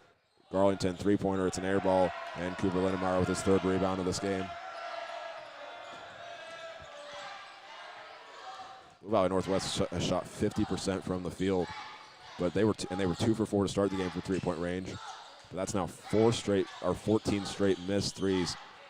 As he'll now try a bounce pass over to Isaac Fox for Hayes High. He'll Euro step his way into the lane. Can't get the layup to go, and Elijah Bawami comes out with it. It's a pass up court now, and underneath the basket is Aiden Ime as he's now up to 9 points. He's gotten all 6 of the points to start this fourth quarter for the Huskies.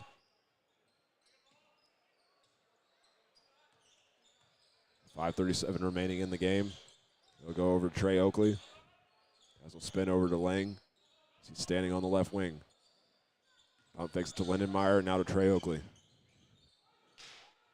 Back out to Lang on the left wing. Those two working back and forth. Isaac Fox pretends to set a screen, and now a drive into the paint. No good on the layup by Trey Oakley, but there was a whistle and a foul for a hit on the arm. He'll go against number 5, Elijah Bawami. His 4th personal foul. Now Trey Oakley going to the line. Just trying to fight back in this game. Hayes High is out of it, down 29 with 5:18 remaining. But they can definitely still play for a lot. This is a good experience for them. As Trey Oakley gets his first free throw.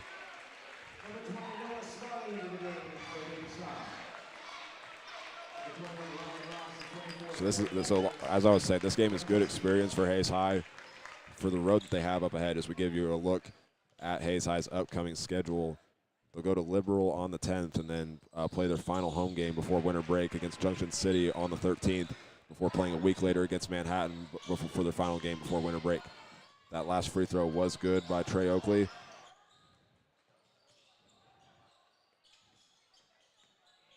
And now with it, they'll try the shot. It's no good, but it's a blocking foul against Hayes High. They wanted a call against Noah Smalley, who just checked, charged on Noah Smalley after he just checks in for his first action of the season. There'll be a free throws coming up from Elijah Bawami. 3 more points from Northwest, and they can get a running clock here at the end of the game. First free throw is good, and he's now up to 11 points.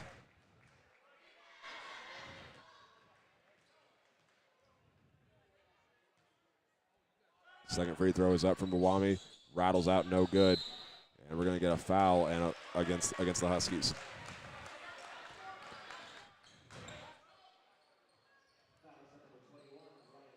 It'll go against Ryan Ross for his first.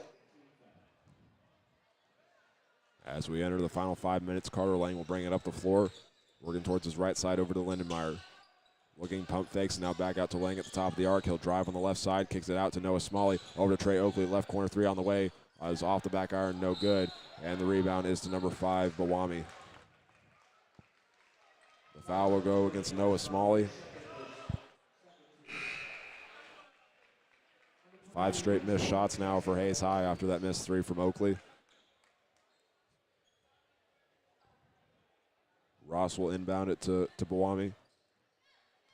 As he'll bring it up the floor. He'll stop and throw it in the paint. Brooks Bauman, top 25 player in the class of 2026. Will throw it back out, and there'll be a drive to the paint by Ime. But he'll be fouled on the way up. It'll go against Carter Lang. I'll make that his first personal foul of this game. And Aiden Ime will go out to attempt the free throws. This one will put him into double figures. It's a high arcing shot that doesn't go.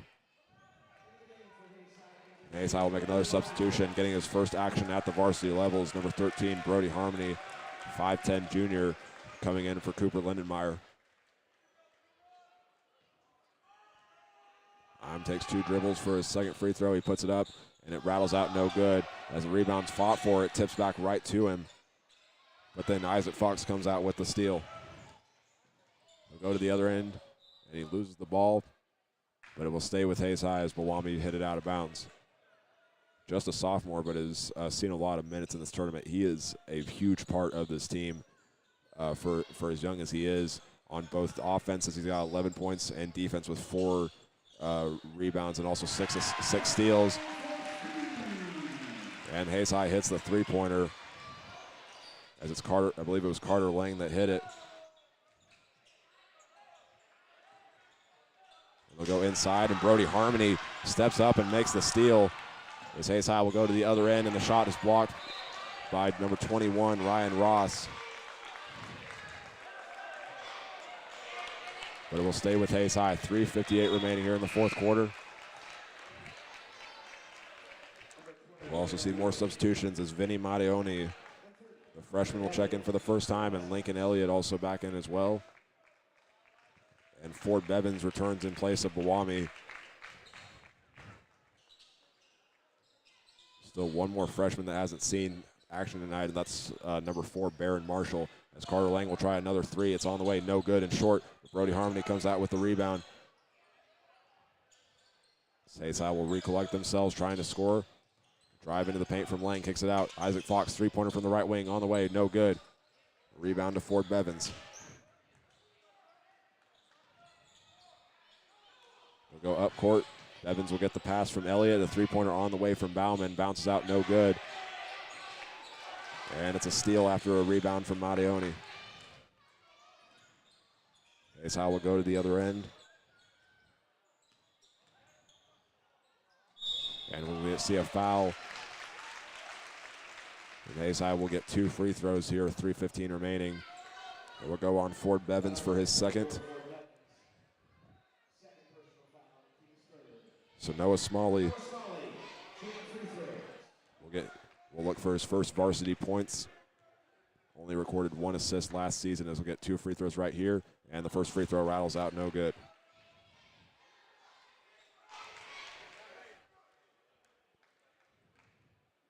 So I'll get set for the second one, trying to just play for pride here for Hayes High. Misses that one, and the rebound is from Mattioni.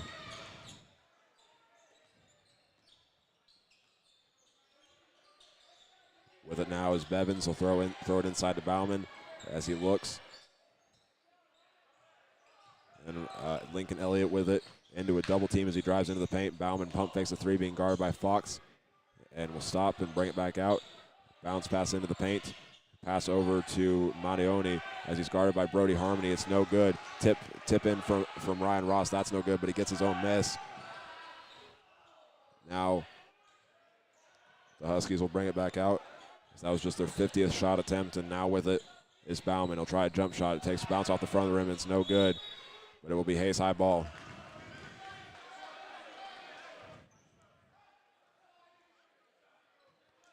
Brody Harmony inbounds it to Carter Lang.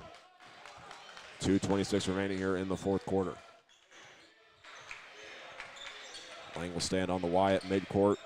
Bounce pass over to Trey Oakley, now over to Fox. Brody Harmony takes it. Thought about trying a three. Will take one dribble to the right. And bounce pass in from Oakley to Fox.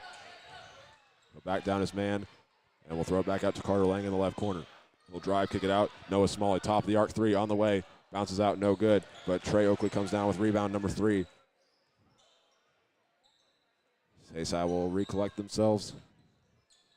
Set the offense up. Trey Oakley, long three-pointer from Carter Lang. And the assist and the basket.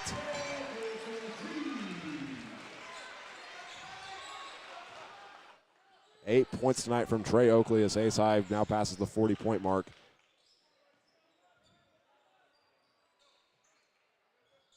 And now we'll just see ball movement here from Northwest. 1:30 to go as they just try to run out the end of this clock. And Ryan Ross misses the shot as he hits it off the side of the backboard, and it goes out of bounds.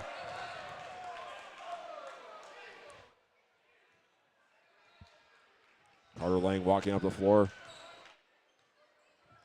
Half-court defense from Lincoln Elliott, and the pass over to Trey Oakley. He gets a screen. He'll go to the top of the arc, trying to drive into the paint, but he lost the ball, and it will stay, and it will be with Northwest.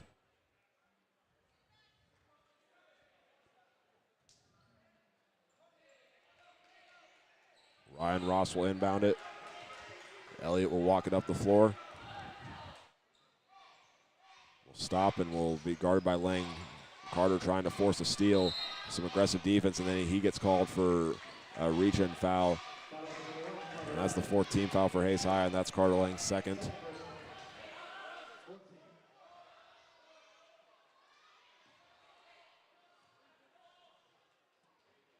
Lincoln Elliott will inbound it.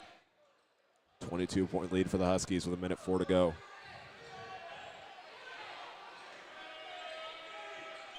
They'll throw it over to Bevins. This will get a screen on Oakley. They'll go inside the paint. Almost stolen by Lang. With it now, Mattioni. He'll try the fadeaway shot. Can't get it to go. And the rebound by Noah Smalley. Oakley with it. Throws it over to Noah, and now Isaac Fox takes it, does a dribble move, trying to get into the paint. He'll spin, pump fake once, off the backboard, and it's in, and an and one. Isaac Fox's first points of the game. And now he'll go to the free throw line. We'll get it on number 23, Brooks Bauman, for his first of the night. It's like it's their 14th made shot from the field. Now Isaac Fox trying to add one more point to his stat sheet. And it's no good as Brooks Bauman gets the rebound. 3 straight missed free throws for Hayes High. Is now with it, Elliott. 5-second difference between the shot clock and game clock. They'll just bring it out, trying to run out these final moments as they come to Hayes for the first time ever and are about to win their first ever appearance in the Hayes City Shootout. 8 seconds left on the shot clock as Elliott takes it back out. He'll throw it into the paint as it's deflected and stolen by Carter Lang. He'll just go to the other end and have the shot blocked underneath by Ford Bevins.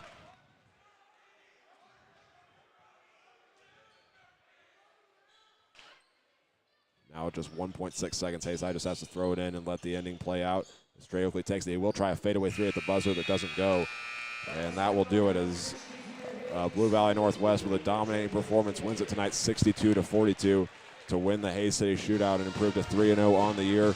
And Hayes High will fall to 2-1. And we'll have our post-game show coverage when we come back. This is Hayes High Basketball on the Tribe Broadcasting Network.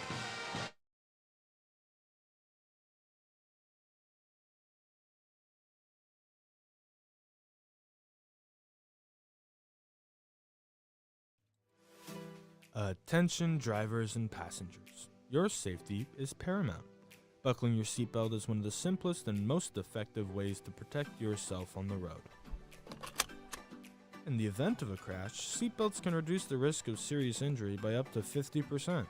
So whether you're commuting to work or embarking on a long journey, make sure everyone in the vehicle is secured. Remember, seatbelts save lives.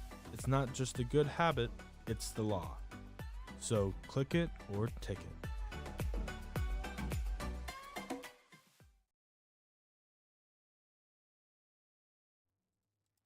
Attention to all you Hayes High basketball fans. The season is about to tip off, and we need you back in the stands cheering for our Hayes High Indians. As we hit the hardwood, we have some exciting games at home in December. Go ahead and mark your calendars for the Hayes City Shootout, where our varsity squad will face a competition right here at home. First on December 5th and 6th at 3 p.m., and then on December 7th as our finale at 10 a.m. But that's not all. The excitement continues on December 13th as the Hayes High Indians take on Junction City at 4:15 p.m. Let's pack the stands, show our school spirit, and bring support to our team as the season starts strong. Be there, bring your energy, and let's make this season unforgettable. Go Indians!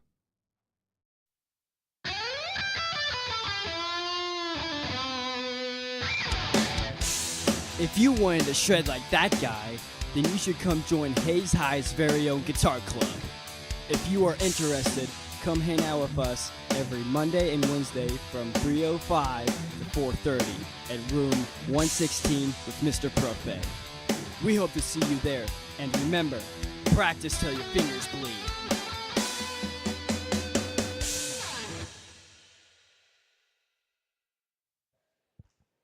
Back here at Hayes High School on the post-game show as Hayes High falls to Blue Valley Northwest in the Hayes City Shootout Championship. 62-42 is the final.